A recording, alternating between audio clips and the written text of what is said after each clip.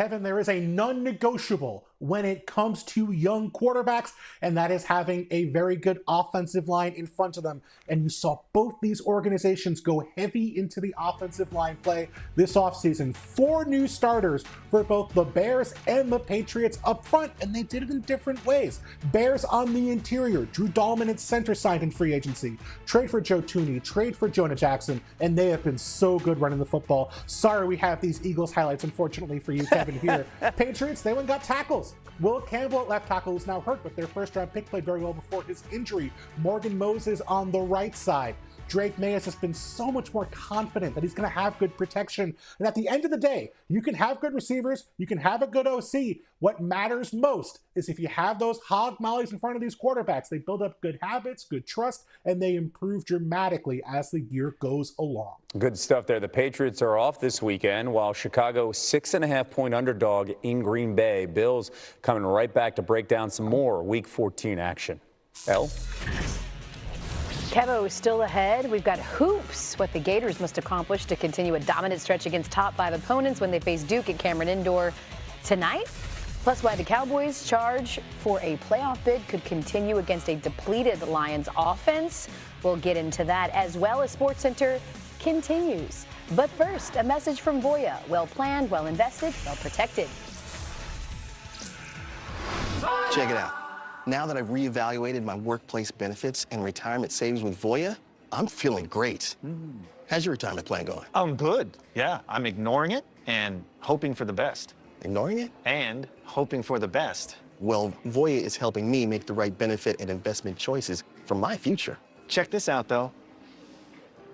Come on, good retirement. Cool, right? Don't just hope for a strong future, plan for one with Voya. Plan, invest, protect.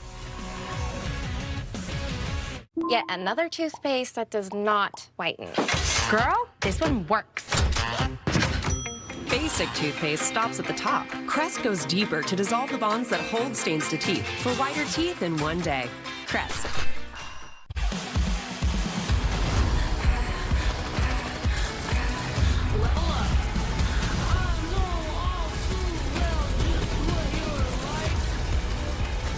And a 1 and a 2.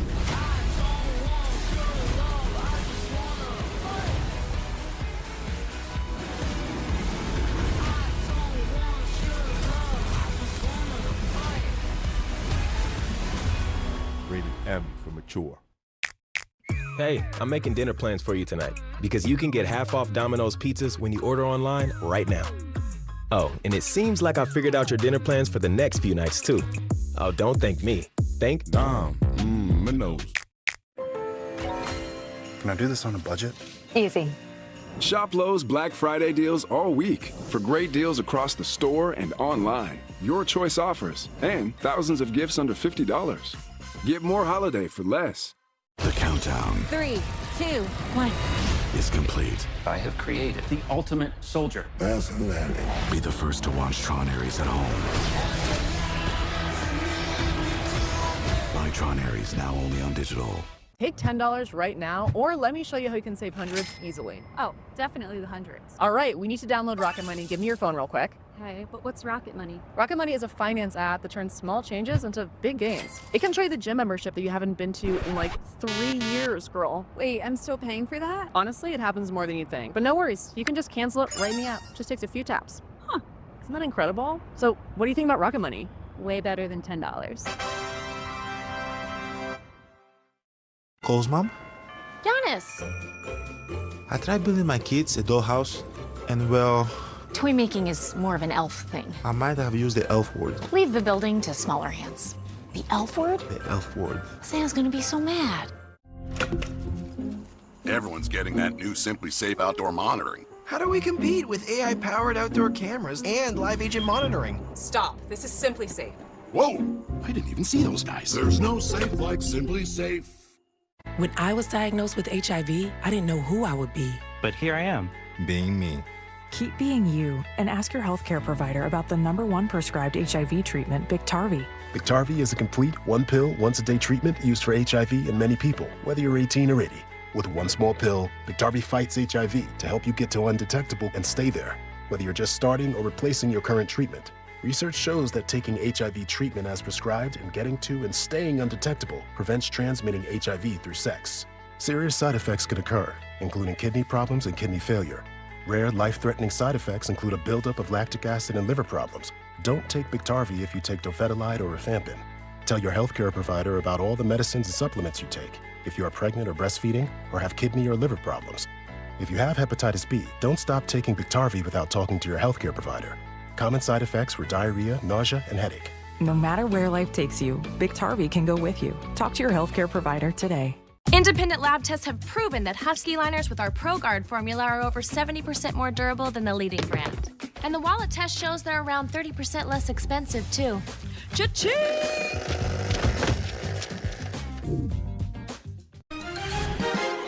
Get your whitest smile for 12 months with just one kit of Crest 3D White Strips. This smile for a year? Yes, this smile for a whole year. Whoa!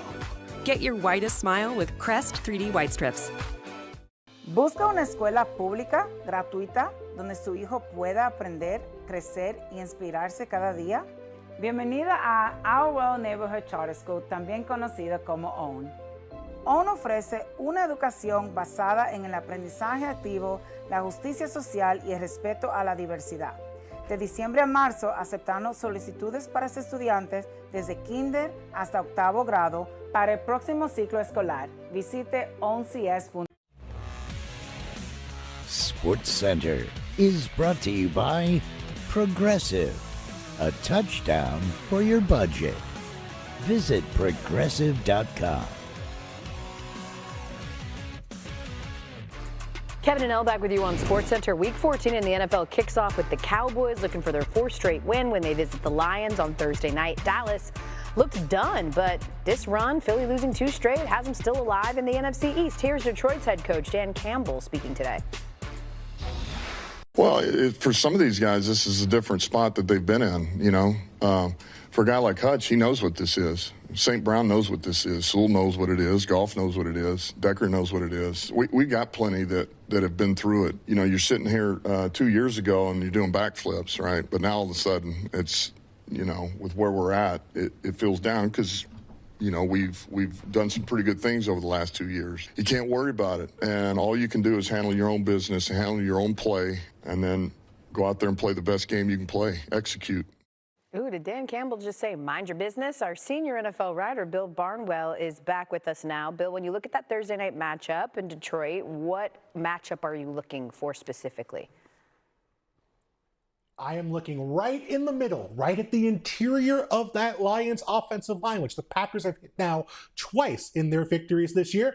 And of course, I'm looking at the Cowboys defensive tackle, Quinnen Williams, the player they just added at the trade deadline. An expensive addition, but 19 pressures in his first 3 games with the Cowboys. That's 4th in the NFL since he arrived in Big D. Detroit's Jared Goff, 29th in the NFL when he's pressured. That's been a problem for him throughout his career. And remember, maybe 2 of his best safety valves on those throws under pressure. Sam Laporta is out, and Amon-Ra St. Brown not expected to play in this game. So they're going to have to find ways to get the ball out before Quinnen Williams and the rest of that suddenly, unexpectedly stout Cowboys defensive line gets home and gives Jared Goff fits. The Lions a 3-point home favorite in that one. Meanwhile, we got a battle for first place in the AFC North on Sunday when the Ravens host the Steelers. And, well, all of that despite the fact that both of those quarterbacks are struggling right now. Walk us through what you're seeing from them and start with Lamar Jackson. Yeah, Lamar Jackson has said he's healthy. I don't want to say he doesn't know what he's talking about. He's a very smart man, but there's a gap maybe between what Lamar is saying and what we're actually seeing on the field. He is 23rd in the NFL in QBR since he returned from his injury earlier this year. His off-target rate is up dramatically, and he's just not running as much. This guy averaged 52 yards per game as a scrambler and on design runs. That's down over 21. Since he's come back from the injury. So still a player you're scared about, but just not as productive as he was before the injury. And then Aaron Rodgers just came back from his own injury last week, got hurt again during the game. He doesn't want to get hit right now. He has the 2nd quickest average throw of anybody in football, 2nd shortest depth of target on those throws. That's fine if you're a Drew Brees at the end of his career, if you're a point guard facilitating, but when you get pressure on Rodgers, it's over at this point. He has 23 completions against pressure this year. That's the fewest of any full season starter in the NFL. So we're used to teams with Aaron Rodgers, used to teams with Lamar Jackson driving their wins through the offense, but might be about the defense and the running game and less about the quarterbacks here in this sort of crazy AFC North matchup. Yeah, well, the Steelers are trying to throw some more reinforcements at Aaron Rodgers. They added veteran wideout Adam Thielen today. Bill Barnwell, we love talking shop with you. Thanks for joining us here. What to watch for is brought to you by Gilead. Let's go to college hoops tonight. Top 25 matchup, Duke, Florida going at it. ACC, SEC Challenge, 7:30 Eastern on ESPN. Kim Boozer and the Blue Devils looking to beat the defending champs, Florida. Those Gators who went 5-0 against top 5 opponents last season. Can they do it again? Okay, College Game Day, Seth Greenberg with us now. What's the key here for Florida to pull this upset against Cam Boozer and the Devils? Your scouting report starts with Cam Boozer. They played a guy like Cam Boozer early in the season against Arizona, a guy named Koa Pete. Florida's front court is as good as any in the country, but Koa Pete dropped 30 on their heads. I said 30. He dominated the game. Another elite freshman, big, physical, quick. Now they're going to play against a guy tonight that is a lot like Koa Pete. That's Cam Boozer. Dribble down to a post-up, finish at the rim. His ability to catch it, shoot 39% from the three-point line. His physicality, his toughness, his ability to play through contact. Great cut off the weak side. Cam Boozer is an absolute match-up problem. The other problem for Florida is they're turning over about 19% of their possessions. That's not good enough when you're playing against this Duke team. Boozer and Duke, by the way, favored by 8.5 points. That's according to DraftKings Sportsbook. We have the second part of our doubleheader, also a good one, UNC and Kentucky. If you have to circle like the biggest issue for the Cats, the one that needs addressing like right now, which one is it? Right now is they got to defend someone. I mean, you look at their losses against Power 5 teams, giving up 89 points a game. If you look at their losses against Power 5 teams, look what Louisville's backcourt did. They scored 62 points against this Kentucky defense. They've got to be more disciplined. They've got to be more connected. They've got to give multiple efforts. Then they went and played Michigan State, Madison Square Garden, neutral court. And the backcourt of Michigan State went 11 for 22. That's lack of effort. That's lack of toughness. That's lack of vision. That's lack of competitive spirit. So when I look at this matchup, this Kentucky team has got to be committed on the defensive end. What about on the Tar Heels? Well, in Tar Heels, you're looking at Caleb Wilson. He is a genetic freak. The guy is explosive. He's relentless. He plays as hard as any player in college basketball, 6'10". Puts it on the ground, shoots the basketball, relentless defensively, a 50-50 guy. But this guy right here, he's the difference maker. He's not playing. You talk about Trimble, he's the only returning player for this North Carolina roster. And what does he do? He's all about winning. He's all about 50-50 balls. If you look at those numbers, look at the offense with him on and off the court. Look at the defense with him on and off the court. And look at the net. That's exactly what he brings. He's all about winning. He makes hustle plays. He gets 50-50 balls. He's fiercely competitive, and he brings it all together. But he's out. So Caleb Wilson is going to have to be a little bit better. Going to have to play through Vasar a little bit more. This is a very good Carolina team. But without Trimble, they're very different. Carolina, 6.5-point underdogs in this one, meaning that the Heels are dogs to the Cats. The Heels are dogs to the Cats. That's a drop the mic. I mean, you're going to miss that hard-hitting analysis. That's my move. Toe's supposed to be leather, not turf. Last night's kicking mishap inspired us to count down our favorite kicking fails. And tonight's 6 at 6. I feel so bad. And there is Patrick Gongba II warming up to face Florida from Cameron Indoor, 7:30 Eastern on ESPN. Duke 8-0 for the first time since 2017. We're going to go after Youngway? That's not cool. Oh, boy. No way this all fits. Watch me. Oh, we're watching, Gary. They're right. We need WeatherTech. I thought they only make floor liners. Really, Gary? Really, Gary? Who do you think made the seat protector, side window deflectors, no-drill mud flaps? And the cup foam. And I just ordered WeatherTech's newest products. Ta-da! Hitch Basket makes for easy loading of heavy and bulky gear and increased storage capacity with a roof basket up top. WeatherTech for the win. Buy American at WT.com. The holidays are busy. Shutterfly cards make it easy to stay connected. You'll find designs to match your style and your camera roll. We'll even handle the addressing and mailing. Shutterfly. Get free shipping with code HOLIDAY59 at Shutterfly.com. William Shakespeare. What are you writing? Hamnet is a monumental cinematic experience. You are simply mouthing the words! That's the best picture of the year. Hamnet, rated PG-13. Now playing in select theaters. In theaters everywhere this Friday. You see this pizza? Right now, it's half off when you order online. Same with this one and this one. Oh, and this one too. Hey, I'll let you in on a little secret. Every pizza's half off right now at my nose. Hey, Dad, I gotta come clean. I only paid for a Hyundai Tucson. Enjoy the new car. The Hyundai Getaway Sales Event. Get 0% APR for 60 months, plus 0 payments for 90 days on select Hyundai vehicles. Visit your local Hyundai dealer today.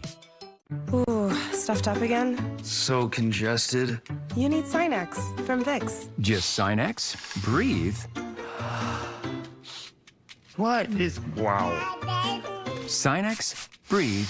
I've been dreaming that one fine day, all my trouble gonna fade away. And I know, there's a better day coming.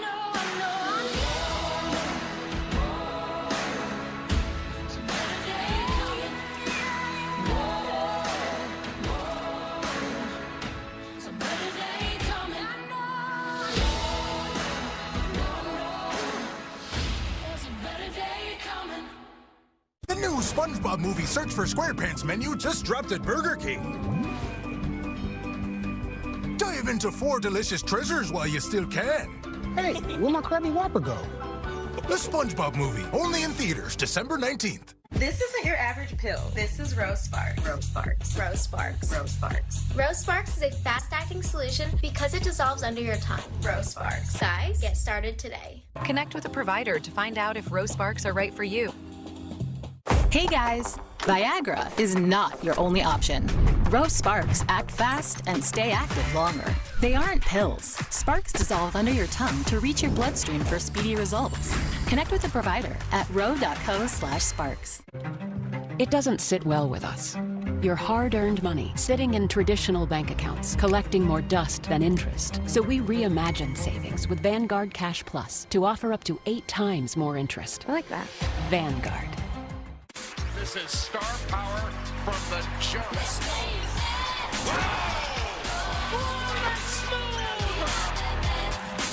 The ACC-SEC Challenge begins tonight on ESPN and streaming on the ESPN app. Independent lab tests show that Husky liners with our ProGuard formula cleaned off faster than the leading brand. But does faster really matter? Time is money, pal. Independent lab tests have proven that Husky liners with our ProGuard formula are over 70% more durable than the leading brand. And the wallet test shows they're around 30% less expensive, too. Cha-ching! Husky liners are tough enough to be guaranteed for life. Tough enough to handle any job. Hey! Don't slam the doors. Tough. Guaranteed. When my hair started thinning, I wanted to attack the problem head on. I chose Nutrafol because it was drug-free, and I didn't want the side effects. My thicker hair gave a huge boost to my social life, and I really feel the best I ever have. Get growing at Nutrafol.com/men. I think about Tony Colton. Tony had spirit like you couldn't believe. Tony passed away, and I was at his bedside at the hospital when he was terminally ill. And he whispered, "Mr. V, please help those kids. Don't let them suffer like me." And I said, "Tony, to my last breath, I will beg and plead for dollars. So people out there, go to V.org and make a donation." That is Dickie V's legacy. Today is Giving Tuesday, a global day of giving. It's also the start of V Week at ESPN when we continue Jim Valvano's fight against cancer. You can make a difference today by supporting life-saving cancer research if you're able. Give now at V.org/donate. 100% of your donation goes directly to cancer research. Kevin, tonight we've got the ACC-SEC Challenge starting. Cameron Boozer and number 4 Duke hosting number 15 Florida at 7:30 Eastern, and then number 16 North Carolina facing number 18 Kentucky. That is all tonight on ESPN, starting at 7:30 after the exclusive reveal of the college football rankings. Get on up on the floor because we're going to boogie, oogie, oogie. Like you just can't boogie no more. And there he is getting ready to take on Duke in less than an hour. These two teams, by the way, meet for the first time since 2017, Kevo, where Duke narrowly won 87-84 over the Gators. Now let's go to the Premier League. Some afternoon action. And Man City's Erling Haaland doing what he does, making some more history. Haaland with the early goal against Fulham right there, giving him 100 career goals. That makes Haaland the fastest player in Premier League history to 100, accomplishing that feat in just his 111th appearance. I hate that we have to do some shots fired on the way out of here, but this was, I scratched my head. I couldn't believe what I saw last night. You probably felt the same way. Giants kicker Younghoe Koo. Oh, no. At first you were like, what happened? It was a bad snap, like it happens, whatever. And then you take a look and you see that his foot just stuck right. I don't even know how you describe this. I feel so bad for him. Like you could say it's like the kicker equivalent of putting your foot in your mouth, only I think he stuck it in the dirt. In the dirt. Couldn't make it to the mouth. It's like he glitched. Yeah. Truly, he top six absolutely at glitched. 6, the worst, of course. This is definitely your segment. Kickers missing the mark. We're petty. go. Number 6, 2015 Mile High, Brandon McManus lining up a game-winning 45-yarder. And yeah, Brandon and I are friends. I'm sorry, Brandon, I have to do this. The shank you right there, one for the ages. Not good, not good. Maybe it's the Mile High, Yeah, blocked it out. Yep. Well, it's supposed to be real easy there. Number 5, 2008. Raiders head coach Lane Kiffin sends out his kicker, Sebastian Janikowski, to attempt a 76-yarder. He had a big leg, but it wasn't that big. It's so offline, it doesn't even reach the end zone. And Janikowski had a nice chuckle about it. You got to try. If anybody was going to do it at that time, it would be Seabass. He's been referred to as an idiot kicker by some, not me. Number 4, 2005 AFC Divisional Playoff game. Mike Vanderjagt looking to tie the game with 21 seconds left, pushing it wide right, not even close, slamming his helmet in the turf, personal foul. The Steelers get the win. And Peyton, man, despondent there. Yeah. Number 3, 2011 AFC title game, Ravens Patriots. 15 seconds left. All Billy Cundiff has to do is hit from 32 yards and force overtime. And instead, he pulls it hard left. It just never had a chance.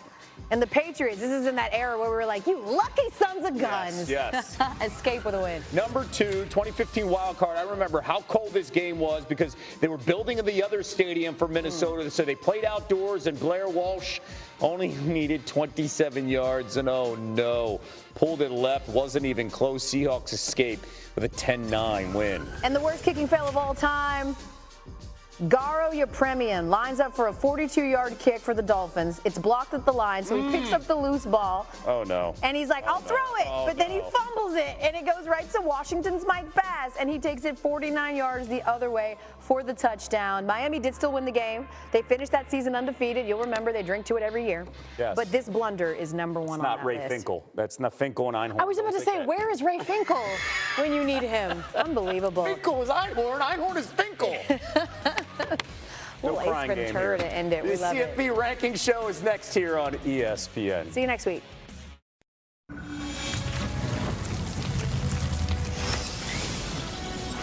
Welcome to College Football Playoff Top 25, presented by AT&T.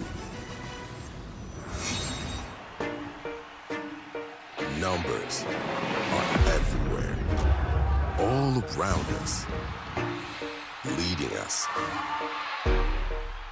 More than digits in a sequence, they're symbols of success. We're one of the best teams. What's my definition of success? We got something to prove. Listening to what your heart says. Downfield wide open. College football playoff hopes alive. With everything that's at stake.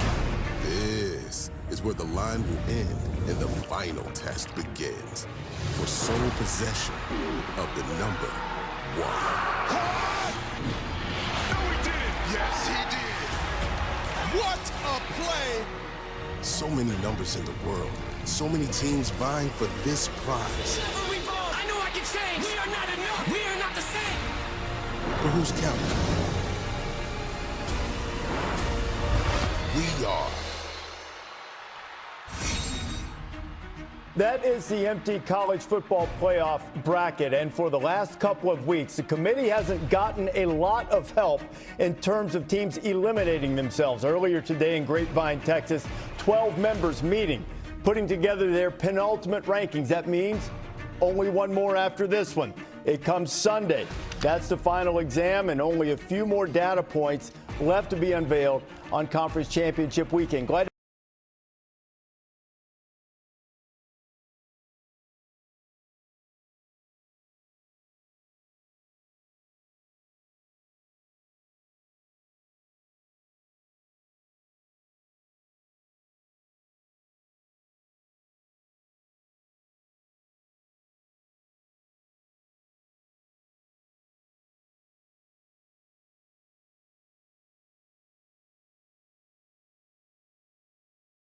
have you with us. College football playoff top 25.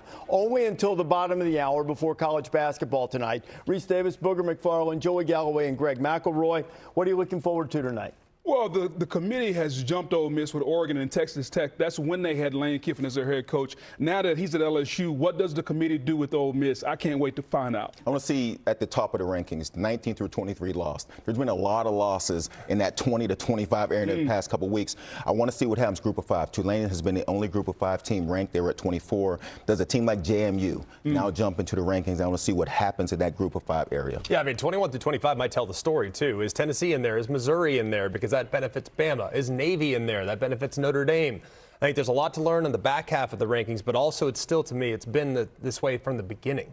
9 through 11, 9 through 12. That's the most fascinating section right now between Notre Dame, Bama, Miami, and BYU. What's the order, and did they change it after last week's results? And that's one of the things we'll ask. Last year we were told that if you weren't playing, you wouldn't jump another team that wasn't playing, and it would only be determined by what happened in the conference championship games. These are the rules. Just to remind you, 12 teams make the field. They're comprised of the 5 highest-ranked conference champions and the next 7 highest-ranked teams. The 4 highest-ranked teams, regardless of conference, seeded 1 through 4, first-round byes. Seeded 5 through 8, you get a home game in the first round before going to the neutral site bowl game. So let's have a look.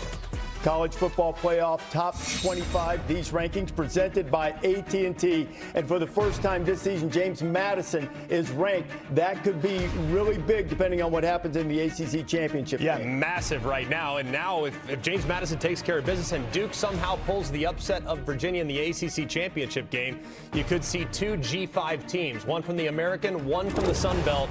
They're in the college football playoff. And if you look at what Coach Chesney's team has done, they have been fantastic. That one loss coming against Louisville, another ACC team, but they have been dominant.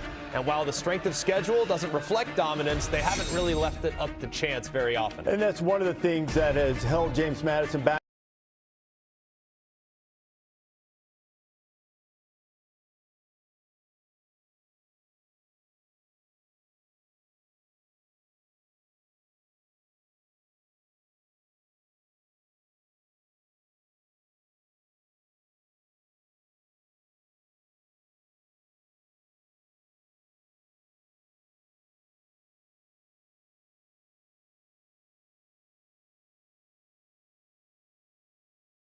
North Texas also playing in this conference championship game in the American. They too are very low in terms of strength of schedule. You see the other teams 21 through 25.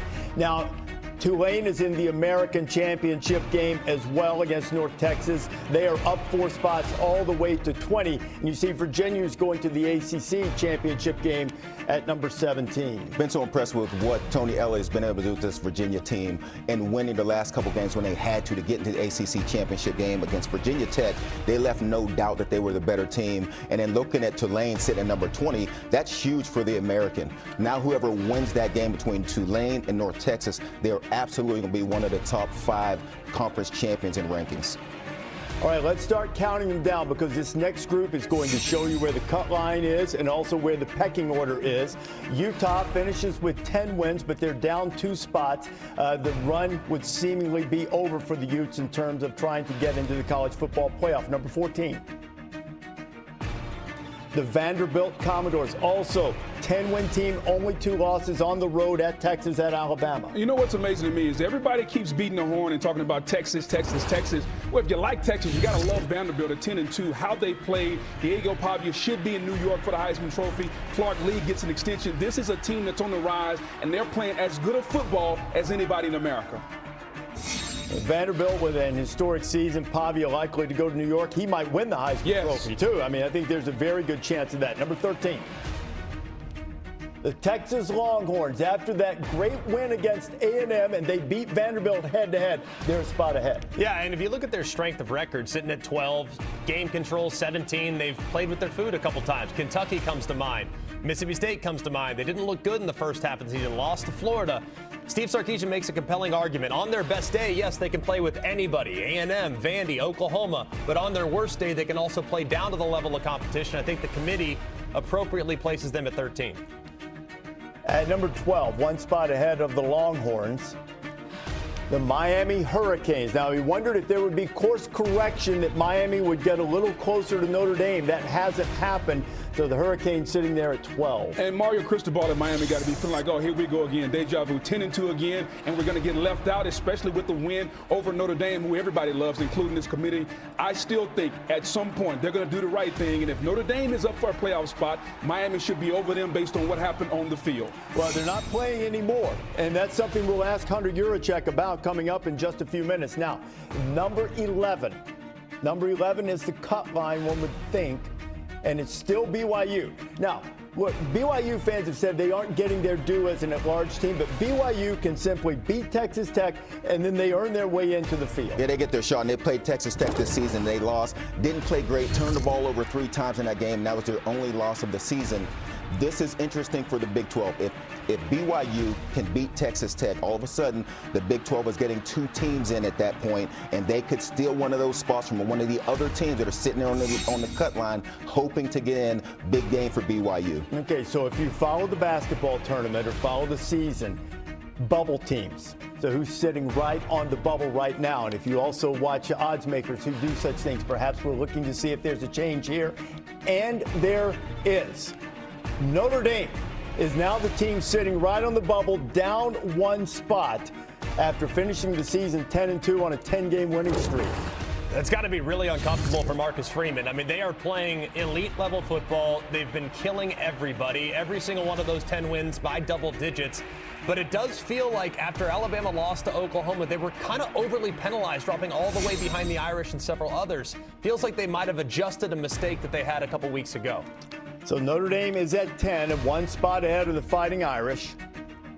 Is Alabama. After beating Auburn, they go up 1. Now, this comes down to the classic metrics versus football judgment evaluation. Alabama clearly has the better case over both Notre Dame and Miami by metrics, but it's not a crazy thing to look at Notre Dame and Miami and say, I think they're a better team than Alabama. Yeah, especially the way Notre Dame has been playing, and Greg mentioned it, the way they've been blowing people out. I'm surprised to see Notre Dame drop 1. But again, we will see Alabama play against Georgia this weekend and see what they are. But I'm surprised to see that switch. It will be interesting to see. Alabama has another game to play. Georgia beats Alabama. Now Alabama is 10-3. How do you look at Alabama and Notre Dame at that point? That will be fascinating.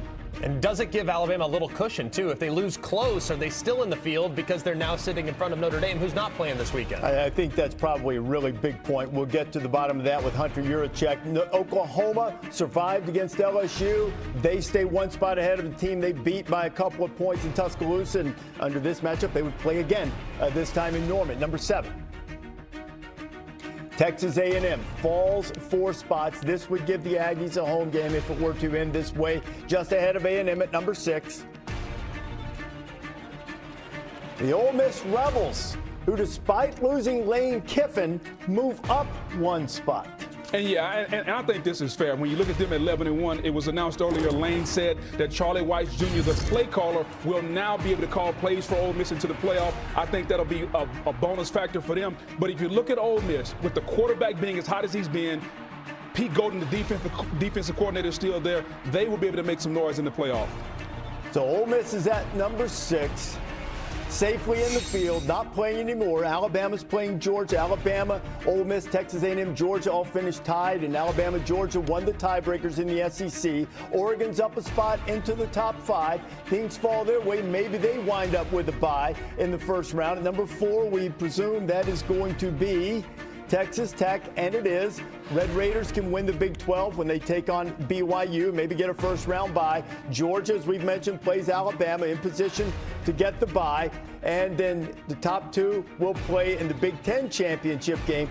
You know, we could wind up with this thing on Selection Day and have 3 of the 4 byes come from the Big Ten. That would be amazing. The same thing I was thinking, Reese. That would be amazing for the Big Ten. Okay, so now based on the current rankings, bracket brought to you by AT&T, you see the 4 teams with the bye, and you see the matchups. Now, look at how we're doing 11 and 12 now. We're not projecting teams. These will be the 4th and 5th highest ranked conference champions. Logic would dictate if Virginia beats Duke, they'll go into that 11 spot, and the 12 spot then would go to the American champion. If Duke wins, then it's probably going to be the American champion, either Tulane or North Texas, and James Madison. If James Madison wins, door also could be open for the Mountain West if James Madison were to be upset. A lot of Duke fans out there this weekend. A lot of Duke fans. A lot of Troy fans, too, maybe from the Mountain West. You never know. So what's a big takeaway for you here initially? Well, I continue to look at 8 through 12. And when you look at Oklahoma, Alabama, Notre Dame, BYU, and Miami, Miami's sitting there at 12. If you're Miami at 10 and 2, you're staring up to these 2 teams. There's really nowhere for Miami to go. And I think Miami feels like that, yeah, we lost some games, but we're playing really good football right now. Carson Beck is starting to play well. And if we're going to talk about other teams like Notre Dame, got better throughout the season, how come Miami can't get better? How come Miami can't be playing their best football right now? 2 years in a row, a 10 and 2 Miami team, regardless of what you think about how they played, might get left out of the playoff. And to me, that doesn't seem right. Regardless of how you think they might have played, that does count in this. And so it's interesting to me to see what happens if Alabama happens to lose to Georgia, because they're sitting in front of 2 teams that aren't playing football this upcoming weekend, and it's going to have the question mark of how important is it to get to this conference championship. A&M might have done themselves a favor and not having to play an extra game and getting a home game in this situation. That's going to be interesting to see what happens with those wins and losses in the championship games. And the committee set a precedent last year, and a different committee, different people on the committee. This exact same scenario, we sat here last year, talked about SMU. Yeah. SMU had to play on Conference Championship Saturday. They lost that game to Clemson. Clemson won the ACC. What was going to happen with SMU? Would they drop behind Alabama, Ole Miss, Miami, and South Carolina? That was the big question. Who would get in? And the committee did not penalize the team that was required to play that 13th data point. So I think at this point, based on what we saw tonight, assuming Bama doesn't get steamrolled by 28 points, 21 points plus, I think Bama's in the field, regardless of the outcome of Saturday's game. They can only enhance their resume with a win against Georgia for the second time and possibly get all the way up to the point where they're in the 5 spot, which is much coveted, naturally a home playoff game, maybe even a first-round bye. I mean, that's what it looks like right now, and it also looks like the reasoning for doing it. I'm really fascinated to hear what Hunter Yurachek says was the thought process behind if it's course correction or if it's, if it's something maybe that I've brought this up a lot of times. Sometimes it only takes 1 or 2 people to change their mind if the debate has been heated in the room. It could also be interesting, Reese, when you mentioned the Big Ten. In the event Georgia loses and Oregon moves up and 3 teams out of the Big Ten get byes in this situation, having not played those tougher schedules, that'll say to those other teams, hey, don't schedule anybody in it's a real consideration. It might have also motivated the Alabama move. AT&T keeping you connected with Bracket Insights. Heather Dinich over there. Heather, the ACC scenario with Duke and Virginia is a fascinating one. It is, and the fact that JMU is ranked makes it all the more viable that the ACC could get left out entirely. But when we talk about this spot right here, what if JMU loses? I don't want to eliminate Duke entirely because the selection committee would at least consider the fact that Duke had a top 20 win against Virginia. Guys, we've seen this before. You know, when they get in the room, they're watching the games together. If Duke beats Virginia, they're talking about Duke as the ACC champion. And Duke would have 7 wins against Power 4 opponents. No other group of 5 in the conversation would be able to say that. So while this is extremely significant, I wouldn't rule it out. A couple other things that I'm watching is BYU in the Big 12 is such an X factor in this because if BYU beats Texas Tech, Notre Dame is probably going to be out. That's the way the math is going to work. But here's the other really interesting thing. And you talked about last year them saying that they're not going to move teams around, right? But if BYU moves out, by default, Miami's going to bump up a spot.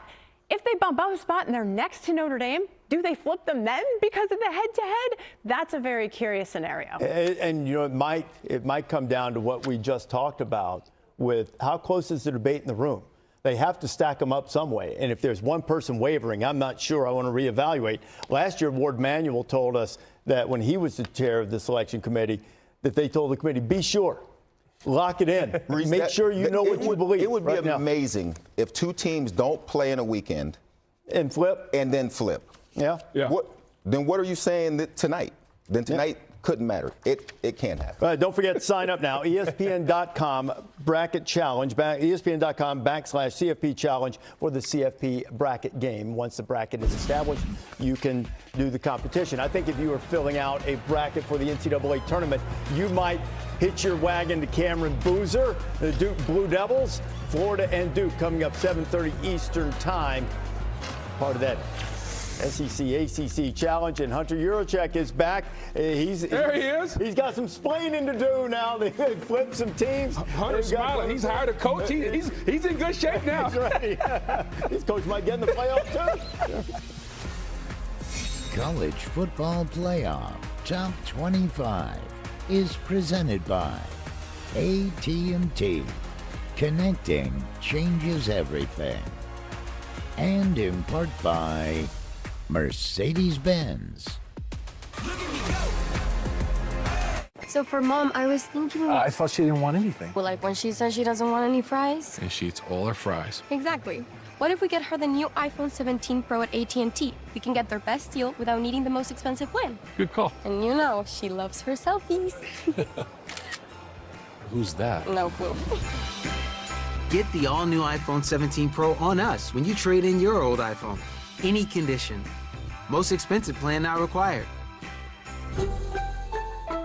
Right now at Papa John's, create your own pizza for only $9.99. Any toppings on original, thin, or New York-style crust. All $9.99. Usually a pizza with no artificial flavors, colors, or additives costs more. But Papa John's knows you deserve better. Order now.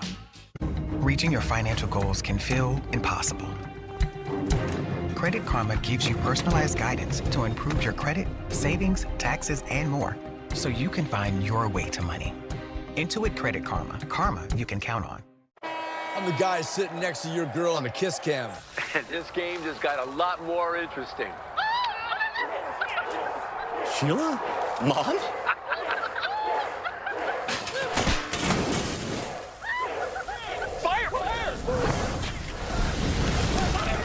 And if you don't have the right home coverage, you might have to kiss your savings goodbye. Let's go, beat it. Switch to Allstate and you could save hundreds. What are you waiting for? Make your move before I do. Hi there. Surprise. Stewart was exactly like you saw him on camera, off camera. He dialed it up 10%. He changed the culture. He changed sports. Booyah!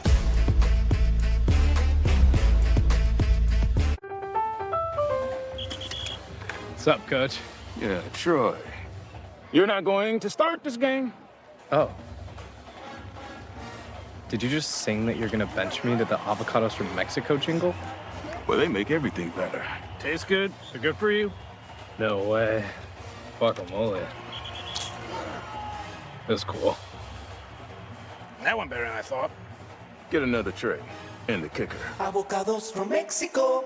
Right now at Papa John's, create your own pizza for only $9.99. Any toppings on original, thin, or New York-style crust. All $9.99. Usually a pizza with no artificial flavors, colors, or additives costs more. But Papa John's knows you deserve better. Order now. If you feel held back by the weight of financial decisions, we can give you the tools to help you break free. Credit Karma gives you personalized guidance to improve your credit, savings, taxes, and more, so you can find your way to money. Intuit Credit Karma. Karma you can count on. What a day in college football. This is the playoff. 12 teams, one epic finish. This is the wild world of college football. The CFP begins December 19th. Pops and Wild. The dream team. Zootopia 2 is a wildly smart and outstanding sequel that's well worth the wait. Flash, we'll need to get across town. No problem. Disney Zootopia 2, rated PG, now playing only in theaters. You're watching College Football Playoff Top 25, presented by AT&T.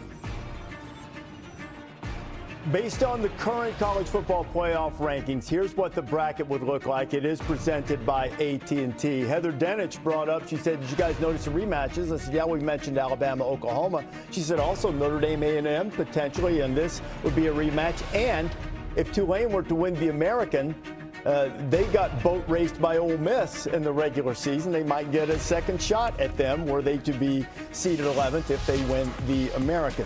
Verbal Team Spotlight is Hotty Toddy. Ole Miss moved up a spot despite moving on from Lane Kiffin, or him moving on from them, and Pete Golding taking over. You see the numbers have been outstanding. A couple of notable wins. The loss, they had a lead on Georgia and couldn't finish the deal. And the committee decided that what they had done was appropriate to move them up a spot. We are joined by the chair of the College Football Playoff Selection Committee, Hunter Yurachek.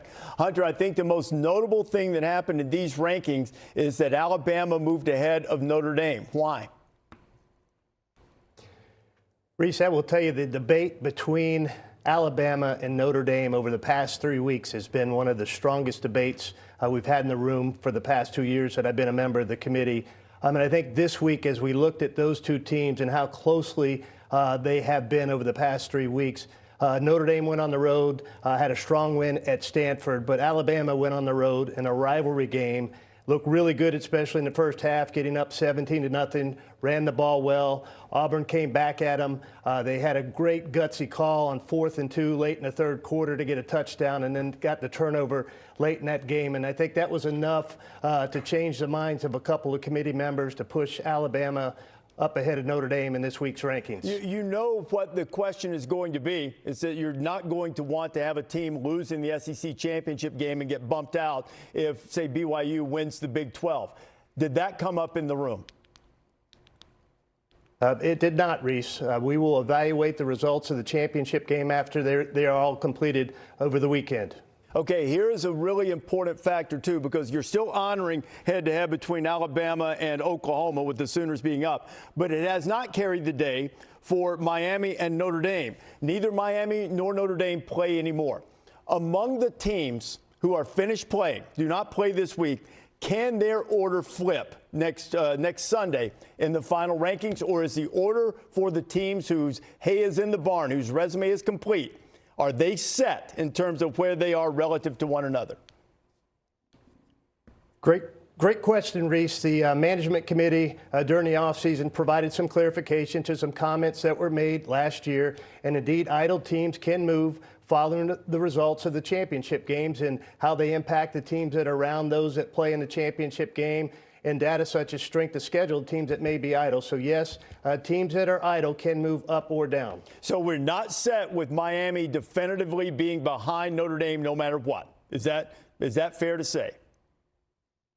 Reese, following the championship games, we will re-rank the top 25 teams, and we'll see where they fall. I'm going to take that as the Canes still have a chance. Hunter, thanks a lot for being with us, and we look forward to talking to you on Sunday. And congratulations on the hiring of the new coach at Arkansas. Hunter, of course, the athletic director at Arkansas. College Football Playoff Selection Show presented by AT&T, Sunday at noon Eastern Time. Joey, how long is that show going to last? That's going to be 3 hours, Reese. Attaboy. Three really good hours. Joey, this is the year we might need that extra hour, and you got rid of it. Well, let me know if you need it, Reese. I'll give it to you. Probably only going to have Herbie for 30 minutes, though. Is that it?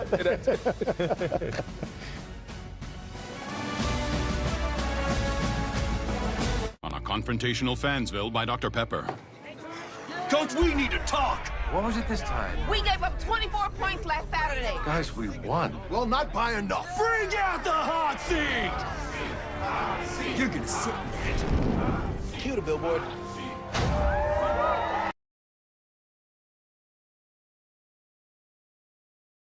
I just hope your new coach is also sponsored by Dr. Pepper. Ooh. Uncue the billboard.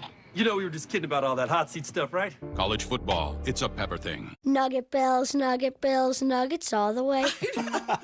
Hi, I'm Kylie. I'm John. And I'm Garrison. And a little thing we love about the 30-count Chick-fil-A nuggets is sharing them when we cut down the Christmas tree. I do love that. We will pack the car with gifts, and of course, we go and pick up our family's favorite nuggets. Every nugget is tasty times quadrillion. And we get all the sides. Yeah, the ooey gooey mac and cheese is a big hit. 3, 2, 1, nuggets! Real guests paid for their testimonials. Check it out. Now that I've reevaluated my workplace benefits and retirement savings with Voya, I'm feeling great. How's your retirement plan going? I'm good. Yeah, I'm ignoring it and hoping for the best. Ignoring it? And hoping for the best. Well, Voya is helping me make the right benefit and investment choices for my future. Check this out, though. Come on, good retirement. Cool, right? Don't just hope for a strong future, plan for one with Voya. Plan, invest, protect. I checked Allstate first and saved hundreds on my car insurance. Unfortunately, I didn't check if I unlatched Bevo's gate while taking a selfie. Bevo, no! Come back! Checking Allstate first was really smart. Not checking Bevo's gate, though, not smart. Well, at least I checked Allstate first and saved hundreds. Hook 'em. The NBA is happening Christmas Day. 5 games, 1 unforgettable lineup. It's the holiday tradition. Christmas is our day. Merry Christmas and Happy New Year! NBA Christmas Day begins at noon on ABC and ESPN. Every play, every day, every season, nobody brings you closer to the action than ESPN. Now we're teaming up with DraftKings to create the ultimate destination for fans. So get ready and bet responsibly. ESPN and DraftKings, the future of fandom starts now. Independent lab tests have proven that Husky liners with our ProGuard formula are over 70% more durable than the leading brand. And the wallet test shows they're around 30% less expensive, too. Cha-ching! Husky liners are tough enough to be guaranteed for life. Tough enough to handle any job. Hey! Don't slam the doors. Tough. Guaranteed. Husky liners are tough enough to be guaranteed for life. Tough enough to handle any job. Hey! Don't slam the doors. Tough. Guaranteed. At your next big event, everything needs to feel just right. From the presentation to the products, 4Imprint provides outstanding branded gear, guaranteed to show up sharp and right on time. Visit 4imprint.com. 4Imprint, for certain. College Football Playoff Top 25 is presented by AT&T. Connecting changes everything. Chick-fil-A move on the field is Alabama. Alabama in the Iron Bowl. Ty Simpson didn't put up huge numbers, but he made 3 spectacular throws.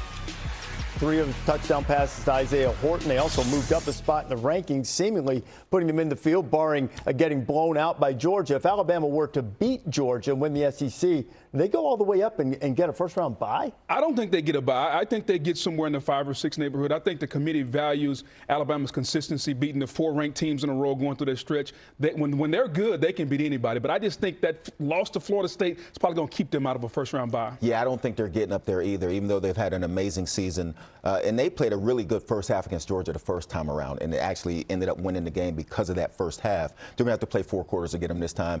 If they do win that game, I'm with Boog. They're getting in that 5 to 6 to 7 area. I think they're going to bye if they win.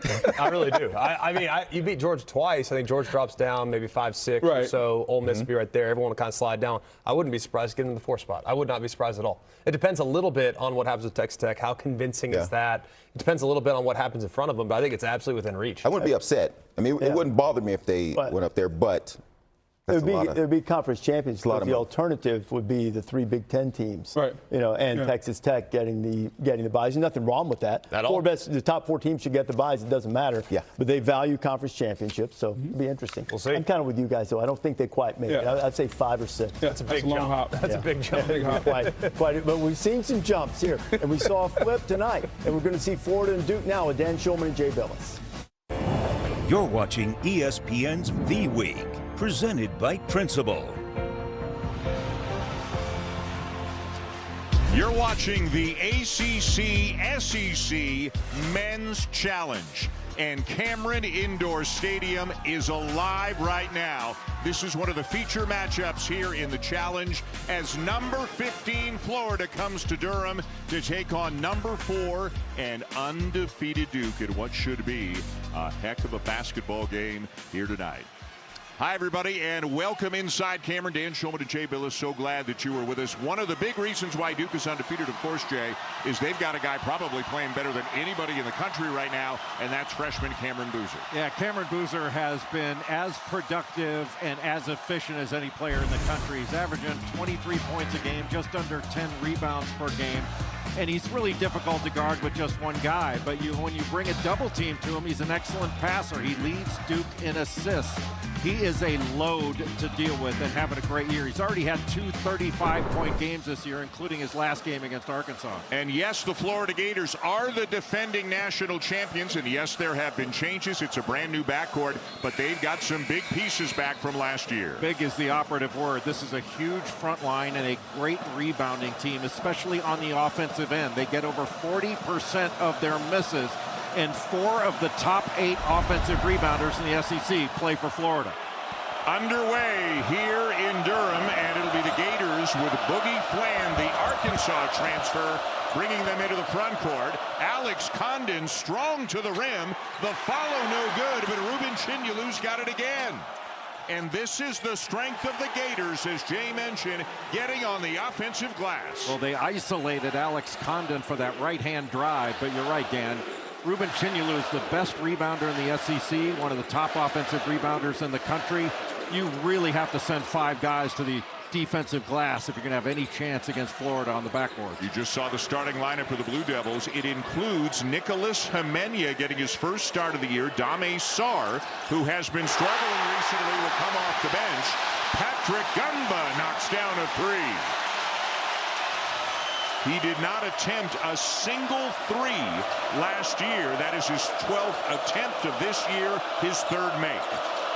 Ruben Chinyulu has the assignment of guarding Cameron Boozer. He brings a lot of power, but Boozer could take him out on the perimeter. I think you'll expect to see that, especially in the middle of the floor. Here's Xavier Lee, 3 years at Princeton, 2-time All-Ivy. The step back 3, a little bit strong, and Hemenia with a terrific box out, but Condon comes up with a rebound, has it knocked out of bounds. Boy, it only took a minute and 22 seconds to see how hotly contested every rebound and every play around the rim is going to be. A really good vertical contest by Cameron Boozer. That allowed Gumba to come from behind and knock that ball away, but the vertical contest made the play. Duke switching all 4, they're switching 1 through 4 right now. That's going to put Cameron Boozer on some perimeter players. He just switched back to Condon. Flan gets a piece of the paint. Tough pass, though, at the feet of Condon to turn it over. Dan, that's really a key for Florida, is to take really good care of the basketball. Florida's been turning it over at near a 20% rate, and when they turn it over, that means they don't get a shot, and they don't give their offensive rebounders a chance to go to work. You saw Todd Golden there. He coached the Gators to a national championship a year ago, becoming the youngest national championship winning coach since Jim Valvano of the 1983 NC State Wolfpack. Golden is 40. John Shire's only 38. These are not only 2 of the best young coaches in the sport, 2 of the best coaches, each in his 4th season, and each having tremendous success. Flan, too strong. Here's Caleb Foster off to a very nice start here in his junior season. Behind the play, an injured Blue Devil. It is Nicholas Hemenia. Amenya took a push after that rebound and just went down as Duke was bringing the ball up in transition. A freshman from Los Angeles is mentioned tonight. His first start had been coming off the bench the first 8 games. John Shire, his head coach, a huge fan of Jimenez's game, and rolled that right ankle on the foot of Thomas Howell.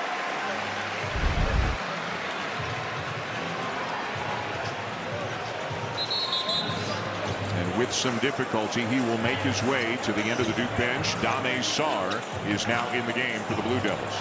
Dame Sarr had been a starter up to this game. He's an excellent defender, struggling a little bit with his confidence of late.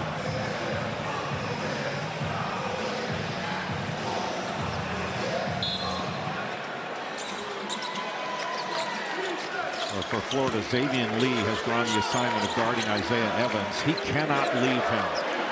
Evans can really hurt you from the three-point line. He's got to make him a driver and cannot help off him.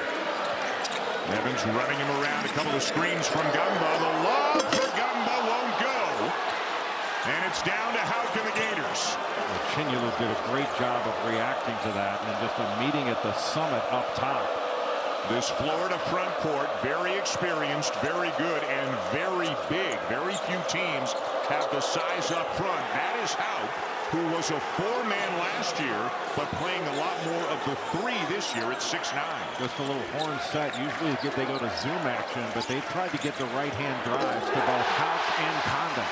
And with every other way that Cameron Boozer can hurt the opposing team, he's also about a 40% shooter from 3 this year. He has just been dominant in really every area of the game, and his passing has been so interesting to watch. He's Duke's leading assist guy, and you bring 2 on him, and he's going to find an open person. Really, the big guys on both sides are some of their best playmakers, but wouldn't you agree? I do agree. Condon tries to answer, misses wide right on that 3. Foster swings it to Sarr. And it's down to Lee and the Gators. Lee having a very tough shooting start to his season, although had his best game against Providence in their last game. Made 4 threes, scored 20 points.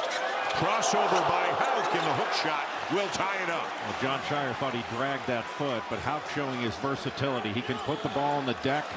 Excellent defender. You know, last year's team was guard-oriented, maybe the best guard corps in the country. Shot makers and excellent defenders. This year's Florida team is more inside-oriented. Evans got free, but left it short. Lee doing everything he can to try to stay with him. But boy, Xavier Lee might get screened more tonight than he ever has if he keeps covering Evans.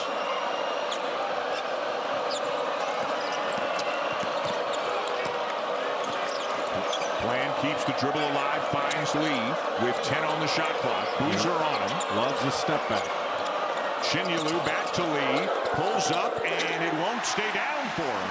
Well, he had a great game against Providence. Really been struggling shooting the ball, but had 20 against Providence and shot it very well. Foster with Chinyelu on him. And that 3 will not count, I don't believe. A foul away from the ball before the shot to take us to our first time out of the game. About 5 minutes in, Jay, and tied up at 6. Well, Cameron Boozer, you play off him, play the drive. He can pull up and knock down that 3 against Chinyelu. And inside, that's where the strength of Florida is. That's where the Gators are going.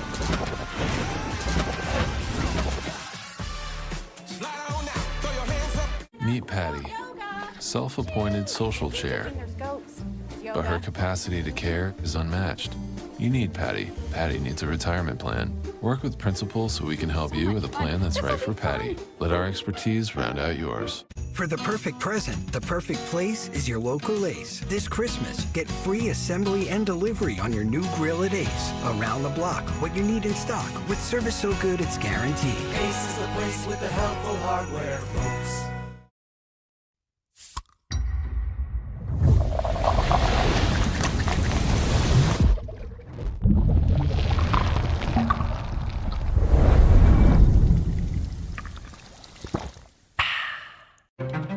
It doesn't sit well with us. Your hard-earned money sitting in traditional bank accounts, collecting more dust than interest. So we reimagined savings with Vanguard Cash Plus to offer up to 8 times more interest. I like that. Vanguard.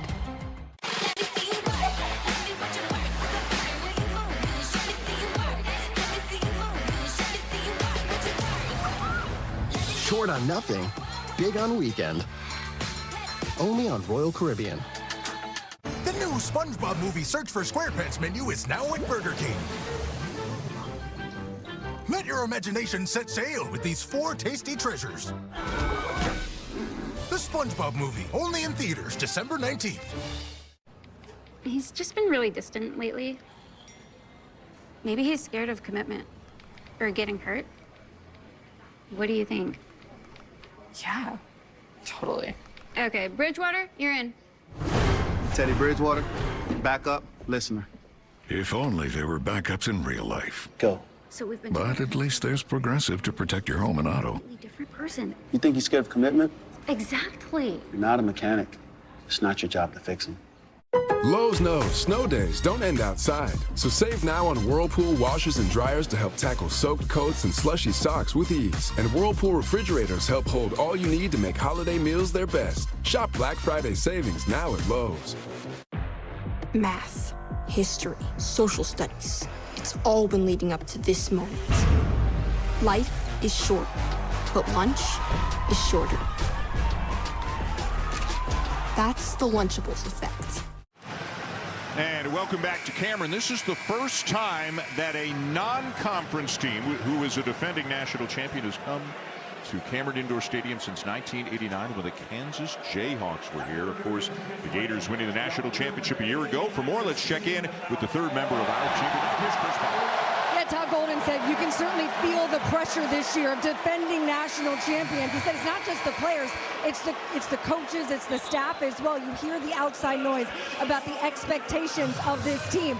Are they for real? Will they be as good as last year? Golden actually said, I think some of those losses that we took early in the season are good for us because it's allowed our team to actually sigh and take a breath. And if you're going to have issues that you've got to work through, Jay, I guess the earlier you find out about them, the better. No question. Great screen by Malik Brown along the baseline. And by the way, the 3 before the timeout did count. The ruling was the shot was let go before the foul was committed. So the Caleb Foster 3 is good. Duke leads 9-6. Nearly a turnover there by Condon. As Micah Hanlogton is checked in the middle for Chinyelu, and Urban Klabjar, number 7 for Florida, who's had a couple of great games recently. He's become instant offense off the bench for Todd Golden. Well, Klabjar has played great, especially over his last 4 games. He's averaging 15 points a game over that stretch, 19 points a game over his last 2, and shooting close to 50% from 3. He's the best shooter on this Florida roster.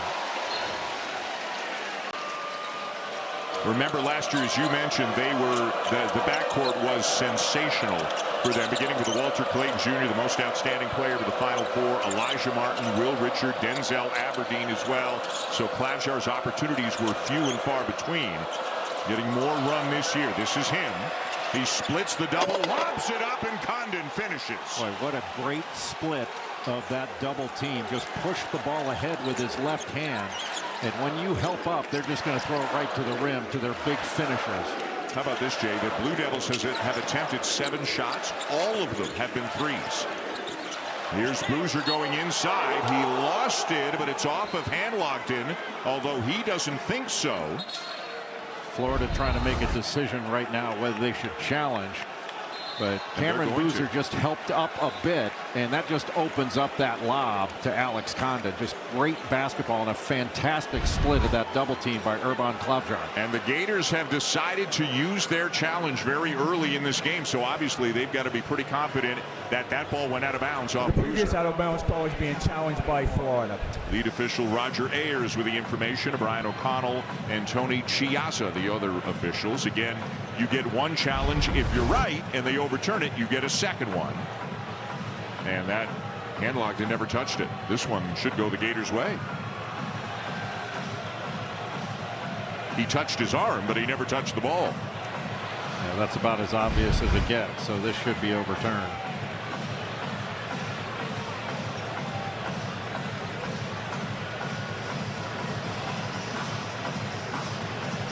Again, Roger Ayers coming to the microphone to give everybody the news after he gives the scorers table the information first. After review, Florida's challenge on the out of bounds call is successful. There'll be Florida ball on the baseline with 30 on the shot clock. And they retain their challenge. Handlocked, and really an inspirational story after that compound fracture 2 seasons ago in the championship game of the SEC tournament, and then it seemed like he was destined to redshirt last year, but they had some injuries in the front court in the middle of conference play, and he gave up his redshirt, came back really with less than half a season remaining, knowing that they might need him to get where they wanted to get, and of course they got where they wanted to get. Really good job by Florida to break that pressure, and then a great seal of the help on that drive. Handlocked and just sealed all the help so nobody can get there and try to block it. A steal by Flan, numbers, and he will miss the layup in transition, and it's Duke basketball. Where they had 3-on-1, maybe 4-on-1, as now a block is called on Mazhar.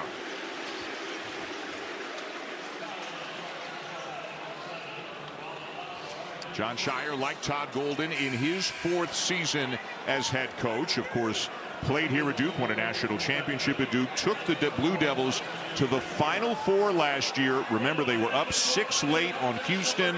The Cougars came back to beat them. They advanced to the national championship game. Had Duke won that game, it would have been a Duke-Florida final. As his coach, your coach, Mike Krzyzewski, looks on here at Cameron.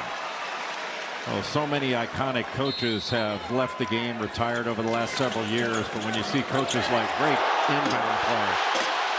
And somebody miscommunicated on the Florida side. An easy slam from Malik Brown. Yeah, just miscommunicated on a switch and left Malik Brown, the screener on that play, wide open. But so many, we're talking about the coaches that have left the game, but when you see coaches like Todd Golden and Jon Scheyer, so young yet so accomplished, the game's in pretty darn good hands. Golden is 40, Scheyer is 38. No way is Todd Golden 40. he still gets carded.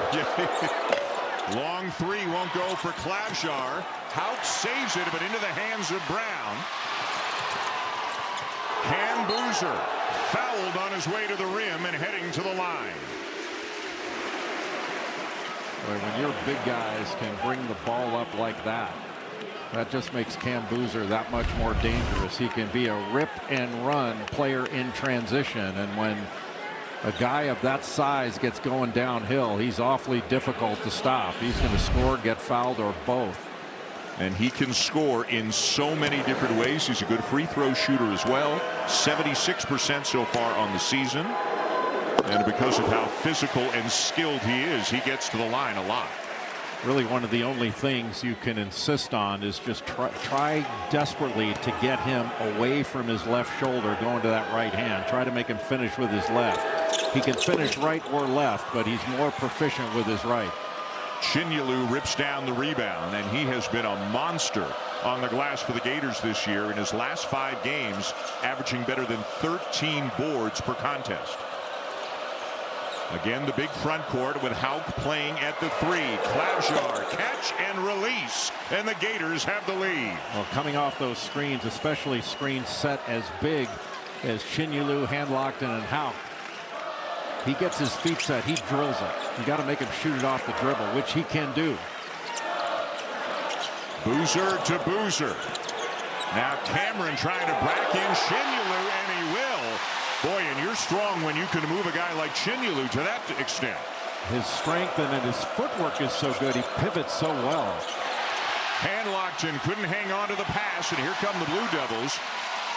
And Jimenez, by the way, back in the game. We should have mentioned that earlier. After rolling that right ankle, that is a very good sign for Duke that it wasn't as serious as it looked, as his pass sails out of bounds and takes us to the under 12 media timeout. We got a good one going, and Cam Boozer is off to a good start for Duke. Well, Cameron Boozer is just a difficult matchup because he can do so many things, and then you bring a double to him. He's an excellent passer, but with his footwork, his strength, and his skill, he is a walking bucket.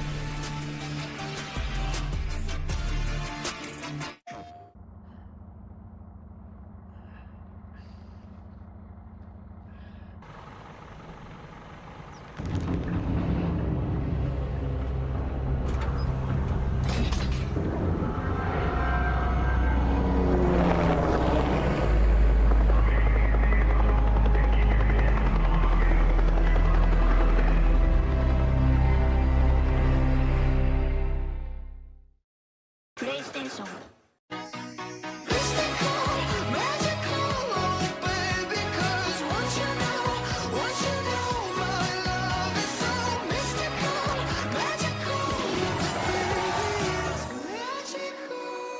Check their new game day fit. Oh, snap! DirecTV got hot. That's right. DirecTV is flexing with all those pro and college games at your fingertips. This ain't your dad's cable, son. It's couture. Okay, thank you so much. I was about to say that. It's couture. 2, please. Make that 3. With the Capital One Saver Card, you earn unlimited 3% cash back on dining and entertainment. 3% cash back on salty, 3% cash back on sweet. You know this movie's 3 hours, right? Good call. Are you in this one? Yeah, I'm in this one. Get your tentacles off my 3% cash back. Oh, perfect delivery. Oh, what's in your wallet?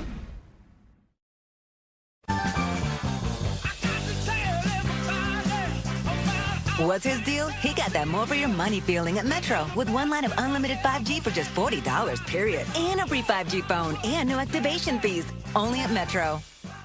For the perfect present, the perfect place is your local Ace. This Christmas, order online and we'll deliver same day or have it ready for pickup in 15 minutes. Around the block, what you need in stock with service so good it's guaranteed. Ace is the place with the helpful hardware, folks.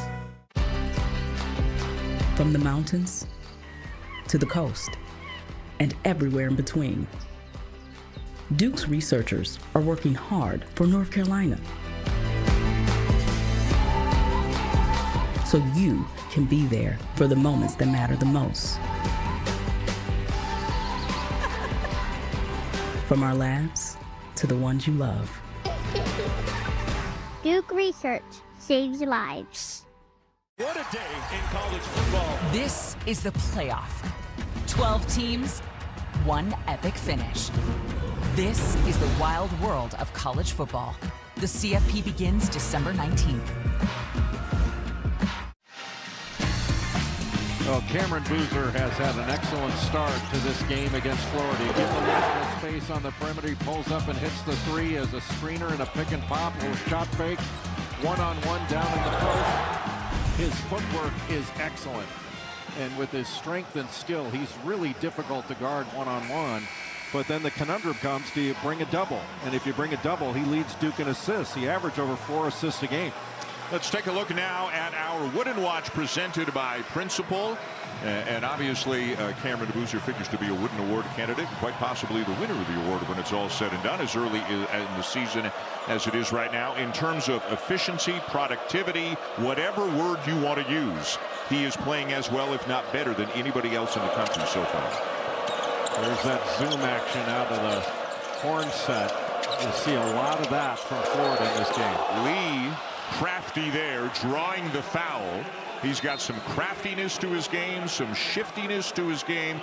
The issue is stepping up from the Ivy League into the SEC. How will his game translate? I think it translates well. You know, from an analytics standpoint, when you looked at what Xavier Lee did at Princeton in the Ivy League, in Princeton's games against top-level competition, his numbers got better rather than falling off. So it's been an adjustment. He's just not shot the ball well yet. And he's had some turnover issues, but the entire Florida team has. You don't replace 4 guards like Florida had last year, and everything remains the same. That guard core last year, Walter Clayton Jr. and Elijah Martin and Will Richard and Denzel Aberdeen, they don't make them like that very often. It was an extraordinary backcourt. 3 of them drafted, 2 in the NBA. Chris?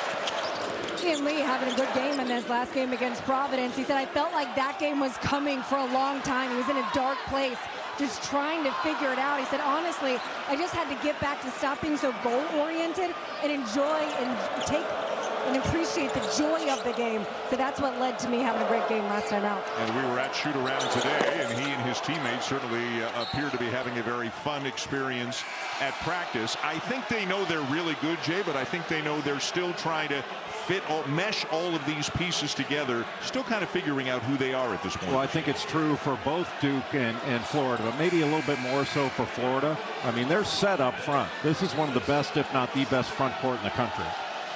As their guards get more comfortable, and get comfortable with what they want to do with those big guys, because they're playing 3 bigs in the lineup. Last year it was 3 guards. Cam Boozer has checked back in. Speaking of 3 bigs, Boozer, Malik Brown, and Patrick Gungba in the lineup at the same time. John Shire kind of upsizing to deal with the size of Florida. Meanwhile, Florida's gone with 3 guards, a lineup that was really good against Providence. Foster shut off on the baseline, and a foul committed by Boogie Fland, and that will be his second. You know, Alex Condon did not play. He got hit in the face against TCU. He did not play in the game against Providence. And that might have necessitated having Fland, Lee, and Klavjar play together so much in the Providence game, but it was a really effective lineup, and I think you'll see more of it tonight, irrespective of Fland's foul trouble he just got in. So he sits down, Houck returns. Both teams playing very big lineups right now. This is like old school basketball. Evans quiet so far. Boozer for 3, his second of the game. John Shire made an adjustment about 10 days ago or so, and you saw it a lot against Arkansas. He's using Cam Boozer more in the middle of the floor, in that middle third. More difficult to help on him. Condon kicks it out to Lee, and a foul is called on Brown.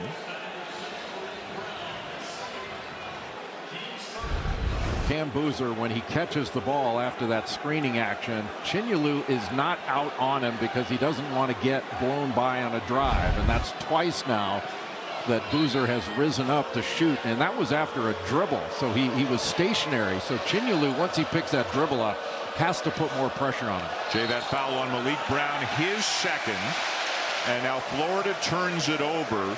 One of the most important things for Todd Golden is cutting down on the turnovers. They did that the last 36 minutes of the game against Providence. That is 5 in 10.5 minutes so far here tonight, and that is too many for Todd Golden's liking. Well, this is the best rebounding team in the SEC, but they're last in the SEC in turnover margin.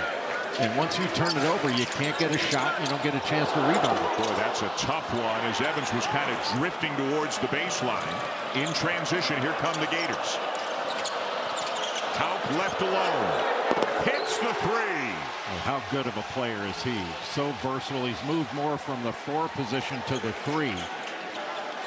But he plays hard, and he's so effective at both ends of the floor. Excellent defender. He's got 9 for the Gators. Boozer's got 9 for the Blue Devils. Evans with the lay-in to put Duke back on top. And that's the counter he needs when he's being guarded that closely to take away his threes. He needs to cut and drive, and he's been a much more effective driver this year as opposed to last year. Houck again. Not this time. Long rebound bounces to Klavjar. Tough to run on Florida because you have to go, all 5 guys in black in this game have to rebound, and it's tough to get runouts after a defensive rebound because everybody's in. So Florida's able to really do a good job in limiting transition because of their offensive rebounding strength. And the whistle blew because the shot clock reset, and it should not have, so they have put it back to 11, and it is Florida ball.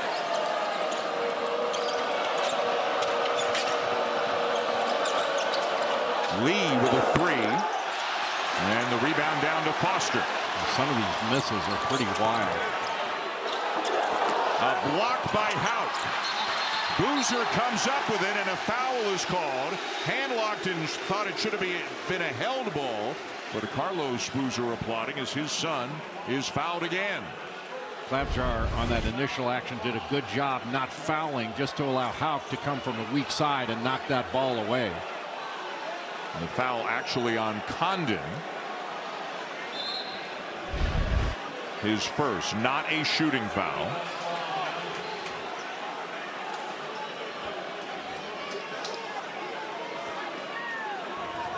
Night 1 of the ACC-SEC Challenge, which was dominated by the SEC a season ago. They won 14 of the 16 after it was a 7-7 tie 2 years ago in the inaugural challenge. Gungba with Lee on him. Open in the corner, Foster. Rebound Condon. Well, the ball movement was great, and Caleb Foster coming off perhaps his best game. Whoa, Thomas Houck, a little shot fake drive and a slam. Evans in transition, and Harris just rips it away from Hanlockton. Foster to the left hand and heading to the line. Caught him with the body. How about Thomas Houck, Jay? He is already into double figures for the Gators tonight. Well, Florida's been able to limit transition for the most part, but able to get out in transition of their own. A terrific baseline drive by Thomas Houck. Big-time player.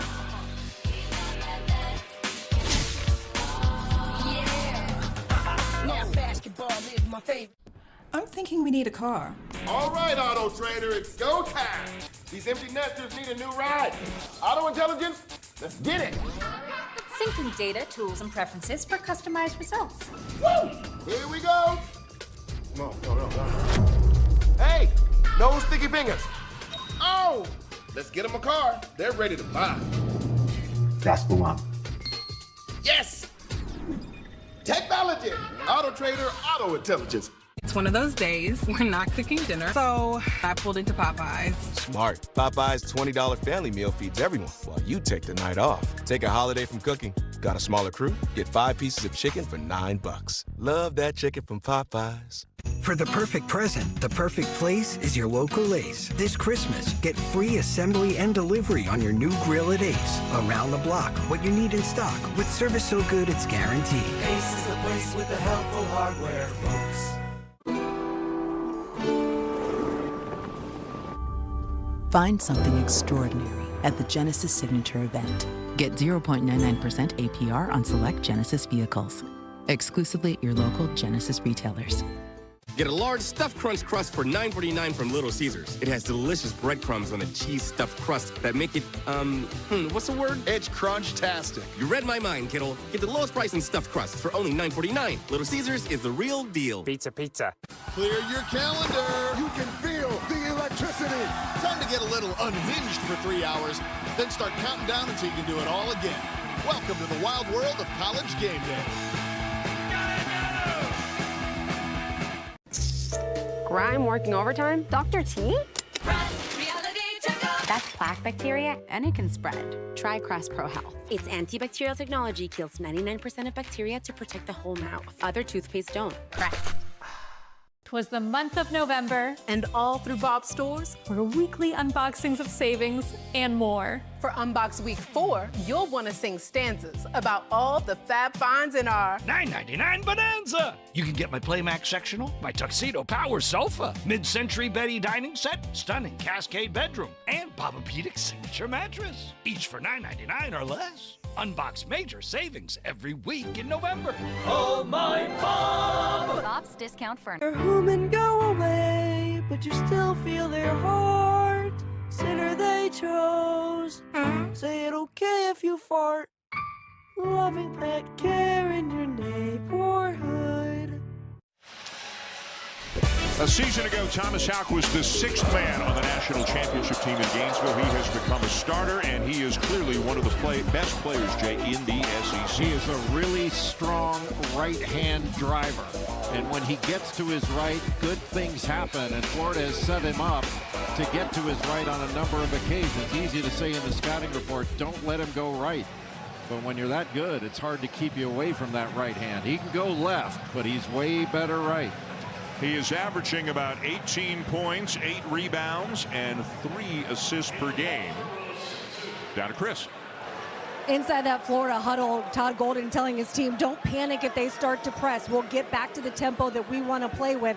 I like the physicality. Be careful on the boards. When you grab the ball, come down with it. Don't be throwing your elbows. We don't need added whistles. Chris, thank you. Florida, especially the front court guys, the big guys, they all seem to like a very physical brand of basketball. Rightfully so, because they are physically stronger than most front lines they're going to play against. Certainly 1 through 4. But to Chris Budden's point, when you bring a rebound down, you want to chin it. Micah Handlockton brought it down to his waist, got it taken away. So you certainly have to be strong with it when you bring it down. But they're going to get a lot of rebounds in this game.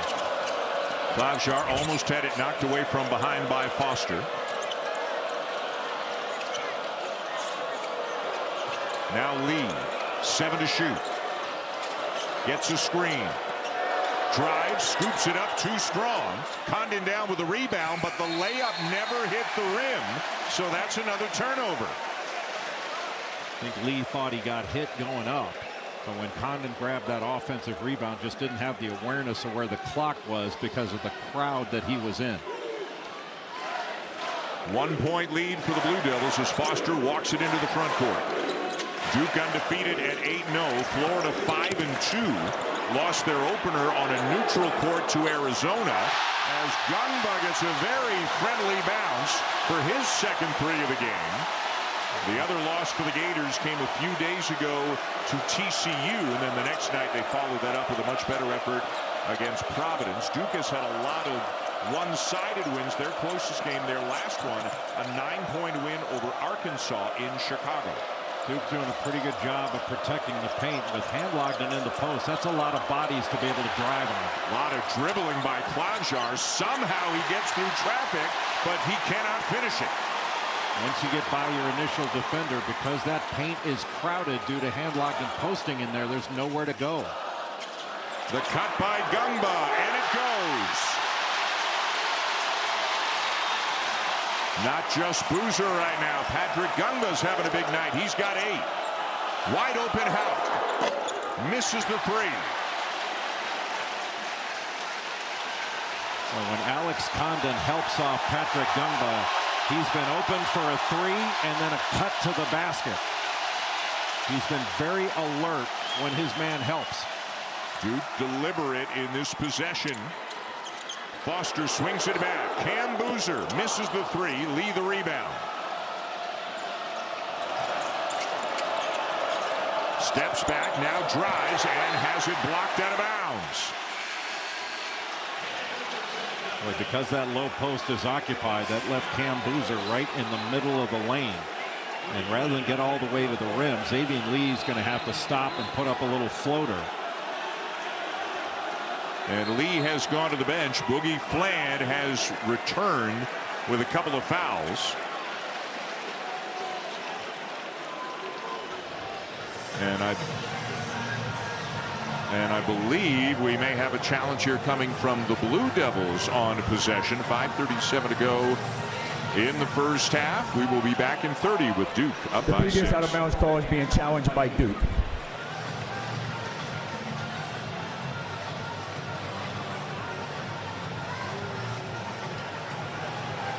So we are staying with you. It is a 6-point lead for Duke, and this time it is John Shire challenging the out-of-bounds call using his challenge.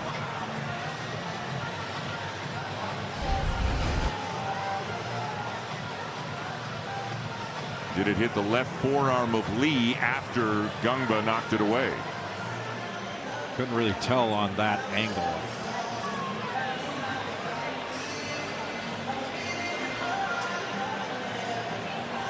Not sure this one's going to be overturned. Yeah. It looked like Gungba got it last, at least from these angles.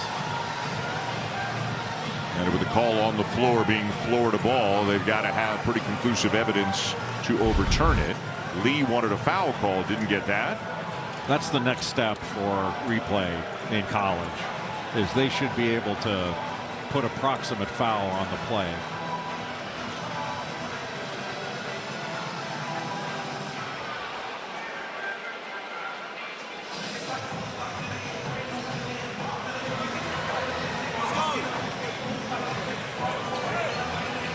One of the headline games here in the ACC SEC Challenge. We've got North Carolina, Kentucky coming up right after this one tonight here on ESPN. As it appears the officials have made their determination. We will wait to find out when Roger Ayers comes back to the microphone. After review, the challenge by Duke is unsuccessful. It'll be Florida ball on the baseline with 22 seconds on the shot clock. So the challenge is unsuccessful, and Duke now no longer has a challenge remaining.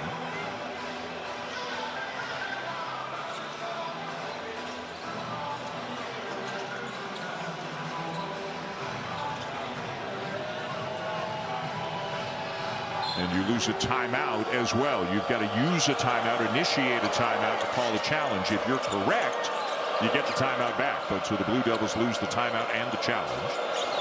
Condon looking inside for Chinyelu. Fland back into the game with 2. And a hold underneath on Foster. Foster and Boozer had the switch. And that put Caleb Foster down low in the post trying to guard Condon. And when you get that switch, you got to go right to Condon. Boy, Houck is aggressive. Sets up Mazhar for a wide open look, but he can't knock it down. Duke a little fortunate there. You can't overhelp on that drive. That's going to be a contested 2 if he puts the shot up, but if you get caught in no man's land, you give up an open 3 to Mazhar. Foster and Caden Boozer in the backcourt together. Cam Boozer gets back to his right hand, lays it in, and is fouled.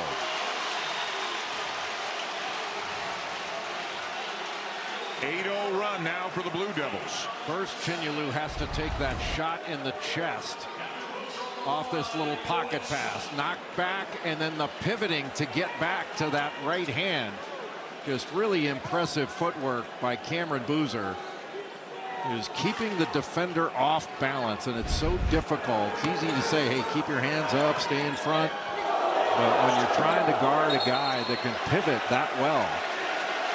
And a lane violation on the Gators, so Boozer will get another free throw. Condon stepped in early.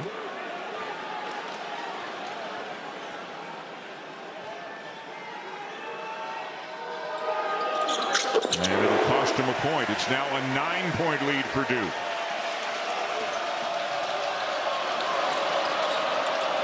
Sar, a very good defender. Length, rangy, quickness. He is on Fland right now. Again, Houck splits the defense, lays it in. Boy, is he working hard. Everything they're running is to get him to his right hand. And Duke putting good pressure on the ball, so Fland and Lee have not been able to get much. He's got 13 of their 21 as Caden Boozer answers at the other end. And Caden Boozer's done a good job of taking care of the ball when he's been in the game. He's got one of the best assist-turnover ratios in the league. Chinyelu's pass, a foul underneath. Sar called for the foul, trying to deny the entry pass. Well, when you get caught in the post and you're undersized, you really want to sit, get in front and sit on his legs, and that's exactly what Sar did, but he just grabbed his jersey, and that's what led to that foul call. Without the jersey grab, I think it would have been perhaps the same outcome. Just the 15th foul on the Blue Devils. Condon wants it again. He's got Foster on him now. Foster fronting him. Chinyelu, a little push shot from 10, won't go. And it's into the hands of Gungba. If you don't have a shooting threat up top, you can just play off and clog that lane. That's exactly what Duke did. Boozer to Boozer. And another bucket for Cam Boozer. He's got 14.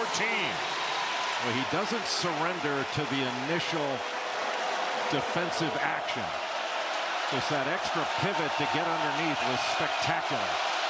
Biggest lead of the night for the Blue Devils. Fland. They cannot hit from 3 right now. They're 2 for 12. And have not been a good three-point shooting team this season. Mazhar a miss and a Florida foul. And a timeout on the floor with Cameron Boozer taking over in recent minutes. Well, Cameron Boozer already has 14 points in this game. He sets a screen, gets good leverage on Thomas Houck. Might have even gotten fouled to get that to go. Impressive.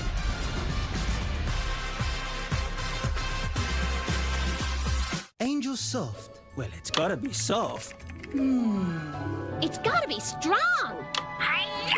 Actually, Angel Soft is both. Soft so it's cushy and strong to get the job done. Angel Soft. Soft and strong, simple. I'ma be the baddest that you ever. The new Infiniti QX80 and QX60 Sport are dark chrome, stealthed out thieves. With beauty that steals your attention and the competition's thunder.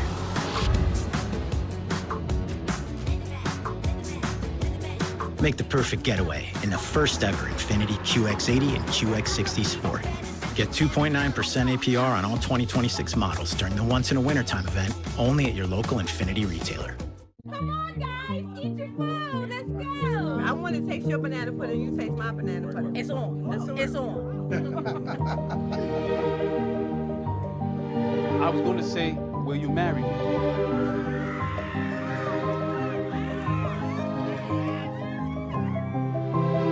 Is my makeup messy? Yes, it's messy. Save 2 times more for all of life's moments. With the bank that's your ally.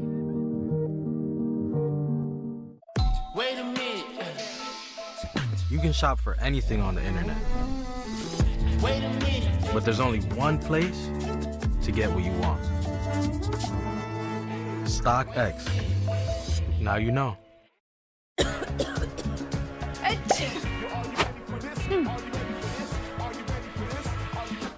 Alka-Seltzer Plus Cold or Flu Fizzy Chews. Chew, fizz. Feel better fast. No water needed. Alka-Seltzer Plus Fizzy Chew. The new SpongeBob movie Search for SquarePants menu is now at Burger King. Are you ready? I'm ready! A fun new menu featuring SpongeBob's Krabby Whopper. Look! This treasure's all mine, swashbucklers. Let your imagination set sail with the new tasty SpongeBob menu at Burger King. The SpongeBob movie, only in theaters December 19th. For the perfect present, the perfect place is your local Ace. This Christmas, order online and we'll deliver same day, or have it ready for pickup in 15 minutes. Around the block, what you need in stock, with service so good it's guaranteed. Ace is the place with the helpful hardware, folks. With Coach Seth Greenberg and former Tennessee All-American Ron Slade, Kevin Connors coming up on the Jeep Halftime Report. We'll preview Kentucky, Carolina, plus check in on Tennessee in Central New York against Syracuse. I appreciate it, guys. Slade, what do you like about Cam Boozer? Cam Boozer, the patience that he plays with, going and setting himself up, is a totally different thing. It's like a veteran. It's like he's 29, 30 years old out there playing coach. You can't let Cam Boozer beat you. He's got 14. Cole Pete had 30 against these dudes. You got to double and make someone else a playmaker or a scorer. Dan and Jay, great start to the ACC-SEC Challenge. We'll see you at the half. Devin, thank you. And the conference as a whole would love a much better showing, Jay, than they had last year. We talked about it. The SEC won 14-2, and it seemed to kind of set the tone for both conferences last season in a positive sense for the SEC and in a negative sense for the ACC. Yeah, I mean, the 14-2 wasn't just that. In the 14 wins the SEC had, they won by an average of 16 points. In the 2 ACC wins, they won by an average of, I think, 3. Yeah. And Clemson beat Kentucky, Duke beat Auburn here in Cameron Indoor Stadium. But there was no question the better league. The SEC last year was, in my view, the best league there's ever been, top to bottom. Bland flying in, misses the layup, out of bounds to Duke. And Florida is shooting just 30% from the field and just 2 for 13 from 3. They just cannot buy a bucket right now. Everything has been contested. And Duke has really put very good pressure on the ball. And they've walled up inside and really protected the paint well. Now, Florida's got a number of, they might have about 9 offensive rebounds, but they haven't been able to capitalize on those offensive rebounds and turn them into points. Yeah, 9 offensive rebounds for 2 second chance points is almost unheard of as Gungba traveled.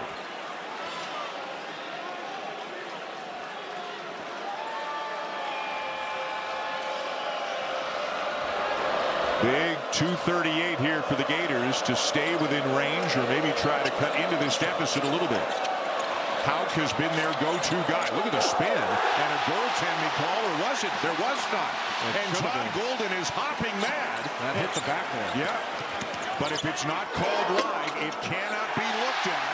A bucket for Foster at the other end, and it sure looked like that should have been a basket for Florida.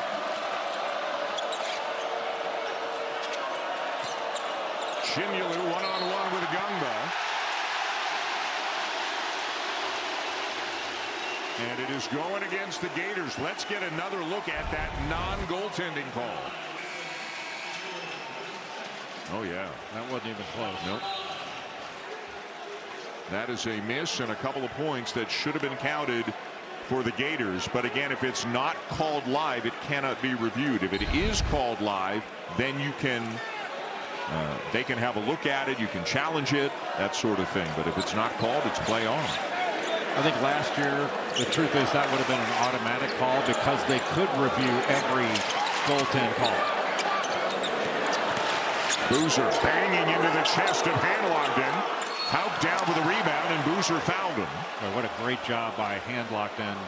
The vertical contest just went straight up to make Boozer finish it over him.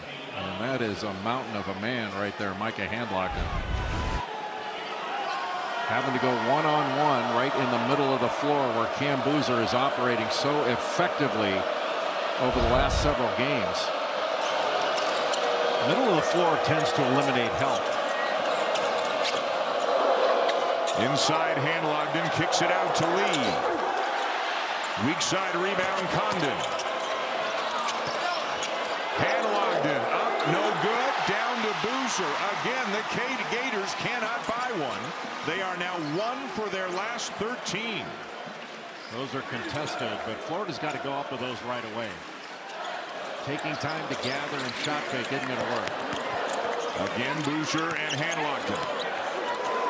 Left hand this time, and it's a 15-point lead. Well, he is just shredding one-on-one coverage.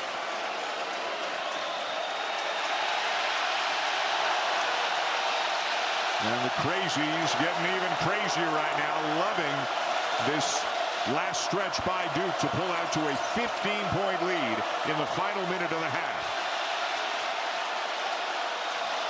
Getting down to a short clock here. Long one for Flan. It will go. Of all the shots to go in, that one drops for Boogie Flan. That was like a Maui rim.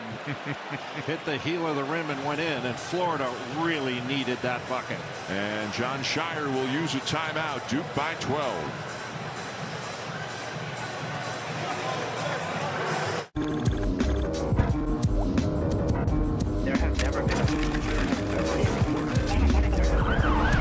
There has never been a worse time.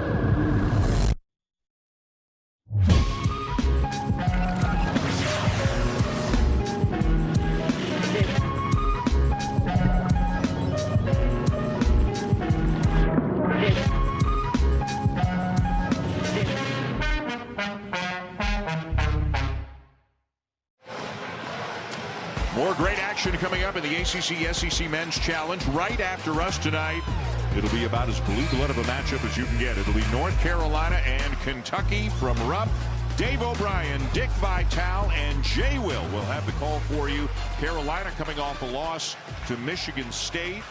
And Kentucky looking for really their first signature win so far on the young season. You talk about historic, iconic, winning programs, and these two, Jay, are always on the list.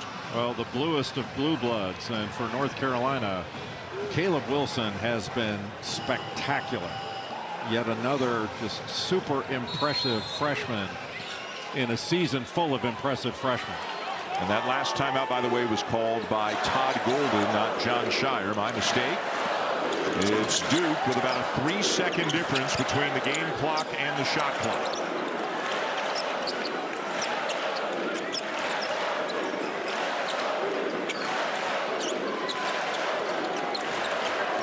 Seven to shoot. Gumbo.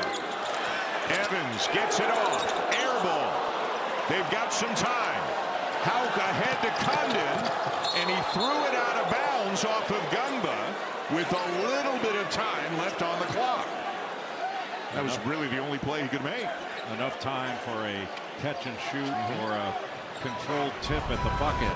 But Thomas Houck, because the clock was getting shorter, decided to take the risk of throwing it to Condon long. But at that angle, difficult to corral and get a bucket. Flan to inbound. Condon. Looked like it would have counted, but he missed it. And the lowest scoring first half of the year for the Gators. Duke holds them to 24 points. Boozer's got 16 for Duke. Houck's got 13 for Florida. And the Blue Devils have a 12-point lead at the end of the first half. Excellent defensive half by Duke and a strong job on the glass against a great rebounding team. Chris Buttons with John Shire. What have you thought of your team's ability to handle their size and physicality? They were battling, and thought we played great defense overall. And look, for our team, our identity, the physicality and the pain, Pat's doing a great job protecting. We're getting rebounding, and that's led us some good stuff on offense. Defensively, to hold them under 30%, what part of that side of the court are you the most impressed with so far? Well, we're just playing hard. I think it starts there. We're playing hard. You got to rebound. Even when they get a few, you got to continue to play and scramble and rotate. Thought we did that, and a long way to go, but our defense is going to carry us. Thank you, Coach. Thanks, Chris. It was tied pretty late in the first half. Duke finished off the half on a 17-5 run for the 12-point lead that they now enjoy. Thomas Houck did everything that he could for the Gators in the first half that hammered the Boozer with a game-high 16. Time now for the Jeep halftime report. Kevin, Ron, Seth. And Florida just 3 of 16 from three-point range. Duke in control. The Jeep halftime report with Coach Seth Greenberg and Ron Slay, Kevin Connors. Ron's got an eye on Jacoby Gillespie right now. Always, and defense needs to keep an eye on him because he can get hot, Coach, and heat it all the way up. A lot of orange in this game. You're rooting for one.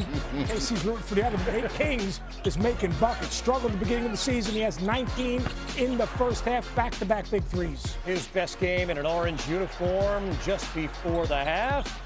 Tyler Betsy gets it to go. Where's Derek Whittenberg when you need him? The Orange, a 42-34 halftime lead. Jeep halftime report. Two-time ACC Coach of the Year, Seth Greenberg.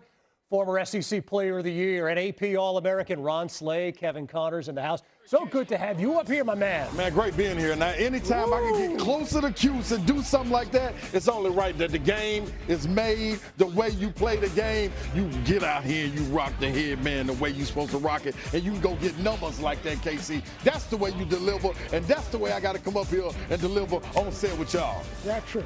Like, man. I mean, is that what you're talking about? What, you think I can't rock a headband? I mean, what, I got a perfectly shaped dome right here. I mean, I could rock a headband or I get a little sweaty shooting a jumper. I mean, but I can do this too now. There we go. Let's go.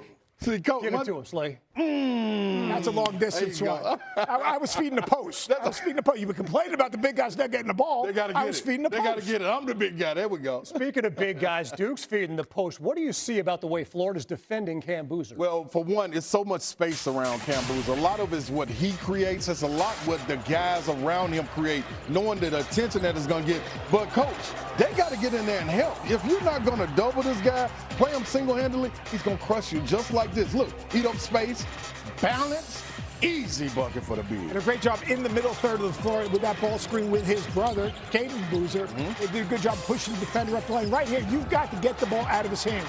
You can't sleep tonight if you're going to lose this game and Cam Boozer's going to go drop 30 on you. That just can't happen. You've got to make someone else beat you. Underrated part of Duke's team, though, is what they're doing defensively. Yeah. I mean, 4th in the country in defensive efficiency. They're so efficient offensively, they set their defense and keep you in front and force a contested shot. Really impressed with Duke. You think about all the incredible players to play at Duke. Cam Boozer, the first freshman ever, with 35-point games twice in the same season. The guy Jay Will, wasn't he right up there? He was very, very close, yes. Caleb Wilson, another dynamite freshman. North Carolina, Kentucky coming your way later tonight. We got a preview of that one next.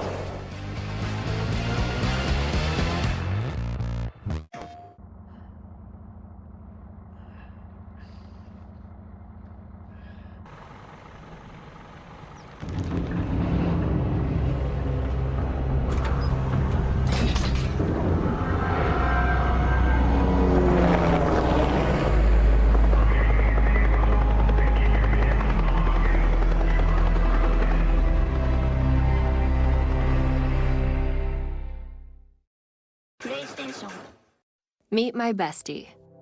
National University supports all her Anns. With flexible online courses, she can be a student and an adventurer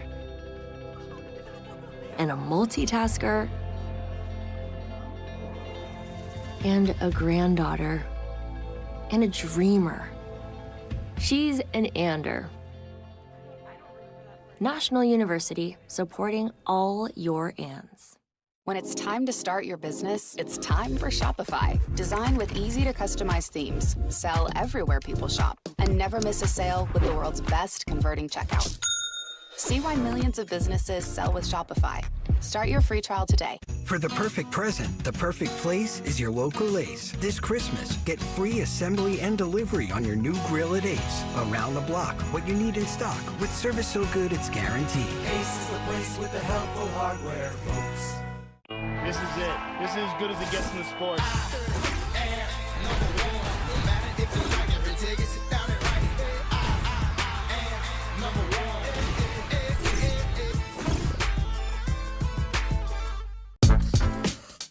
Let's make it fierce.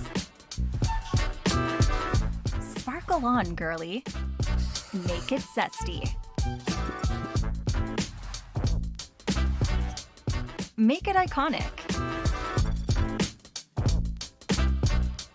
Make it delicious.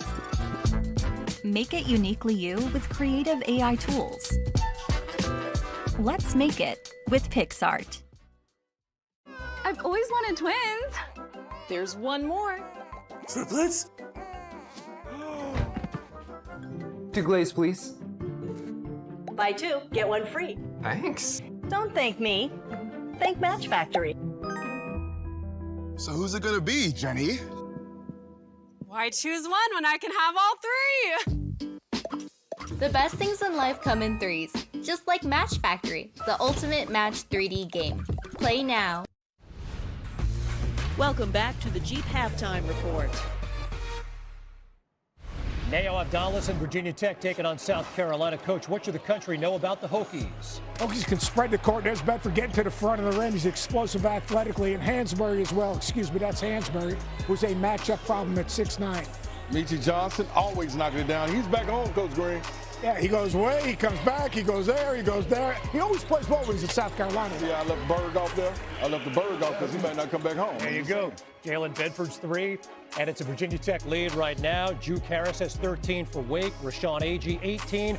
Bucky McMillan at A&M, a 10-point lead. Great slate of games coming your way tonight. Of course, the crown jewel of all of them, North Carolina and Kentucky. Slay, it's been a Wildcats team that is leaky defensively. How do they match up with freshman sensation Caleb Wilson? Well, he better be at the top of the scouting report, the back of the scouting report, the bottom of the scouting report.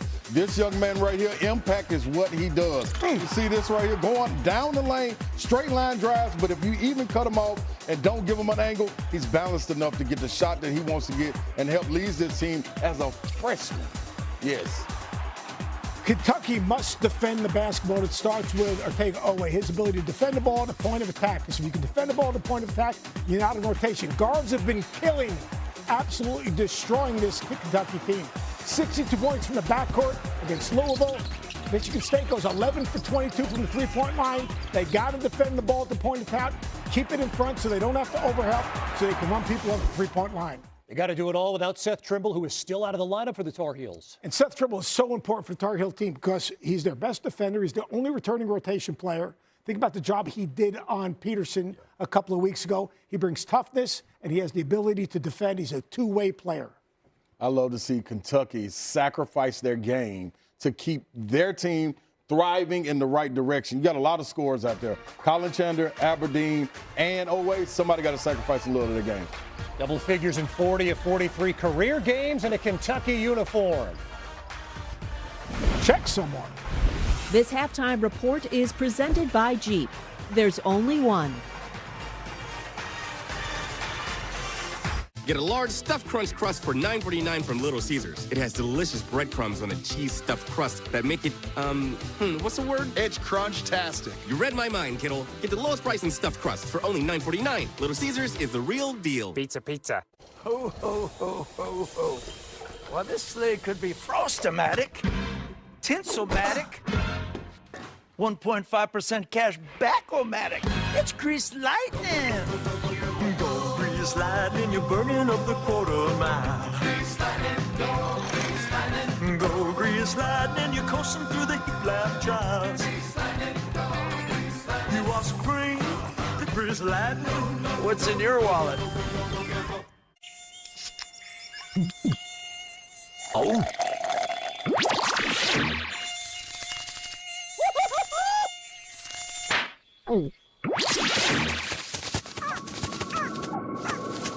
Huh, nature sure is full of wonders. Red Bull gives you wings. The new Red Bull Winter Edition with the taste of Fuji apple and ginger. Wings for your winter, with and without sugar. Febreze. Love your plugins but wish you had more scent control? Meet the Febreze Plug Scent Booster. Enjoy the same 50 days of continuous scent as Febreze Plug, including a cord for flexible placement options and a boost button for extra scent. Febreze Plug Scent Booster. You've got a Pepto predicament, querida. You overdid it on Abuela's cooking. Undo it with Pepto-Bismol, so you can enjoy that Abuela-sized serving. When you overdo it, undo it with Pepto-Bismol. What you got to say? Say hey, hey, hey. What you got New Balance. We got now. So for Mom, I was thinking... I thought she didn't want anything. Well, like when she says she doesn't want any fries? And she eats all her fries. Exactly.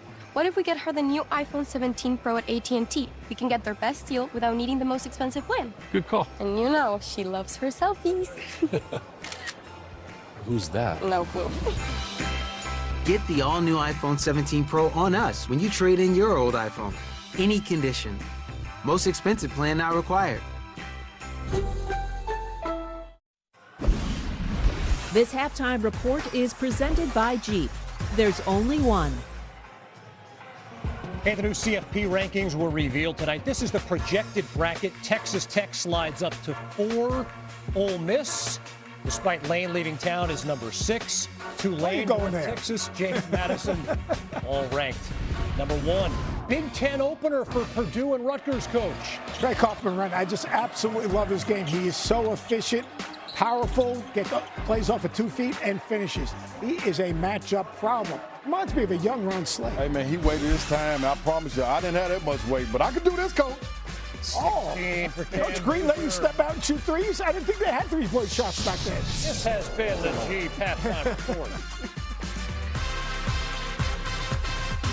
For the perfect present, the perfect place is your local Ace. This Christmas, order online and we'll deliver same day, or have it ready for pickup in 15 minutes. Around the block, what you need in stock, with service so good it's guaranteed. Ace is the place with the helpful hardware, folks.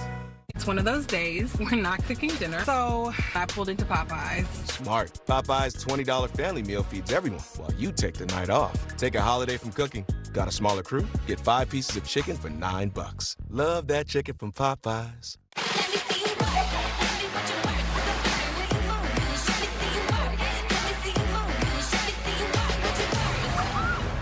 Short on nothing, big on weekend. Only on Royal Caribbean. It doesn't sit well with us. Your hard-earned money sitting in traditional bank accounts, collecting more dust than interest. So we reimagined savings with Vanguard Cash Plus to offer up to 8 times more interest. I like that. Vanguard. Skincare can start in the laundry room. That's why I always recommend All Free Clear for sensitive skin. It's free of dyes and perfume. It's a key part of my self-care routine and is gentle for my skin and hers too. For an effective clean that's gentle on skin, all you need is All Free Clear. What's his deal? He got that more for your money feeling at Metro with 1 line of unlimited 5G for just $40, period. And a free 5G phone and no activation fees. Only at Metro. Ah, college basketball is the best. You mean ACC basketball is the best? That's what I said. The matchups, the history, the tournament runs. Nothing beats college basketball. You mean nothing beats ACC basketball? Yes, college basketball. ACC basketball. Guys, you're saying the same thing. ACC. College. I can't hear the difference. I'm trying to play my game. College ACC basketball. It's called a synonym. Show off. Yes, show off.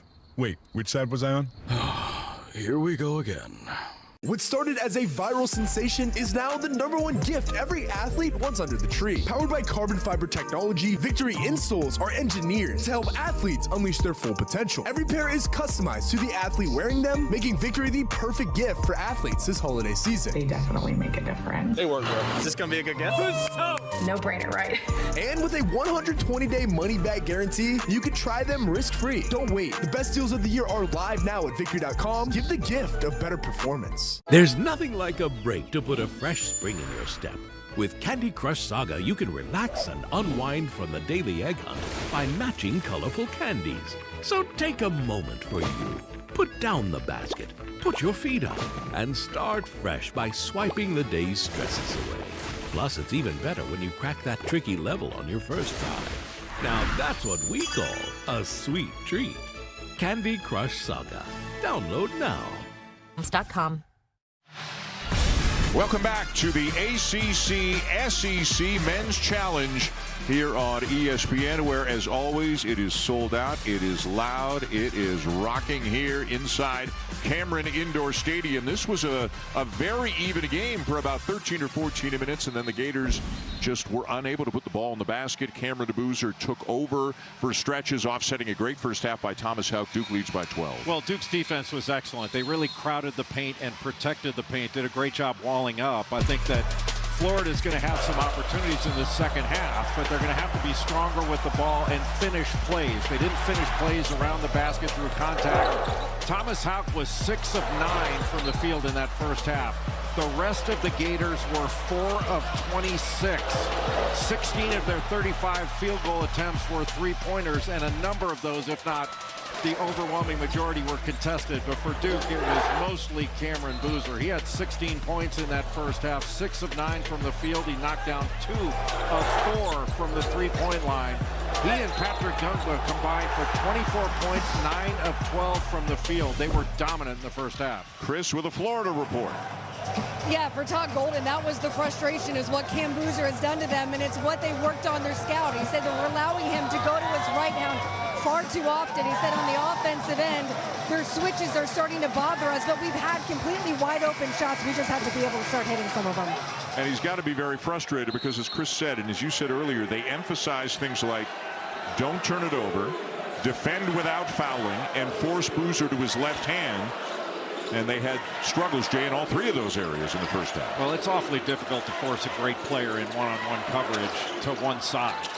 And you certainly want to do that, but when it's just one-on-one, Boozer is a load to deal with. In the NBA, they used to say, don't let Ginobili go to his left. He got there anyway. How about the pass from Gungba to Evans? Patrick Gungba has at least 2 assists in every single game in which Duke has played this year. When a cutter curls him, he can just throw over the top. That was a bounce pass, but you have to put great pressure on him as a passer. Turn him into a driver. Florida comes into the game shooting just 44% from the field, 28% from 3 as Evans gets inside again. And it'll be Florida ball. Tonight, at the moment, the Gators are shooting 28% and 3 of 17 from three-point range. Just a terrific pass, but just not enough pressure to take away his vision so he could deliver that. If you pressure him, he turns his back. He can't make that pass. Duke lost all 5 starters from its Final Four team a year ago. All of them were drafted. They bring back 5 returning players, most of whom have gone from bench players to starters, and then they brought in 4 freshmen as well, one of the top classes in the nation, highlighted, of course, by Cameron Boozer. Boy, it's an embarrassment of riches to have Cooper Flagg one year and then Cam Boozer the next. Boozer not this time. Houck the one-handed rebound. Florida needs Lee, Fland, and Klobuchar to start making shots. And there is Lee knocking down a 3. Just a little brush screen in transition. You go underneath, and Lee had plenty of time. He needs to get going. He's a good player. Really good with that step back. But he's had a ton of pressure on him for most of this game. Boozer the kick. Hamenya can't get by Houck. Boy, Boozer initiating the contact with Chinyelu, forced it up, and Chinyelu wins this battle.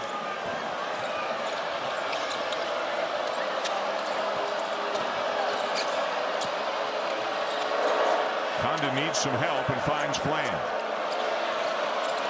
Now Houck. Tipped away by Jimenez, but it's a reach-in foul. Houck is desperately trying to get to that right hand. He's such an excellent right-hand driver. And that handoff action can be difficult to guard. That little screen that Isaiah Evans tried to go under, but Conda just rolled down into him, and that gave Lee the space that he needed. Lee and Fland shot 37 and 34% respectively from three last year. They're both down in the mid-20s this year.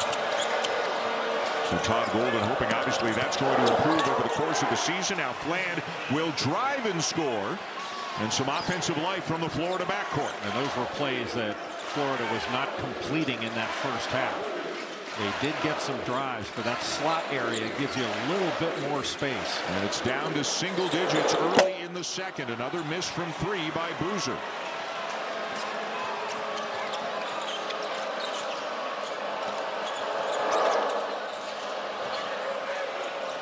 Condon one-on-one with Boozer. Into the paint, back to the right, up and in. An excellent pivot back to his right hand and using the glass. Florida starting to show a little bit of life.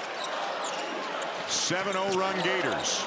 Little push off by Foster, but it rattles out.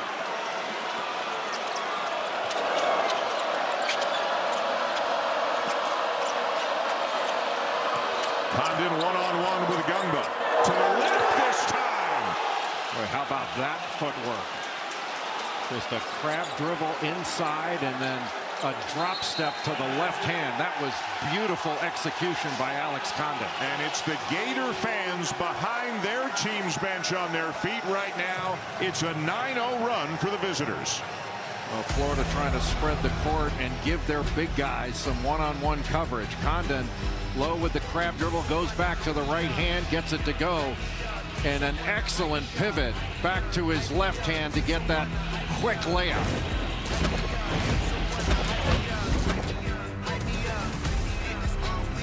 Get a large stuffed crunch crust for $9.49 from Little Caesars. It has delicious breadcrumbs on a cheese stuffed crust that make it, what's the word? It's crunch-tastic. You read my mind, kiddo. Get the lowest price in stuffed crust for only $9.49. Little Caesars is the real deal. Pizza, pizza.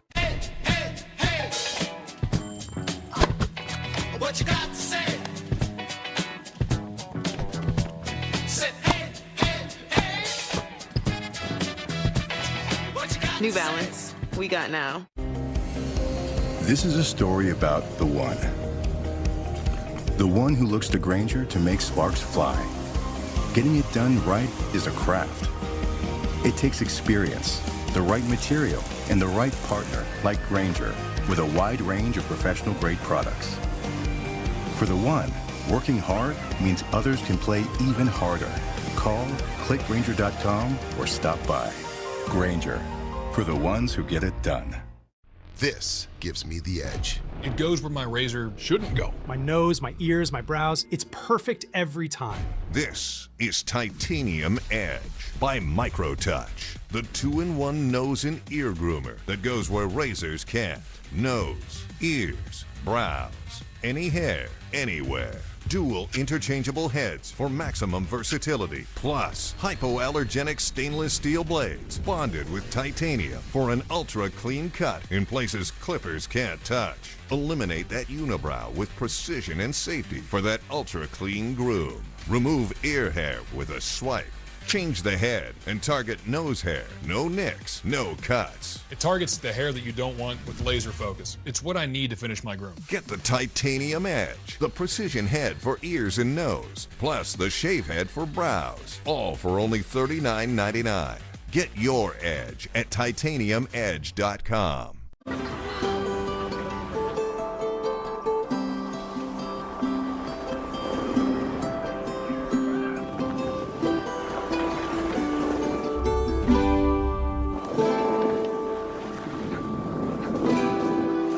Find something extraordinary at the Genesis Signature event. Now is the best time to enjoy exclusive offers. Get 0.99% APR on select Genesis vehicles.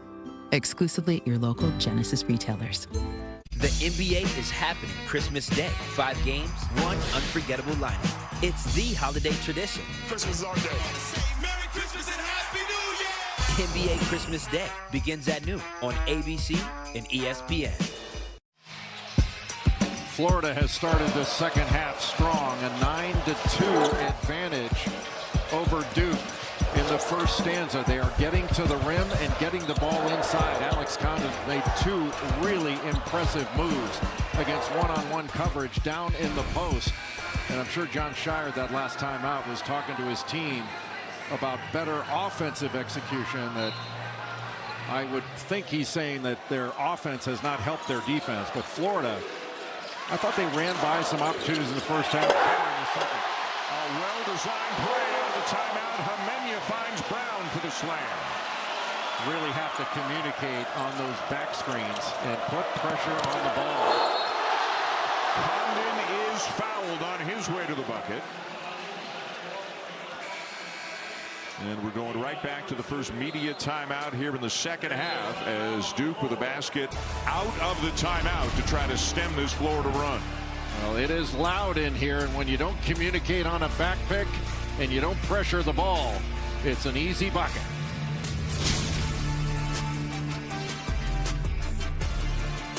This turkey is so juicy. Best holiday meal ever.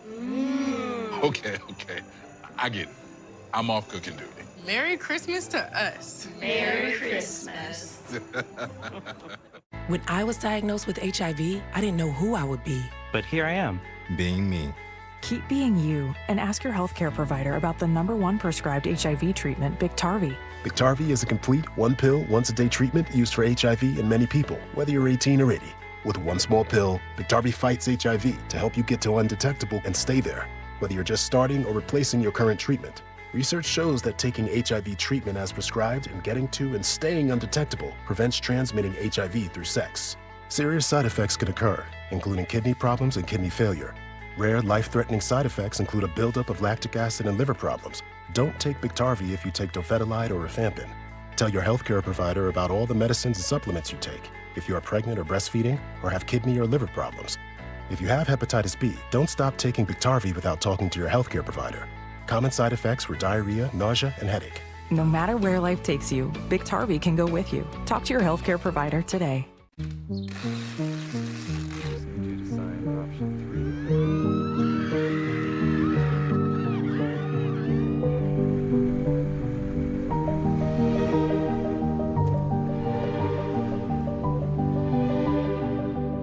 Ally helps millions spend smarter and save more for the things that matter most to them.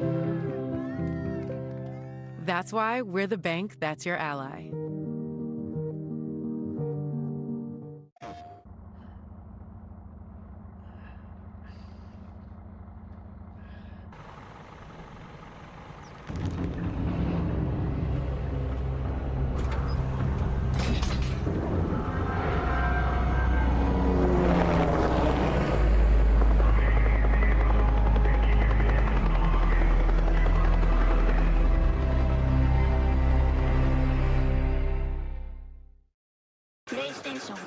Check their new game day fit. Oh, snap! DirecTV got hot. That's right. DirecTV is flexing with all those pro and college games at your fingertips. This ain't your dad's cable, son. It's couture. Okay, thank you so much. I was about to say that. It's couture.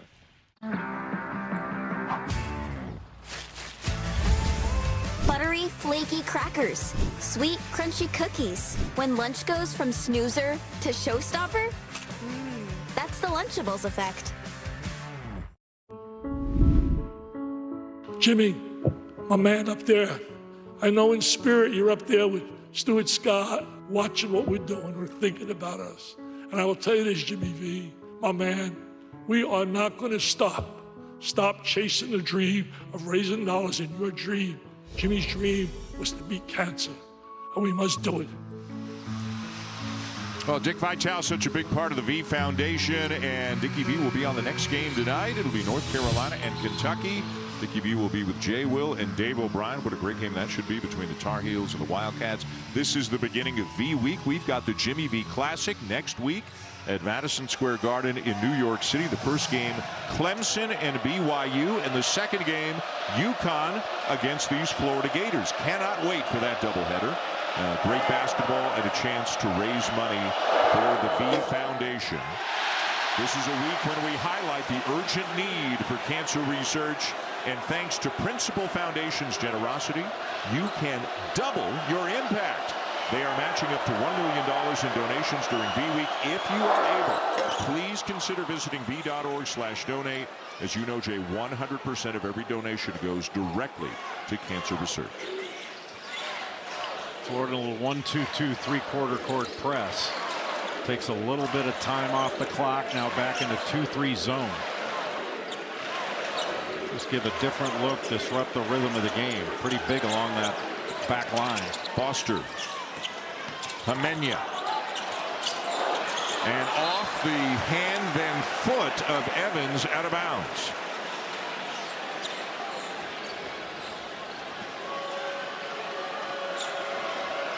The Gators have held Isaiah Evans in check. He is 2 for 7, 4 points, 0 for 4 from 3.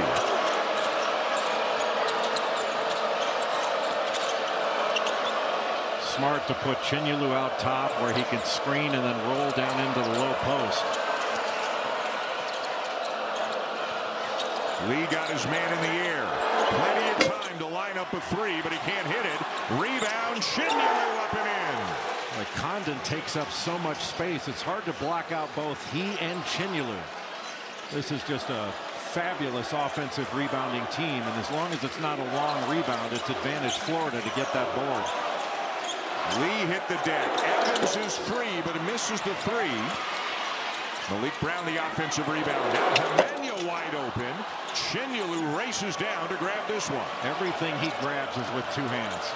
Houck muscling his way into the paint and draws another foul. Well, give Condon credit there for screening out the help so Houck could get all the way to the basket. Florida does that as well as any team in the country. Watch how he screens off 2 guys and opens up that lane, and then Caleb Foster having to foul Thomas Houck as he gets to the rim. 3rd foul on Foster with multiple substitutions coming here for both teams.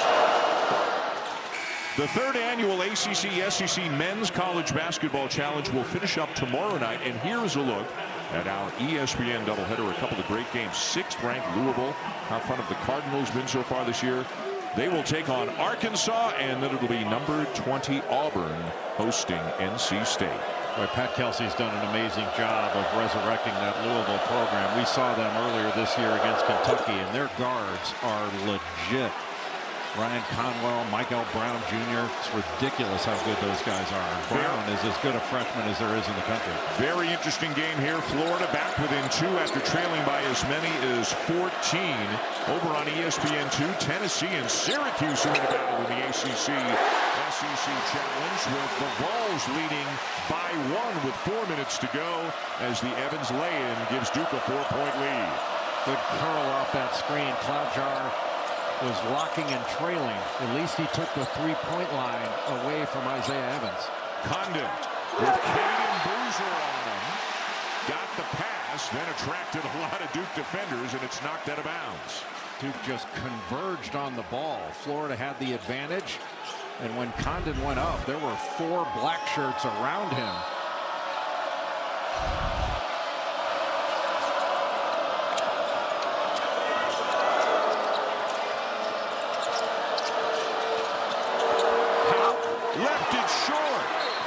Boy, did everything right, but didn't finish the layup. And Condon screened off the help yet again, but Houck just couldn't finish the play. He's been so good in this game, but another opportunity near the rim where Florida just could not finish it. It's almost like he lost the ball on the way up. But Condon did such a great job of screening off the weak side help. Gumba. He's hit a couple of 3s tonight, now driving on Hanlogden. Threads the needle inside to Brown. He has taken a big step forward from a season ago. Just a beautiful cut by Malik Brown, but what a pass. Dunbar's got 3 assists on the night. Fland, no. Condon the rebound, and fouled by Brown. Boy, that's a man's rebound by Alex Condon. Boy, the fight doesn't begin until a shot goes up in this game. But just a beautiful cut right past Condon, and then that pass was gorgeous.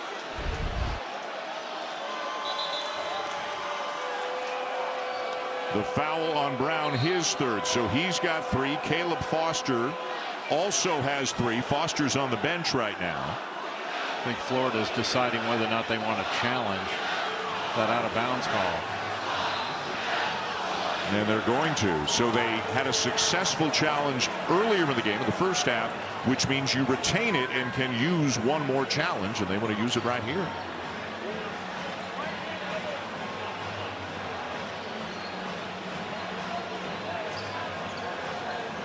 Roger Ayers. The previous play is under review for a hostile act. Oh, hostile so act. It's not an out-of-bounds play. It's whether a common foul should be upgraded to a flagrant one. Man, if we could challenge hostile acts, I'd be challenging you all the time up here in the booth. Well, that was a little hostile. What did they see?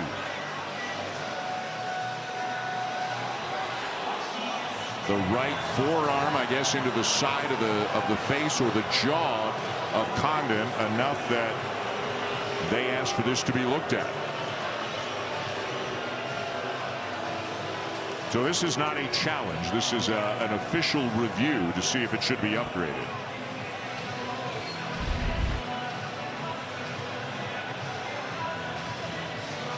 What'd you think?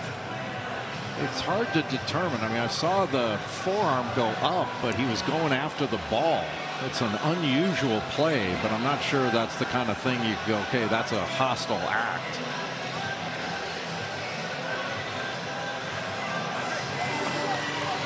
It's an interesting decision to have to make, because there was contact, and anything around the head or neck area, there's rightfully so sensitivity for it. So it's right there. Yeah, I can see you can make a case both ways. That's an interesting. This is a really interesting call to have to make.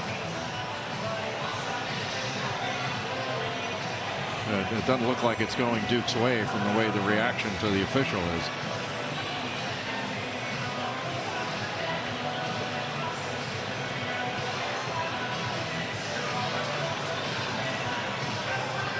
John Shire in an animated conversation with one of the officials. Clear, Duke 6. We charge with a flagrant 1 foul. Florida will have 2 shots and the ball on the baseline. 20 on the shot clock. So it is upgraded. So it'll be 2 in the ball now for the Gators. And as you said, kind of the line of demarcation sometimes is, was it above the neck, to the jaw, to the face, something like that.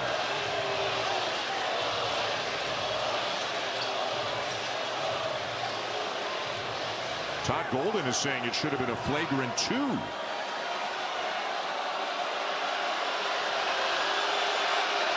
Now he's in conversation with Tony Chiazza as Condon is at the line.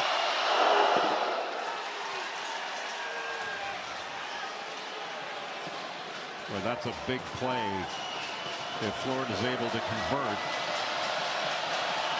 to give them some momentum in this second half. 1 of 2 for Condon, so it's a 5-point game, and it's still Florida ball. One more look at what is now a flagrant 1. With that forearm going up, it seems like that made the difference. Brown stays in the game with 3 fouls. The big lineup again for Florida. The look inside. Condon, no. Hauk has it and lays it in. Boy, Sarr was down on the court and didn't know or couldn't find the basketball right behind him. And very opportunistically, Hauk picked it up. Now Fland with a steal. The follow-up and in, and all of a sudden it's a 1-point game. Boy, Thomas Houck quick to the ball, and Boogie Fland with the steal. He leads this team in steals. A solid defender. Inside, Abbas with an and one.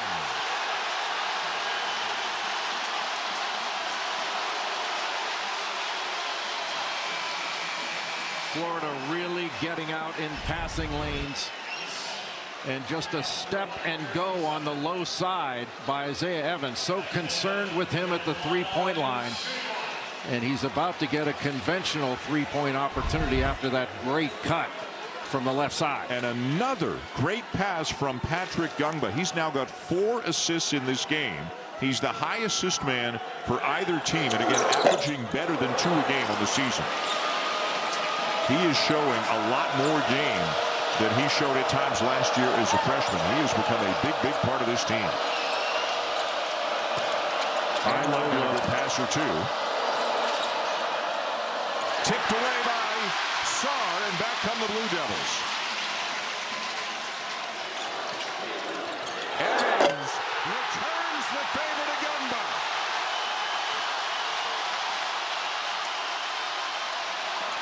Great ball movement by the Gators, and again, it is Houck in the right place at the right time. Boy, Thomas Houck is just everywhere in this game. But Duke has had a solid response on some of Florida's pressure. The back cut by Isaiah Evans, and then in transition, the open side pick and roll, just throwing it up to Gungba, who's had an excellent game. Duke by 3.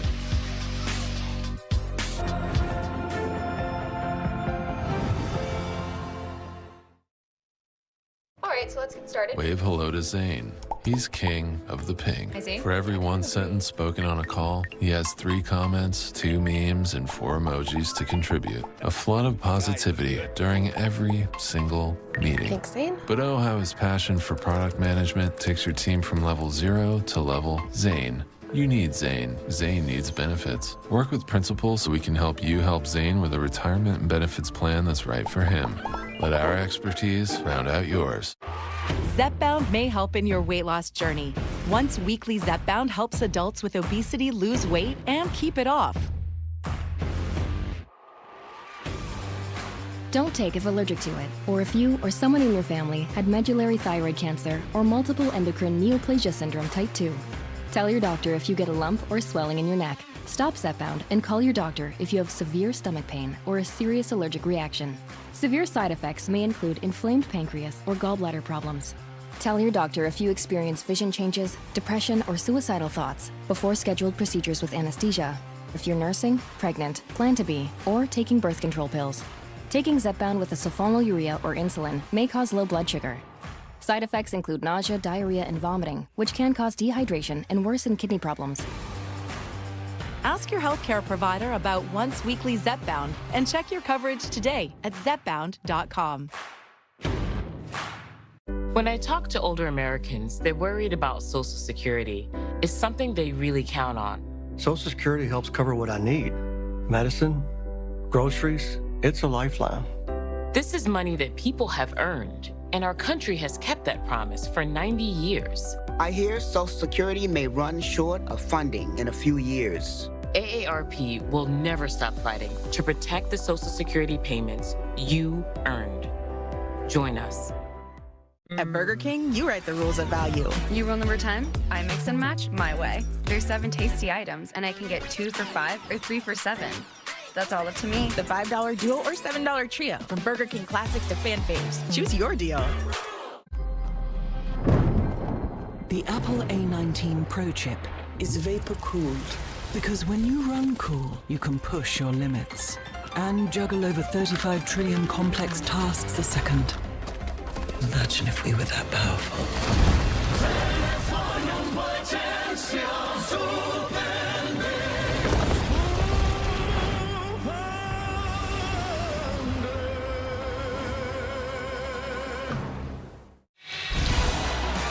Duke football coach Manny Diaz in the house here tonight at Cameron. Saturday, we will have the college football ACC championship.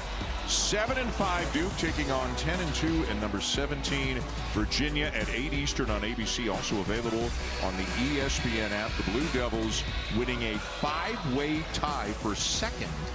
Tiebreakers galore in the ACC to get a trip to the ACC championship game. 1-2-2 3/4 court pressure. Last time and this time they dropped back to a 2-3 zone. Florida outscoring Duke 21-12 in the second half. Cameron Boozer has not scored yet in the second. Good move, got it back, draws a foul, going to the line. Todd Golden asking for a held ball on that play with Boozer and Hanlockton.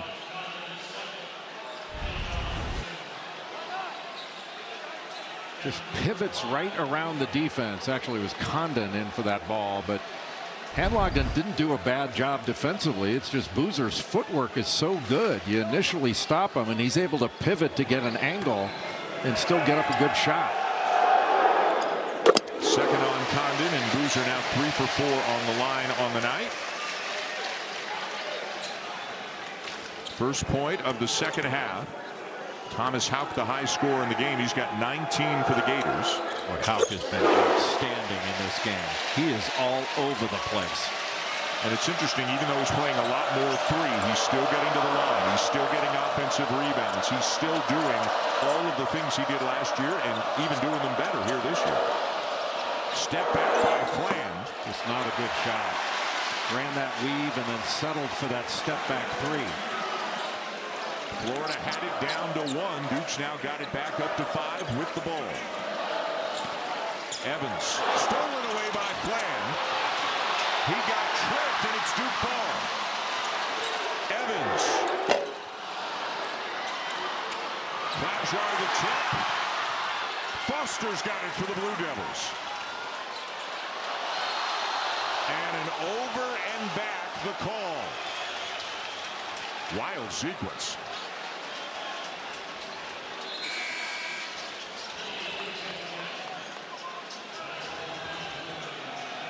How about the week that both of these teams, both of these coaches have coming up? We mentioned Florida's next game a week from tonight in New York against UConn.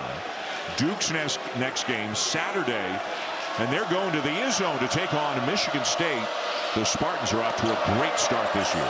Didn't shoot the ball well early, but boy, did they shoot the ball well in the Champions Classic and since then. And Jeremy Fears Jr. is playing as well as any point guard in the country. Duke seeing a lot of physicality in this one, and they'll see a lot of physicality in that one. Houck saves it, gets it back, has it blocked. Dungba has just been a wall inside. Another Gumba feed, but this one too tall for Sarr. Florida in transition.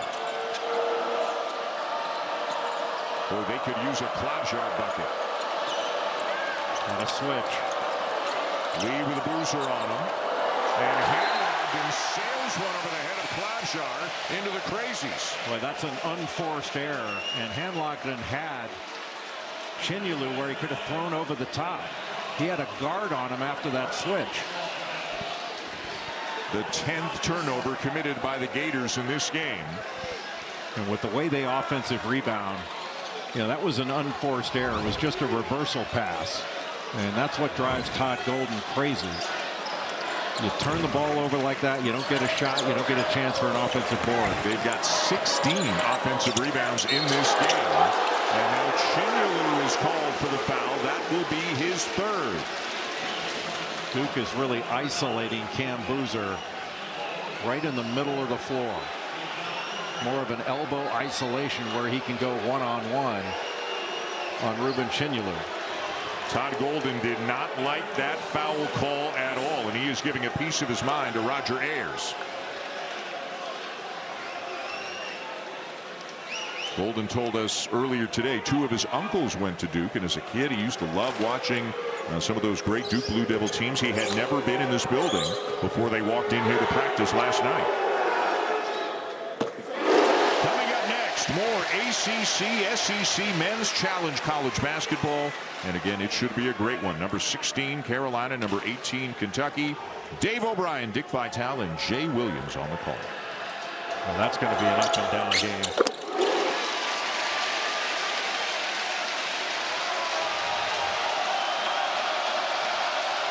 The lead back to 7 after the Gators had it down to 1. And now another steal. Boozer. Yes!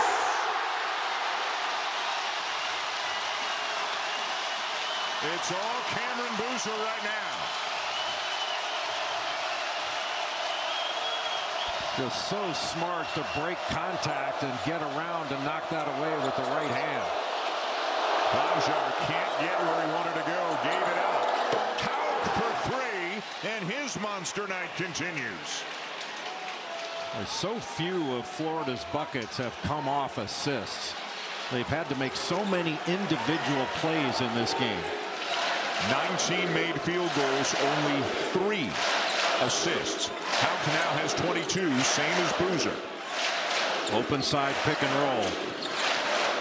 Foster shooting it very well this year, but misses that 3. Lee looking to push. Mazhar on the wing. Got it! And it's a 3-point game. Mazhar is such a great shooter. When he gets his feet set, you really have to make him bounce it. The junior from Slovenia, a double-figure score off the bench for the Gators this year. Amenya into the paint. Boozer for 3. Offensive rebound, Darren Harris.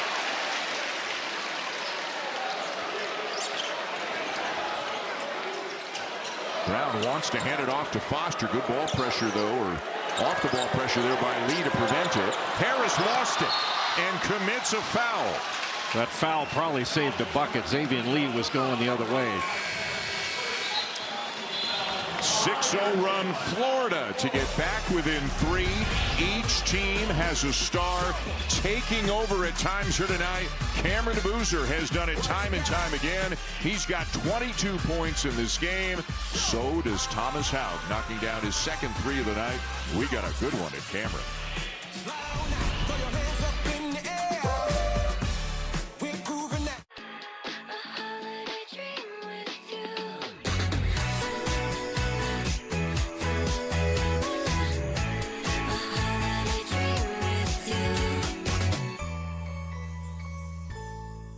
Thanks for calling Discover. Hi, I just received my new Discover card. It says cashback. What's cashback? Buy what you need, earn a little extra back. Even on a baseball bat? You betcha. How about a flamethrower?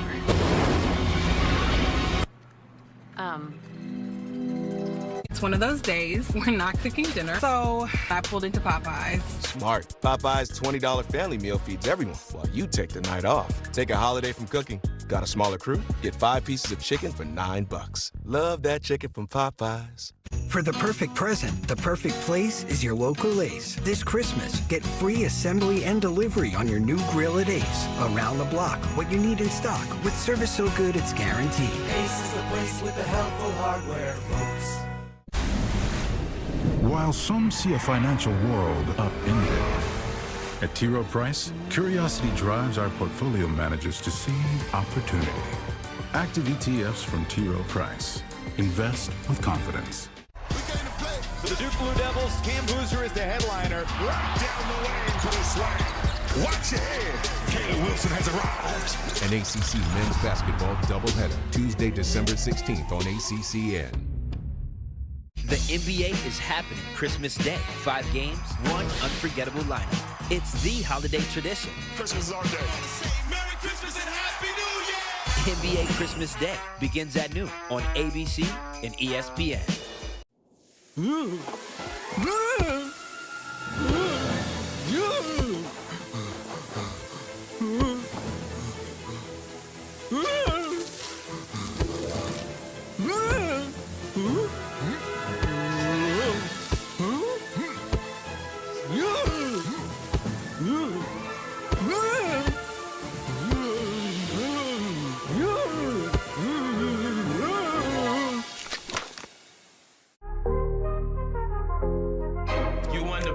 That's a sandbag for every trick. This game is over, chump. Now listen to the hook. Woo, man, that was fire. Take 5. Yeah, that felt good, not gonna lie. Spades plus. Now, where was I? Ooh, I have 3 tricks. Me and my partner had this hand. Watch out. Yo, bro, are you ever coming back? Yeah, my bad. Escape the grind and unwind. Play Spades Plus. Download now. Well, we mentioned last year the SEC dominated the ACC-SEC Challenge. They went 14-2 a year ago.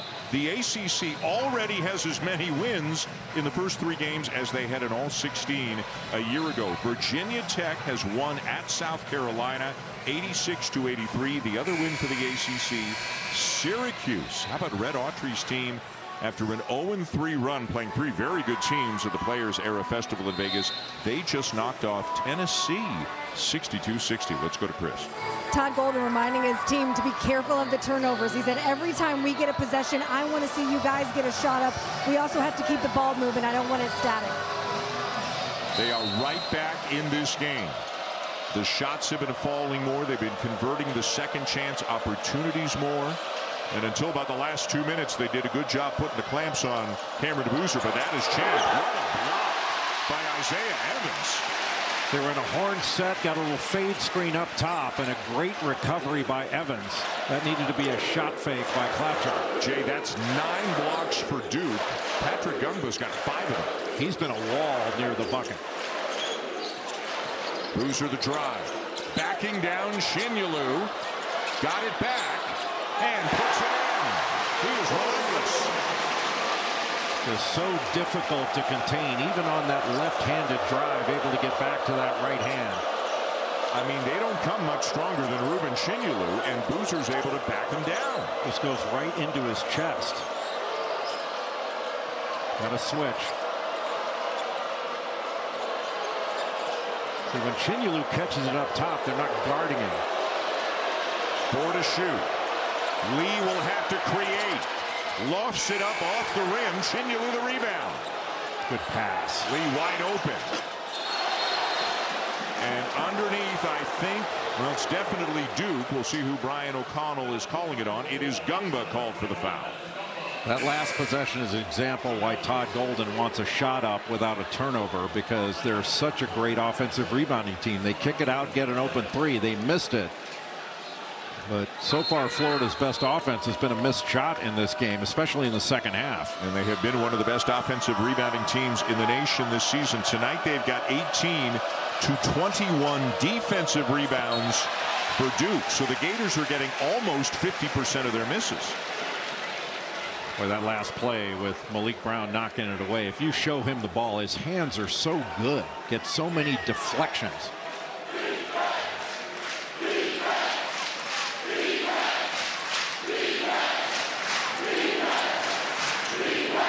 Foster stays in front of Flam. Now the switch. Back to Howe. Picked up his dribble, finds Flam. A deep one with the shot clock running down. Another offensive rebound. Hand-locked in that time. And they've got a fresh 20 to work with here. And Isaiah Evans did a good job of fighting him on that switch. Howe tried for the up and under, is fouled by Gungba, who appears to be shaken up as well. Well, Gungba got hit by that off arm from Howe on that drive.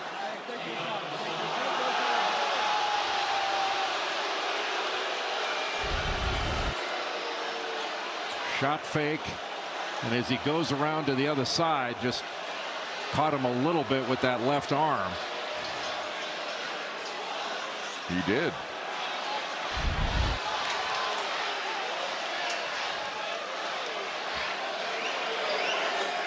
And John Shire is trying to get the attention of the officials, and he is probably making that exact point and asking them to have an official review here to look to see if there should be a flagrant assessed on Howe.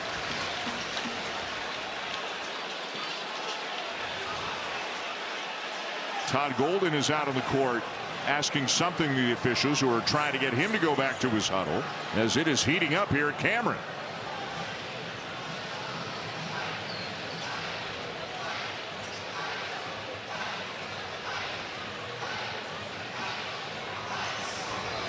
previous play has been reviewed for a hostile act. And again, Roger Ayers, the previous play is under review for a hostile act. So remember, the call on the court was a common foul on Gungba. But the Blue Devils are asking the officials to look to see if it should be a flagrant one on Hauk.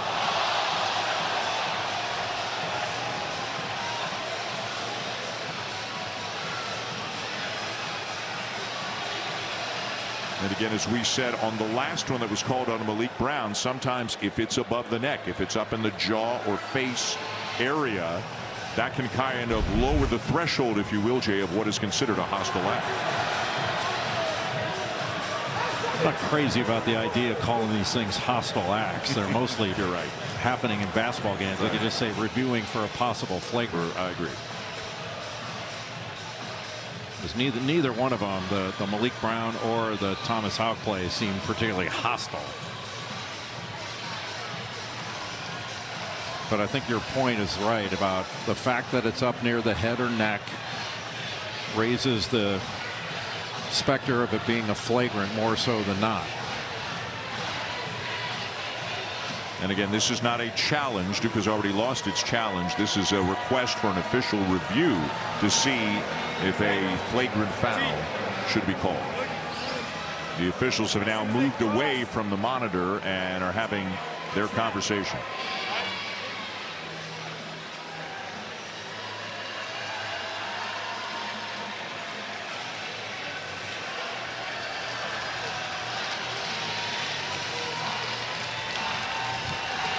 It's been a game with a little bit of everything here tonight. There's still 5:51 to go. A lot of committee meetings by the officials at midcourt.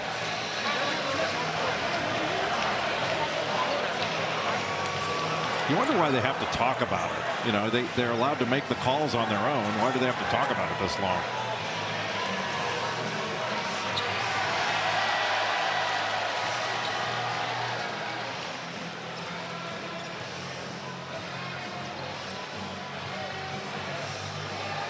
Based on the way each coach is reacting, it looks like this one is going Duke's way. Right. So remember, a common foul was called on Gungba.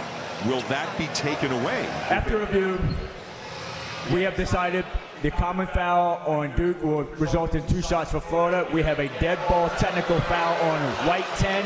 It'll be 2 shots for Duke. Anyone can shoot. It'll be Duke's ball on the baseline after the free throws with 30 on the shot clock. Okay, so the common foul stays. Because the whistle was blown at the time of the common foul, then that may, instead of a flagrant one, it is a dead ball contact technical foul that is assessed on Hauk. So we're going to have free throws at both ends.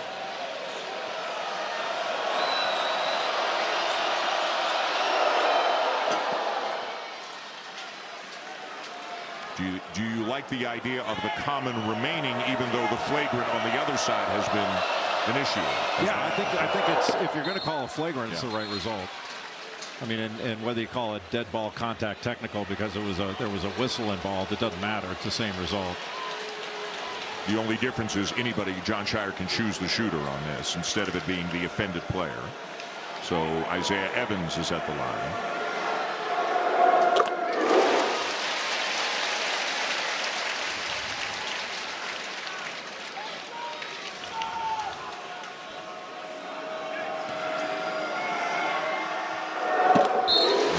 Sides make both, so it's a 5-point game still.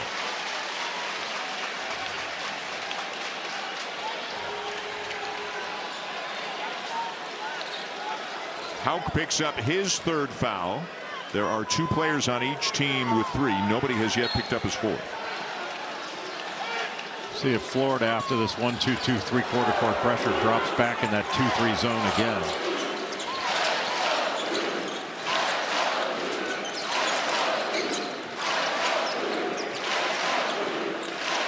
And they do.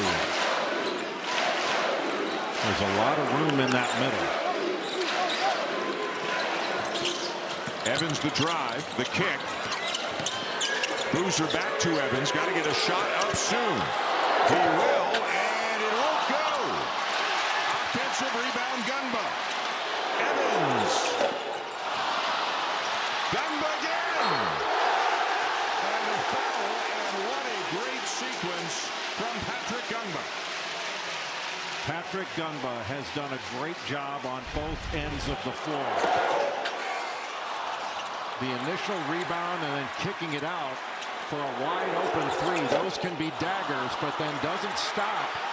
Gets another offensive rebound and gets fouled and goes to the foul line. His defense, his shot blocking, his rim protection on one end has been outstanding. And then his passing and his effort on the offensive end have been equally outstanding. 10 points, 5 rebounds, 5 blocks, and 4 assists tonight for Patrick Gungba.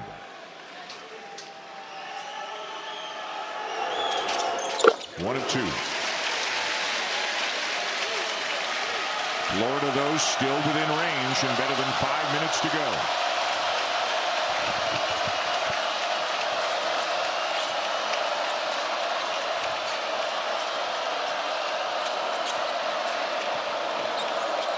Everything out on the perimeter, and the shot clock now inside 10. Flan trying to drive, blocked away. The 10th block of the night for the Blue Devils. And Gungba there again as a help defender. So you're driving right in basically to his chest. He just discards Chinyelu and able to get into the way of the driver and block that shot. That's just big-time defense by Patrick Gungba. 4:47 to go, a timeout on the floor. We are back in 30.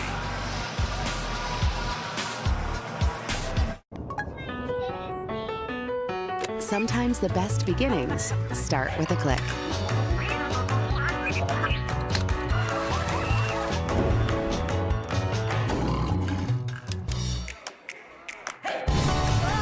And yours starts right now. Spring into magic and save up to $250 per night with the purchase of a 4-night, 4-day room and ticket package at select Disney Resort hotels. And let the magic begin at Walt Disney World Resort. 4:47 to go in this one. Dan Schulman, Jay Billis, Chris Budd, and Duke leading Florida by 6. Don't forget, North Carolina and Kentucky coming up next here on ESPN. Not only 5 blocks for Gungba. We mentioned Duke has 10, Jay. Isaiah Evans has the other 5. He's got 5 blocks tonight. Only 5 on the shot clock. Condon slips past Brown and slams it. Well, you're so worried about Boogie Flan coming off that handoff, and he's not shot the ball well. And a great read of the defense by Alex Condon on that keeper. Florida has led for all of a minute and a half in this game. Their last lead was 13-12. But again, they are within range. Boozer driving on Chinyelu. Good defense. Boozer left it short. Florida ball.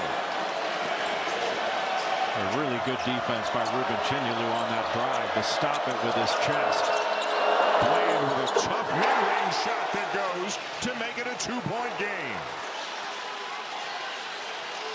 Boogie Flan has stepped up offensively here in the second half. Urban Klapchar on Isaiah Evans. He's not going to leave him. Again, Boozer one-on-one with Chinyelu. Chinyelu knocks it away. Boozer finds Foster. They still have time. Now 5 on the shot clock. Boozer misses the 3. Knocked out of bounds by Malik Brown.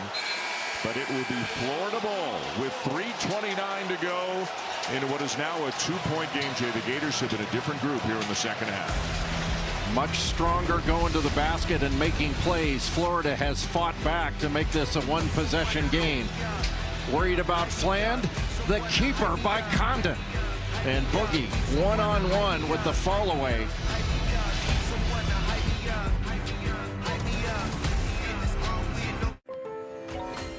Can I do this on a budget? Easy. Shop Lowe's Black Friday deals all week for great deals across the store and online. Your choice offers and thousands of gifts under $50. Get more holiday for less. If you love to travel, Capital One has a rewards credit card that opens up a world of possibilities. With Venture X, you earn unlimited double miles on everything you buy. And turn all of your purchases into extraordinary trips. Plus, get premium benefits at a collection of luxury hotels when you book on Capital One Travel. And get access to over 1,000 airport lounges worldwide. Open up a world of possibilities with Capital One. What's in your wallet?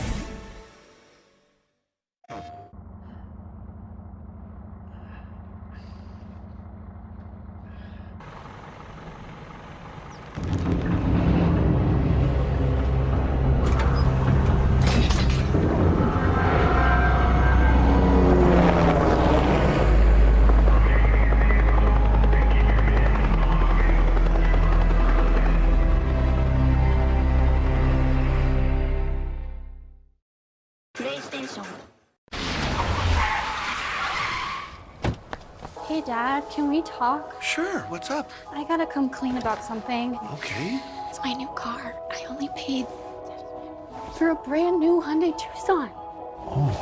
You might be on the naughty list. Enjoy the new car. Deal so right, it almost feels wrong. The Hyundai Getaway Sales Event. Get 0% APR for 60 months, plus 0 payments for 90 days on select Hyundai vehicles. Visit your local Hyundai dealer today.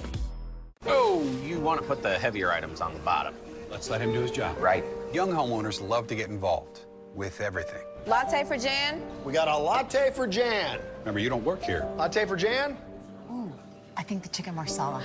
Ooh, I would not have that. Julie? Jan, Jan as in January.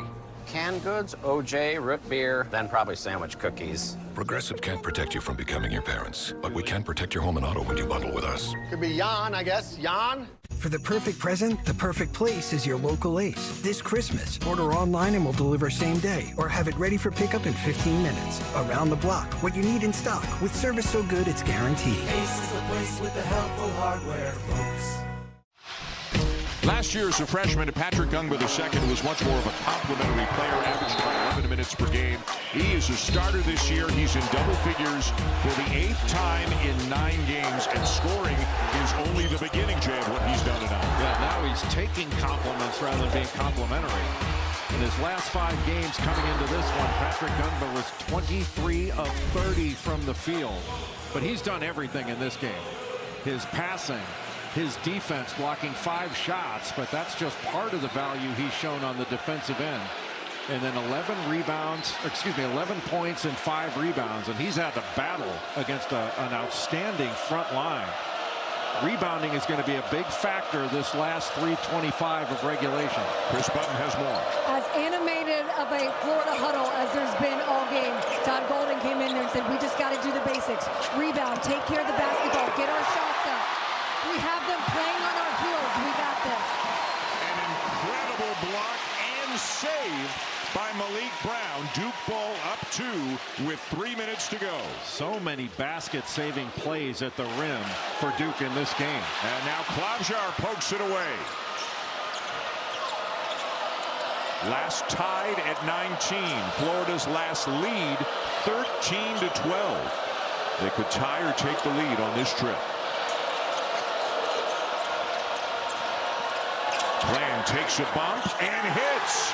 Boy, another crafty play by Boogie Flan, and it's all tied up. Boy, really smart not to blast off that ball screen. Just get the defender on your hip, lock him down, and knock in the mid-range. Great play by Boogie Flan. A 6-0 run for the Gators to tie it.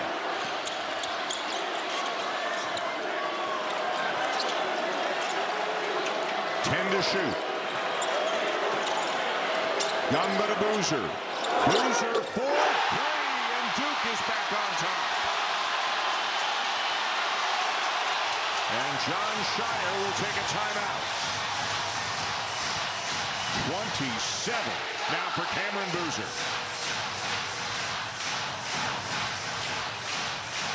Ruben Chinyelu just gave way too much space to Cameron Boozer.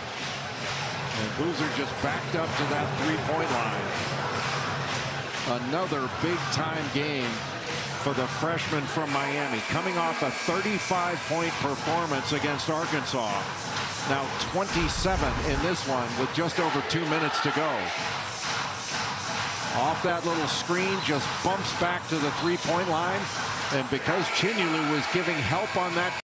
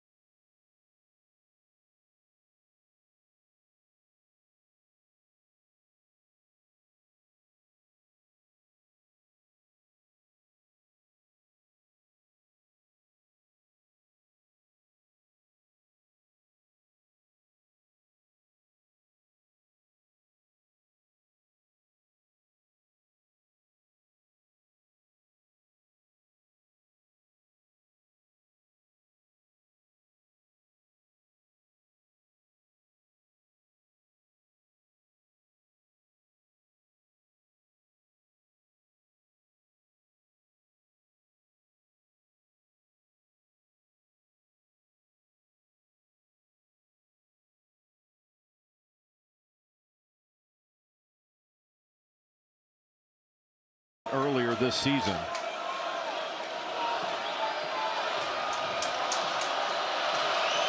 From Perth, Australia. Australian rules football player, water polo player as well growing up. But it looks like he made a good choice focusing on basketball, and he's brought him back within one. Back to the 1-2-2 pressure.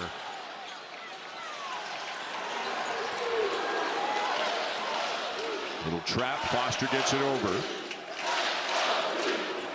With now 1 minute remaining in regulation. They're going back to this zone. Chinyelu in the middle.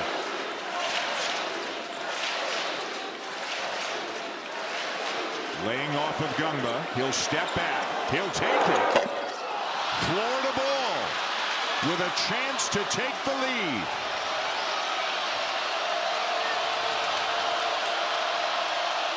Flan. Got it! And the Gators lead by 2. Timeout Duke with 30.9 to go. Boogie Flan has put the Gators on top. How about the championship level response by the Gators, not only in this second half, but down the stretch. The high screen by Ruben Chinyelu, that gave Boogie Flan some room for that shot going to his left. What a big time shot by Boogie Flan, who has 13 of his 16 here in the second half. Let's check in with Kevin Connors in the studio. ESPN News, the sensational freshman Caleb Wilson, Otega Owe, and an outstanding Kentucky team. It'll come your way here on ESPN. But Dan, only after the incredible finish in Cameron. Kevin, my friend, thank you. Let's hope that one is as much fun as this one has been. At times, Jay, it looked like the Blue Devils might run the Gators out of here. Florida couldn't make a shot. How did they get back into this game and take the lead in the second half? They were just much stronger with the ball in the second half. They finished plays, and the guards performed at a much higher level, especially Boogie Flan. But remember, Florida still has a foul to give. You know, they don't want to just use it indiscriminately, but Patrick Gungba did not play up to the level of the screen. He was right in the middle of the lane, and that just allowed Chinyelu to pick off Flan's defender, and he had an easy shot. It's not easy to make, but it was wide open, and Florida's not had many wide open shots in this game. Florida also has the possession arrow. Duke has the ball with 30.9 seconds remaining, down by 2. Oftentimes when Cameron Boozer takes the ball out on the side, he'll get a little slice cut. Here it is, the back screen. They're not going to go for it. Foster gets it back to him. Again, it's Chinyelu defending. Help from Mazhar. Evans for 3. They left Evans, and he made him pay. Shot clock turned off. Florida with the ball down by 1. Condon.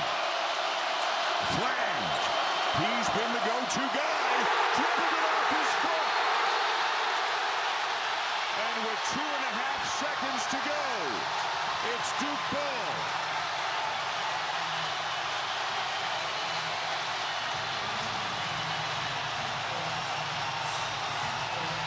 Duke went to a 2-man game late with Boozer and Evans.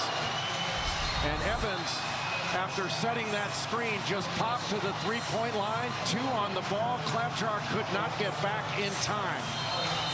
And 2 on the ball here, and Boogie Flan just loses control of the ball. And with that 1 foul to give, now Duke can inbound it and end it. For Isaiah Evans, his first made 3 in 8 attempts tonight, and it could not have been more timely.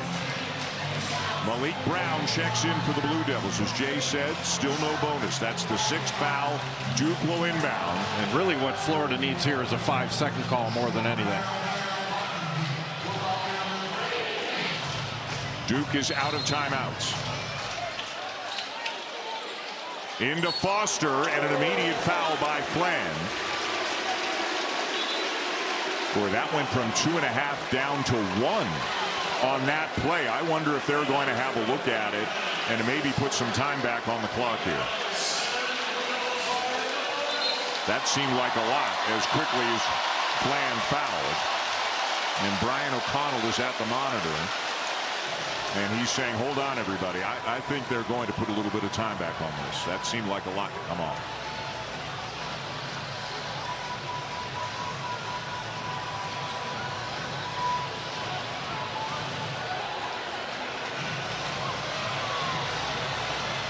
So a free timeout for each coach. It'll be Foster at the line, 1-1, and the only issue is how much time will be on the clock.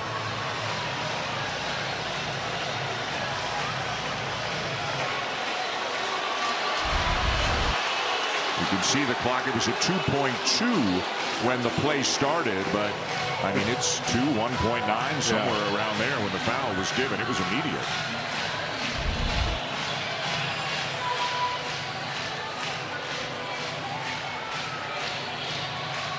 Now the question on the free throws, if you make the first, do you consider missing the second so you don't give an opportunity for an inbounds? The game clock will be reset to 1.9 seconds. Duke will be shooting at 1-1. Well, what's your feeling?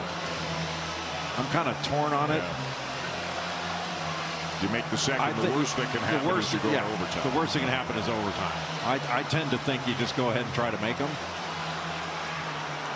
So 1.9, Foster at the line, 1 of 2 tonight, 63% on the season, and again, this is 1-1.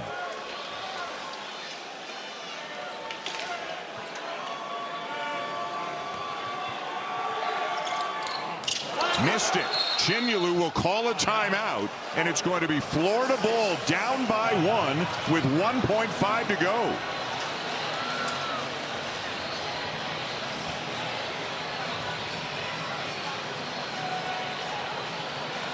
Whole lot of fun and a whole lot of tension in this game here tonight. Here at Cameron, Duke leading almost the entire way, leading by as many as 15 at one point, and now with a second and a half to go, the Gators have a chance to win it. And I think you have to put somebody on the ball, a big defender on the ball, on a spot throw-in. And there's more than enough time for a catch and shoot. And with a 1-point game, you can throw it all the way near the basket. And remember, Florida's got tremendous size. If you just get a deflection, get a finger on it, that can end the game.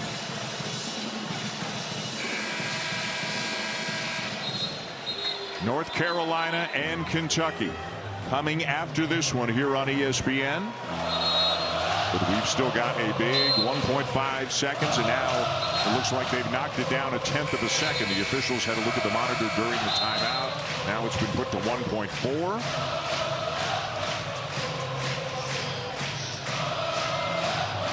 Florida's got to go the length of the court. And it's important here to play good defense without fouling. It'll be Thomas Houck inbounding, and it'll be Malik Brown on the ball. Both Chinyelu and Condon are back, guarded by Gumba and Cam Boozer. And now they've set the clock back to 1.5. And now it appears we're ready to go. Houck being told he cannot run the baseline. He's got to stay in place. Here we go. Deflected. Brown deflected it. And Duke wins it.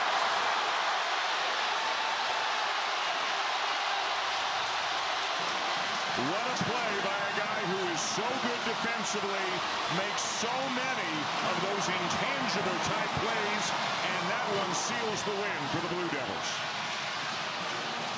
Malik Brown, who transferred in from Syracuse, where he was on the ACC's all-defensive team, leads this team in deflections. Just well timed out to get it with that left hand.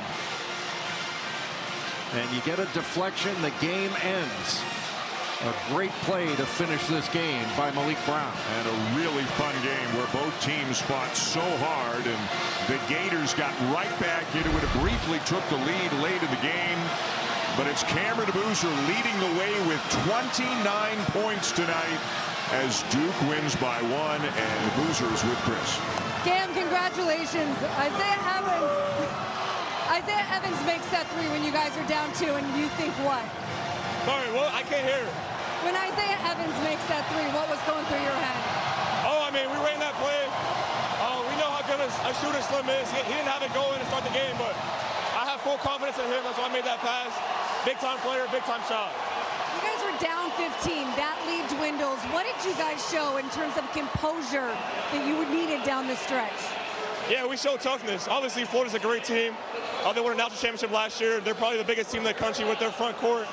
And I think we just showed toughness on the boards, keeping off the offensive glass, getting 50-50 balls, and that's ultimately why we won the game. Congratulations, Kim. Thank you.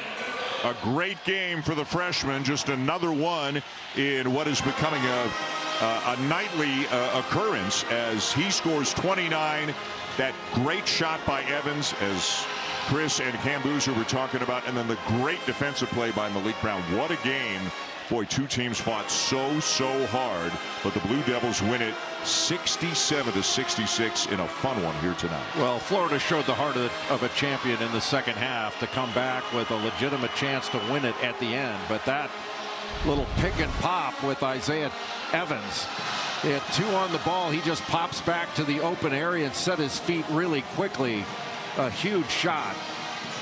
And the last play with the chance down 1. Just great timing by Malik Brown to get his left hand to deflect that ball and end this game. But I'm not sure Duke wins this game without Patrick Gungba. Right. And the way he played on the defensive end, on the glass, his passing, just a great all-around game by the Duke big man. Thomas Houck had 24 for Florida. Boogie Clan had big basket after big basket late to get the Gators back into it and eventually tie it and take the lead. But in the end, just 2 huge plays at the end. The 3 by Evans, the deflection by Brown.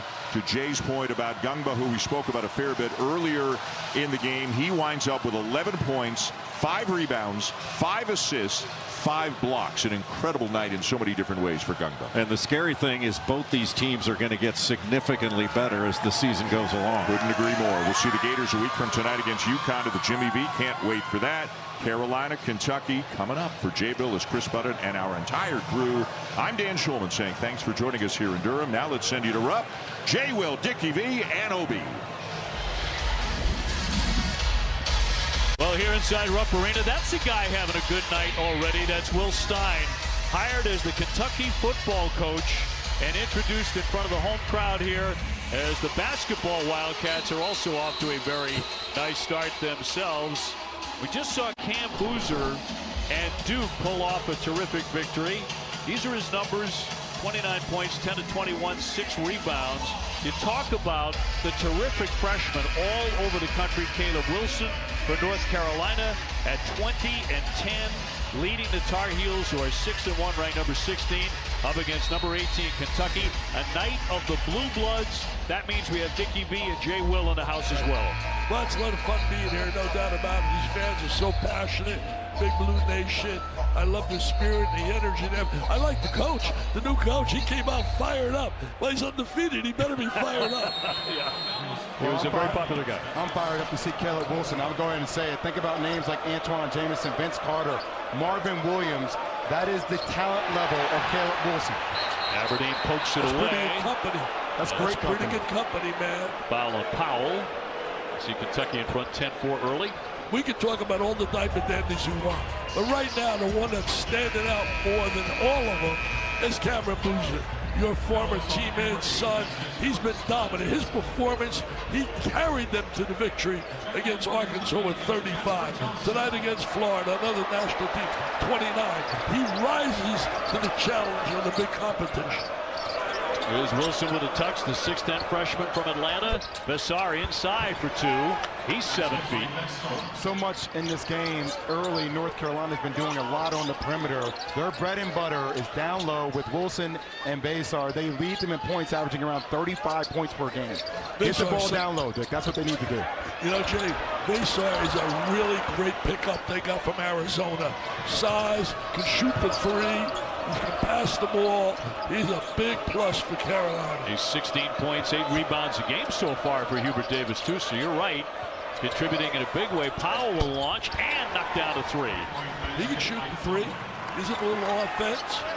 They got an elite shooter on the bench. An elite shooter, Dixon. He can really shoot it. And so far, he's 50% beyond the three-point line. So Kentucky with the basketball, leading at 10-9. Closing the gap here, North Carolina and a whistle with 13:26 to go in the first half. Dickey's Super 6 now. Those are my diaper dandies. Diaper dandies that are really talented and really special. What do you think of those guys, Jay? I mean, A.J. DeBonsa reminds me a lot of Tracy McGrady with the way he plays. Wow. He is elite. The footwork, we'll get a chance to see him at the Garden for the Jimmy V Classic coming up next Tuesday. And Kingston Flemings is playing his tail off. A freshman who's leading Houston in points per game. When does that ever happen? Yeah. He's terrific, the kid. So Garrison at the line. Brandon Garrison, big junior from Oklahoma City. Another transfer for Kentucky from Oklahoma State. He had experience, played a lot last year. So he gives them another size. They got a lot of bigs they can bring in. What they really need, they got to get the kid low. He's got a shoulder injury, a legitimate point guard. And if they ever get Quaintance to play, the kid from Arizona State, he's a man. He's really unbelievable. He's had an ACL injury. Diabate also out tonight for Kentucky with a high ankle sprain. So they really have three starters unable to go right now because of injury. It's a very deep team. Dixon trying to slash inside. Derek Dixon, a freshman from Vienna, Virginia, will draw the foul. That goes on Johnson. Mark Pope, year number 2. And the pressure for a big early win is building. Yeah, it really is needed. They need a marquee win when you look at Kentucky. They were beaten by Louisville. Basically, Louisville's total control. Even though Kentucky made a great comeback, down 20, they cut it to 4, but then they closed it out, Louisville, and they get Michael Brown. Was sensational. Then you talk about they got beat by Michigan State. Michigan State blew them out. Michigan State's so physical. That, by the way, I think is the next game for Duke. I think they got the Spartans next, Jay. I think the Spartans are playing the best basketball in the country. You talk about physicality each and every possession, and you are not leaving that game without claw marks on your arm. Yeah, Michigan State, Tom Izzo's beat both of these teams. It beat them handily. This one tied at 11. Transition defense is really big for Kentucky. That's what North Carolina wants to do, especially their bigs. Caleb Wilson's so good at attacking with the full head of steam. But you're going to see Kentucky try to give the North Carolina guards a lot of clout to shoot the ball from the perimeter, considering they were 4 of 23 from the field last game. Tough move and a bank shot by Derek Dixon, who was the Gatorade Player of the Year in the Washington, D.C. area. You told me on the phone yesterday, said, Dick, he's an elite shooter. And let's not forget, Carolina's missing a real key component to their team in Seth Trimble. 15 points a game, broken arm. They hope to get him back somewhere around Christmas. That might be a little bit too soon. Johnson with a teardrop. Big rebound here. Garrison hooks it up and in. Great offensive rebound right there. And that was a big concern about Hubert yesterday on the phone. We got to do a better job rebounding. Rebound is the key. Out of the corner, Powell. As he drops down to 3, and that's something North Carolina does a lot. They take a lot of three-pointers, Joe. Well, we said that, they were 4 of 23 from the three-point shot, 17% in that game against Michigan State. And Kentucky's going to let them take those shots. They rather than beat them from the perimeter than from in the paint. Yelovich backing down into the paint. Turns and fires and knocks down 2. Andre Yelovich at 6'11". He's 21 years old. He's no kid. A lot of international pro experience in Serbia. They come here knowing how to play, man. They really do. Usually those foreign players are so fundamentally solid. They say 21, he's no kid. Of course he's a kid at 21. He's a grown man. Yeah, he is a grown, playing against grown men. Dixon with a smooth feed downstairs. Wilson with the finish. Nice play, Wilson. They've been having a tough time getting the ball to Wilson. Kentucky's doing a great job trying to contain them and keep the ball away from them. I think similar to Michigan State, it was very physical with Wilson, in particular in that second half. Wriggling free underneath for the basket. 2 points for Jasper Johnson. He's a kid very capable of breaking out. He's got a lot of skills, very athletic. Jasper. Poked away by Chandler. And a nice job by Wilson as it's deflected off the back of the backboard. So it'll stay on this at 10:20 to go. Chandler contributing early big time. And Wilson getting going underneath. 20 points, 10 rebounds a game. And on the other end of the floor with the quick hands as well.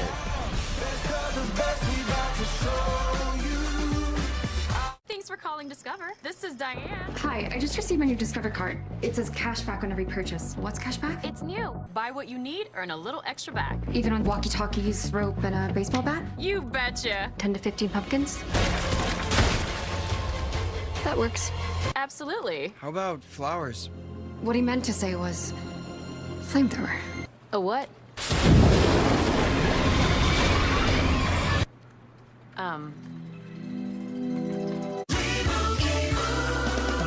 Doug. There it is, Limu, the 50-yard line. Soon we'll be telling the whole stadium how Liberty Mutual customizes car insurance. To save people hundreds! Whoa! Ah! Looks like we're walking. We'll get them at halftime. Only pay for what you need. Liberty, liberty, liberty, liberty. Wow. Yeah, can you believe what's happening at VisionWorks? You can use this year's benefits before they expire. Even more wow. Use your vision benefits before they expire. VisionWorks. See the difference. Angel Soft. Well, it's gotta be soft. It's gotta be strong. Actually, Angel Soft is both. Soft so it's cushy and strong to get the job done. Angel Soft. Soft and strong as a girl. I'ma be the baddest that you ever. The new Infiniti QX80 and QX60 Sport are dark chromed, stealthed out thieves. With beauty that steals your attention and the competition's thunder.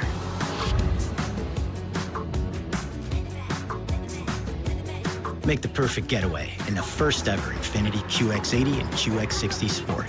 Get 2.9% APR on all 2026 models during the once-in-a-wintertime event, only at your local Infiniti retailer. At the University of Kentucky, we build, we work, we lead. Not for the credit, but the future. For the name on the front of the jersey, the name that binds us, the place that drives us. For students and patients, farmers and families, fans and physicians, from dawn to dusk, we're here, advancing Kentucky together. The Chargers host the Eagles this week on Monday Night Football. While Joe and Troy are on the call for the Human World game, we'll be calling the Monster World game. Fun Day Football kicks off Monday at 8 Eastern from Monstropolis, and Monday Night Football from LA. ESPN's exclusive presentation of college basketball is brought to you by VisionWorks. See the difference. And see a hint of Christmas here in Lexington, complete with some snowfall overnight, fairly significant. Dickie B, here it comes, the 2026 Dick Vitale car raffle. What about a Porsche? Come on, I need all Big Blue Nation. I need all you fans out there, Kentucky and certainly Carolina, to help us raise dollars for kids battling cancer. Let me tell you this. I'm obsessed doing that because after suffering and going through cancer, 4 battles I've had, no kid should have to suffer.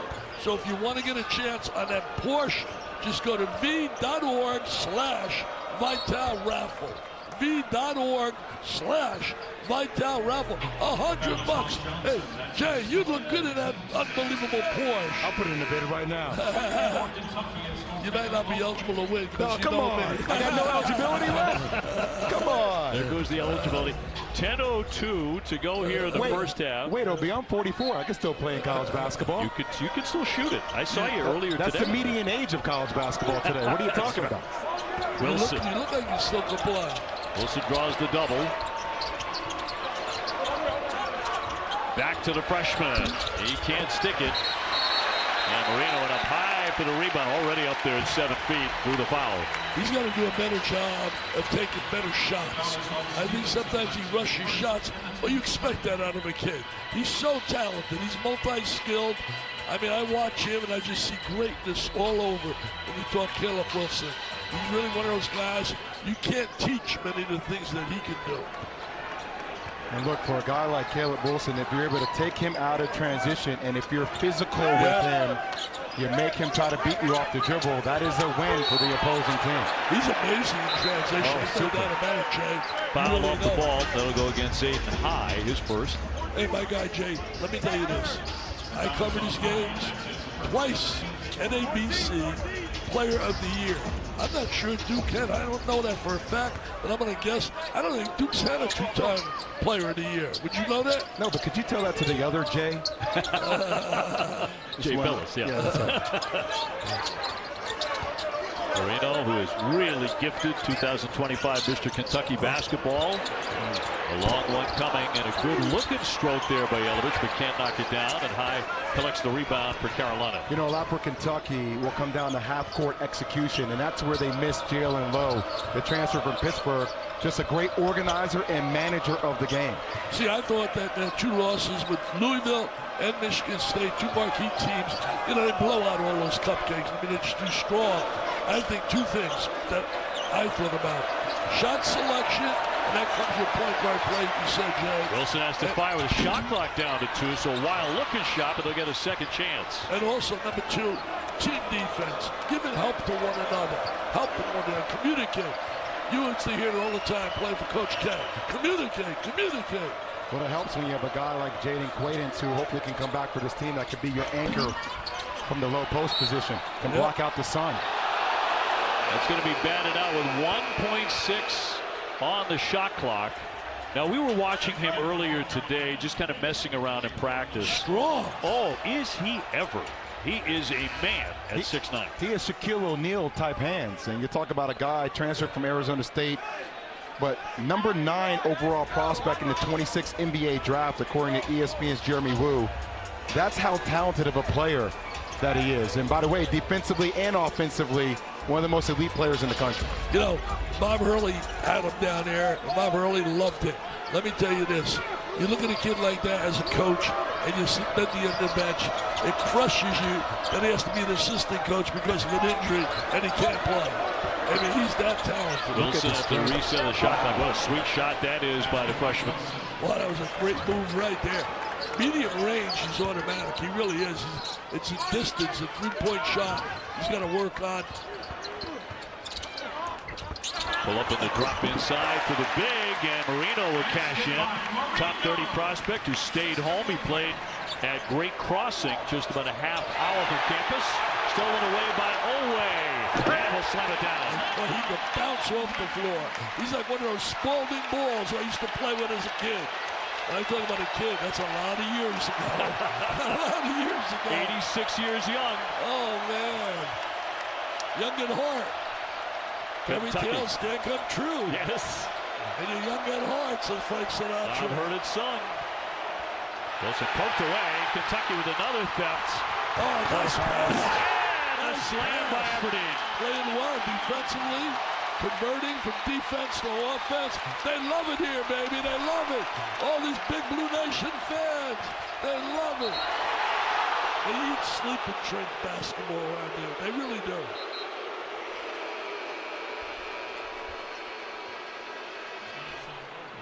We talked a lot about Caleb Wilson being one of the guys for this team. You talk about a tough shot, degree of difficulty, 30.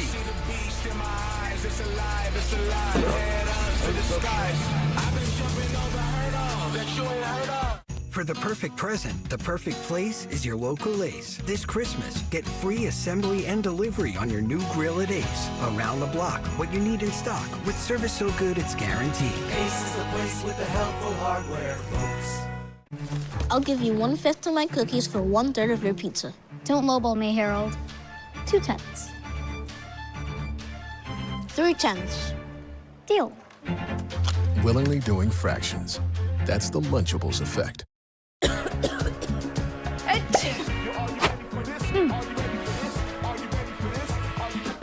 Alka-Seltzer Plus Cold or Flu Fizzy Chews. Chew Fizz. Feel better fast. No water needed. Alka-Seltzer Plus Fizzy Chew. What you got to say? Say, hey, Balance. We got now. The new SpongeBob movie Search for SquarePants menu is now at Burger King. Are you ready? I'm ready! A fun new menu featuring SpongeBob's Krabby Whopper. Look! This treasure's all mine, swashbucklers. Let your imagination set sail with the new tasty SpongeBob menu at Burger King. The SpongeBob movie, only in theaters December 19th. You've earned this, so hold it up high. You handle chaos with composure, because everything you do behind the scenes sets the stage for their big day. You are a fighter, and this is your reward. Modelo, the mark of a fighter. Is it getting hot in here? Woo.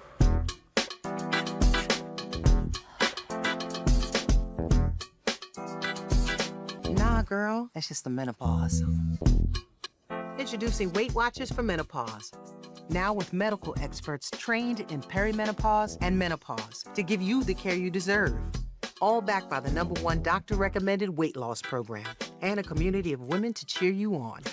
Join us today at WeightWatchers.com. Cancer has a mortal enemy, Dana-Farber.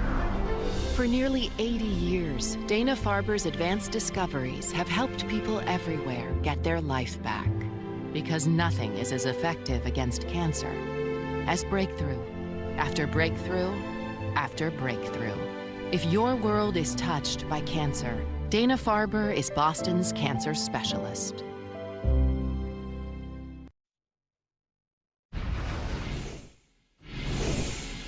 Missed the second.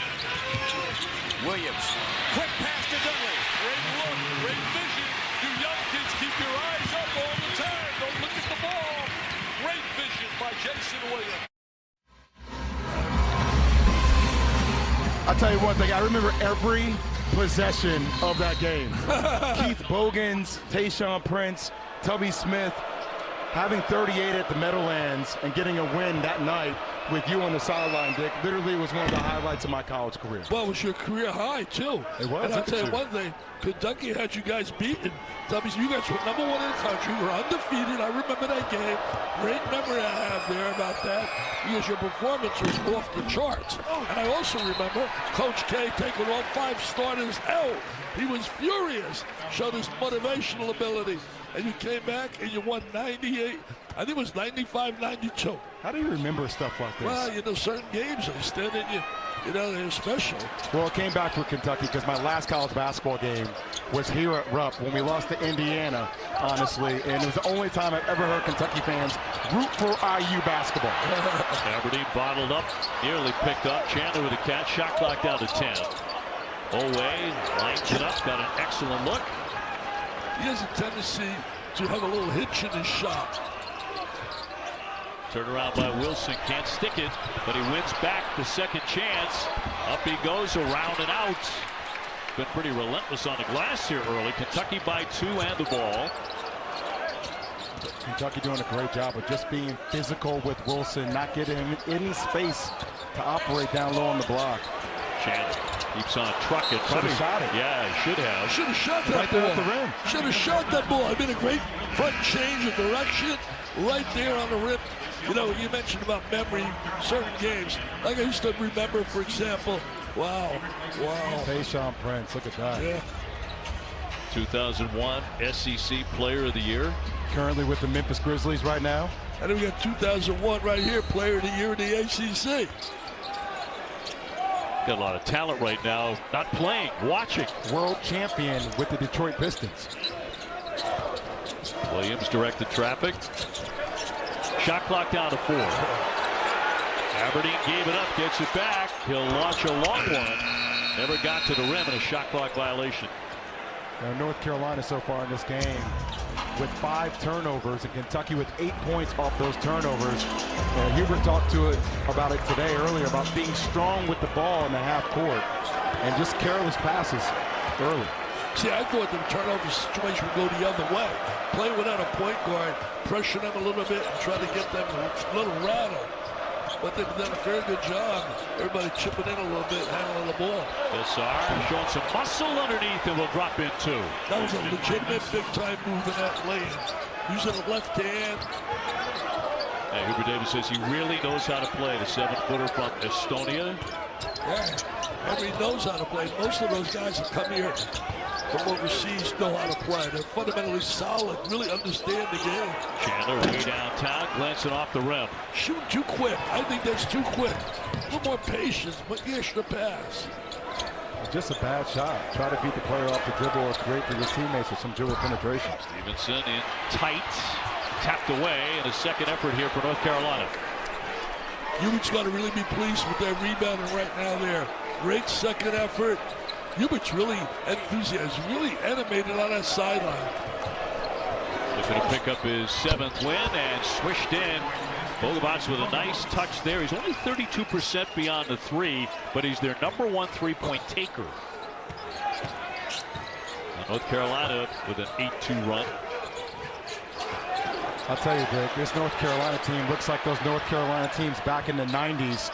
Tall, athletic. They play 2 bigs. They play inside out. And they get some shooting. They have a legit chance to win the ACC. And Denzel Aberdeen comes in averaging 14 a game. 6'5" senior transfer from the Florida Gators. Yeah, from the Gators. He came for the national championship team. He's got a winning mentality as well as his scoring ability. He can shoot the 3. Yeah, Florida losing to Duke at Cameron Indoor right before this one. Aberdeen with a nice move inside. Nice drive to the goal, Mr. Aberdeen. He says, I'm a winner, baby. I got a ring. I'm a national champ. Goes from one school, the competitor in the conference, to Kentucky. And they welcome him big time. The swing for the long jumper. That won't fall. Rebound loose in the lane, and a big scrap for that. Oh, I love that. I love that. Hey, the football coach, new guy's going to like that. Diving, hustling, scrapping. Oh, it's always great when you name the head coach like he was. North Carolina will retain possession. Well, Henry Mazhar just doing his thing down low. We talked about this being a must-win for both teams. There's no doubt about it. We have a dogfight here in Lexington, Kentucky.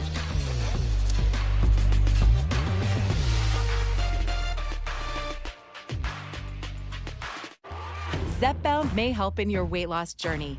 Once weekly Zepbound helps adults with obesity lose weight and keep it off. Don't take if allergic to it, or if you or someone in your family had medullary thyroid cancer or multiple endocrine neoplasia syndrome type 2. Tell your doctor if you get a lump or swelling in your neck. Stop Zepbound and call your doctor if you have severe stomach pain or a serious allergic reaction. Severe side effects may include inflamed pancreas or gallbladder problems. Tell your doctor if you experience vision changes, depression, or suicidal thoughts before scheduled procedures with anesthesia. If you're nursing, pregnant, plan to be, or taking birth control pills. Taking Zepbound with a sulfonylurea or insulin may cause low blood sugar. Side effects include nausea, diarrhea, and vomiting, which can cause dehydration and worsen kidney problems. Ask your healthcare provider about once weekly Zepbound and check your coverage today at zepbound.com. For a limited time at Panera, cozy up with a $1 cup of soup when you buy a sandwich or salad. Because there's cozy, and then there's cuddling up with some autumn squash soup cozy. And that feeling is just $1 away. Hurry to Panera. $1 soups won't last. 5K fun run. Say hi to Patty, celebrated social worker. Who's coming in second? Self-appointed social chair. Potluck, kickball, last call. Sign up for Goat Yoga. You name it, she's on it. And you have 47 emails to prove it. But her capacity to care is unmatched. You need Patty.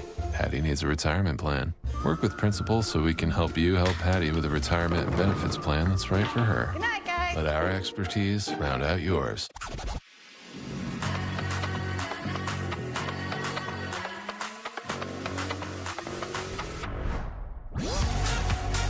With low prices store-wide, eat well for less at Whole Foods Market.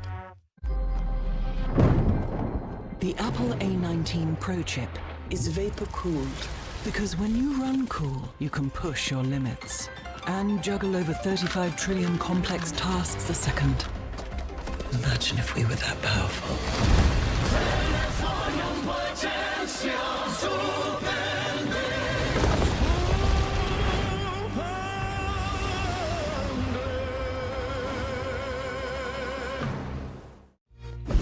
With With Coach Seth Greenberg and Ron Slade. Kevin Connors, the Chief Halftime Report, is on the way. We'll check in on UConn and Kansas, the Florida Duke thriller, and a huge win for Syracuse.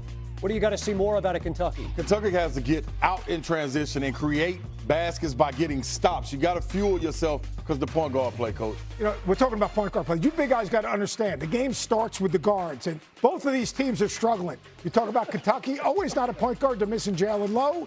On the other side, North Carolina, Jay Will. If they have Seth Trimble, this is a very different team. Carolina with Seth Trimble is dangerous.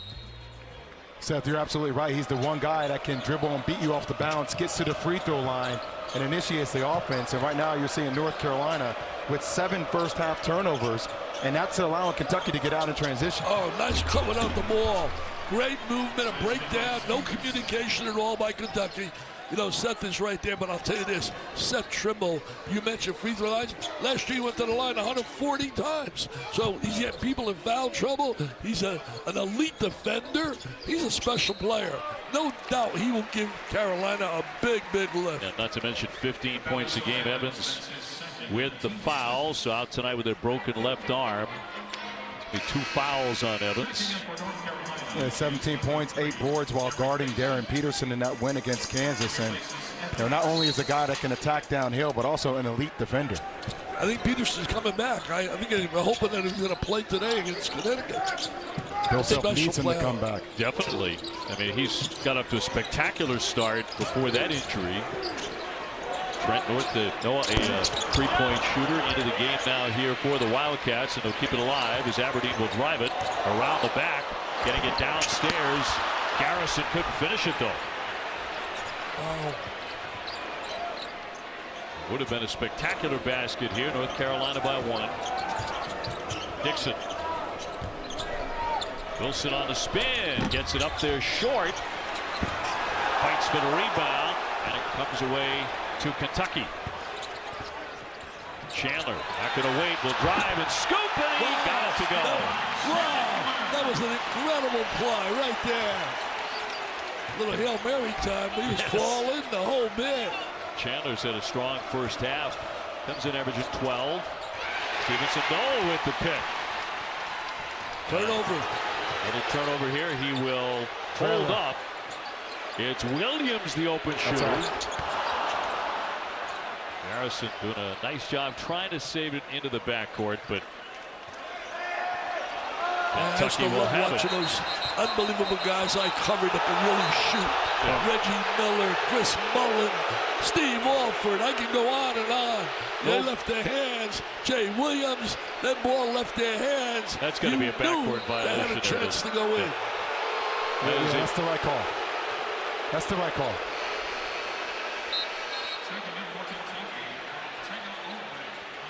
Coming up, men's college basketball on Wednesday. Louisville and Arkansas.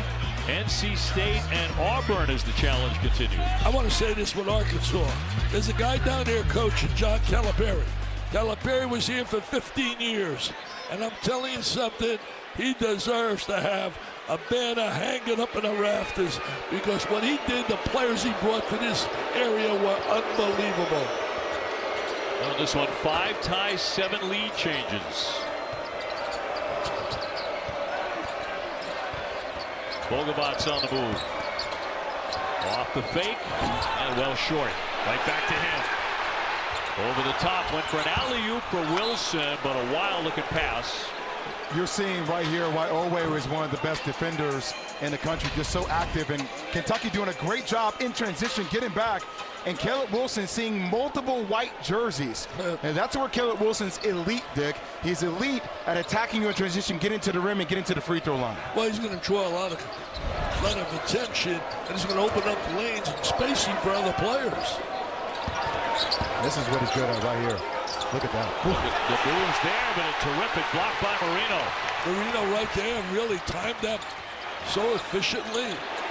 Long one here by Aberdeen, who's been really good beyond the 3 at 39%, but not this time. Yelovich close in for 2. That's the second time he made that kind of play. Going across the lane. King Andre. Bogobot's with a hard drive and will lay it in. Nick Bogobot, 6'6" junior from Montenegro. And a direct lane to the goal. Nobody there at all. Cuts it to one under a minute to play in the first half here at Rupp Arena. The swing, Aberdeen to the baseline. Tried to feed Marino. It's picked off by Mazhar. And the whistle with 45.5 seconds to go. And the turnover. Boy, On the both foul these will be teams Chandler. looking for a marquee win here. You know, you talk about North Carolina, they have one beating Kansas earlier in the year. When you look at Kentucky, they're empty with that. They do not have a marquee win, and they need it. They need it. We'll be back here again, you and I, December 13th. We're going to be here for Indiana comes to town. And also joining us, the round man of rebound, Mr. Barkley. Indeed, Charles Barkley will be with us. Wilson at the line, and he'll have another one coming. How's OB going to get a word in on that broadcast? Charles is something else, man. I can't wait. I love him. I love him. He's candid. He's upfront. He's genuine. He's real. Hey, Charles, see all the great things I'm saying about you? You better say it about me, Charles. Come on. Charles. Well, Sir Charles, I call him. Sir Charles. Well, the reason he's on that broadcast is because he's been wanting to work with you for decades, he said. And on a broadcast, he gets an opportunity to do that. We couldn't get it done, and we finally got it done. I can't wait because you're going to be here in control. In control. We'll see. Wilson short on that, tied at 31. On these are two blue blood programs. I look at those jerseys, Jay, and I get a little bit like goosebumps. I think about the greats that have worn those jerseys. None greater than number 23. I still love the battles when he used to play against Sampson in Virginia. Those were special. Jelovich off the fake. Can't connect. 17 seconds before the break, Dick. I'm seeing a lot of bricks. Caleb Wilson just active defensively. Multiple efforts to get back and to try to recover there to block out that shot. Dixon on the move, lays it up. That won't drop. Wilson went for the slam, and that's the end of the first half. We are tied at 31. Kentucky and North Carolina. Low-scoring first half. And games are won on the defensive end. Look at the multiple efforts here by Caleb Wilson not to quit on the play. That's a sense of urgency. That's the effort that North Carolina needs to block out those perimeter shooters. So we're at the break at Rupp Arena, the ACC SEC Men's Challenge. Kentucky 31, North Carolina 31. Back to the studio in Kevin Connors. OB, a dynamite first half there in Rupp Arena. Kentucky has not made a three, and yet they're tied at 31. The Jeep halftime report. Two-time ACC Coach of the Year Seth Greenberg, former SEC Player of the Year Ron Slay. Kevin Connors here with you. Coach, Caleb Wilson, sensational. Only 3 of 11 from the field tonight. What stands out about how Kentucky is defending him? Well, they've taken Carolina out of transition first and foremost, which is so important. The second thing, so now they're playing in the half court, and they're making them play in the crowd. They're doing a really good job of streaking off certain people, early help, walling up, forcing him to score over people and being really physical with him, getting him off his spot. Really solid defensive game plan for Kentucky. We talked about the point guard play for Kentucky. So the offense that Coach Pope is running, body movement, ball movement. They only have 4 assists right now. You have to get each other open, set some better screens, do the work for each other because you don't have a guy in the front setting it up, whatever plays they are. So, Kentucky, they understand basketball up there. So they understood a guy like me coming in there doing what I did senior year, with the headband on. I'm just saying, this is what I looked like. And when I came back out for the post game, you know who led the standing ovation? Who's that? The great Ashley Judd. So everybody don't do that up there. I'm just saying, salute to y'all, Kentucky. Y'all know basketball. That's all. That's top line of the resume stuff right just there. Just saying, man. Are we going to get your biggest scoring games of every single team in the SEC? Well, Coach, I know you know them all. That's why they came up with ChatGPT and Google. You can easily type it in. I can figure it out. What'd you get from Alabama? What was your game against Alabama? I didn't do much against Alabama. I just went off against Rod Grizzard and all these. Who's keeping count? I ain't keeping count. Maybe Florida. We can talk about that at some point here. Take it on Duke. How about Cam Boozer, 29 and 3 threes? How about that big three right there? You got to step out. You got to make him put it on the floor. I thought the execution down the stretch. Drop coverage right there. Boogie Flan's going to light you up. Yeah, you need more of that if you're Florida. You're dependent on them. This right here, Coach, just action. From the big to the small, so much space. Look at the space. Ball, big ball screen. Cam Boozer drags two. They throw back to Harris. He knocks down a big-time three. Evans had been 0 of 7 from 3 before he made that, and then they turned Fland over. One last chance for the Gators. How about Malik Brown, the defensive play? That's why you put him in. I thought that guy was pretty good in orange, too. Was, yes, exactly. Elite company here. I tell you what. Cam Boozer averaging 30 per game over his last 3 games. First Dookie to do that since J.J. Redick. He's just such a brutal matchup. Inside, outside, off of double teams, knocking down threes. The guy's a joke. Big comeback for Florida. It comes up short. Florida gets UConn next Tuesday at the Jimmy V. In action in the fog tonight. This is Cole Rosario. Wow, angry at the rim. Put it down one time for the people at home. Solo Ball is shooting it tonight, Coach. Solo Ball is knocking down jumping. Look, he's a world-class three-point shooter. He's going to make three-point shots. They're playing without Tyrus Reed. That is a huge problem right now for UConn. Bryson Tiller, the floater. The Jayhawks lead it by 6 right now over on ESPN2. When we come back, Slay, avert your eyes. Yeah. The other orange, the Syracuse orange. I can't see. Biggest win of the Red Autry era next.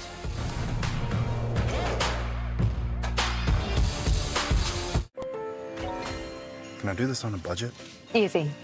Shop Lowe's Black Friday deals all week for great deals across the store and online. Your choice offers and thousands of gifts under $50. Get more holiday for less.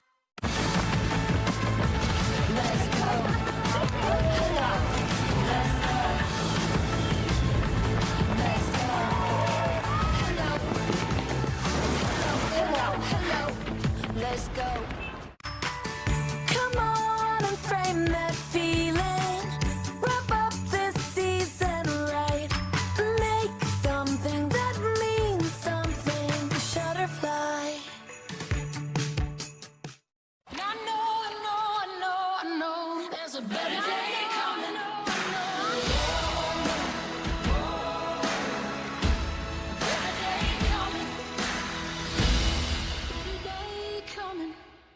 Get a large stuffed crunch crust for $9.49 from Little Caesars. It has delicious breadcrumbs on the cheese stuffed crust that make it, what's the word? It's crunch-tastic. You read my mind, kiddo. Get the lowest price in stuffed crust for only $9.49. Little Caesars is the real deal. Pizza. For the perfect present, the perfect place is your local Ace. This Christmas, order online and we'll deliver same day, or have it ready for pickup in 15 minutes. Around the block, what you need in stock, with service so good it's guaranteed. Ace is the place with the helpful hardware, folks. This turkey is so juicy. These mashed potatoes. Okay, I get it. You set one turkey on fire. One? I kind of miss those firemen. Mama. You gonna keep on, Mama. Behave. There is nothing like the feeling of coming home to yourself after a struggle with cancer. For nearly 80 years, Dana-Farber has given people their life back because nothing is as effective against cancer as discovery after discovery after discovery. Dana-Farber is Boston's cancer specialist. We can help you come home again. I got a CT scan, and just moments later, the doctor came in and said, "You have 4 months to live." My family was there, and they had to hear this. It was the hardest moment of my life. This Giving Tuesday, I'm not asking for much. I just want more Tuesdays. This Giving Tuesday, you can help give cancer patients like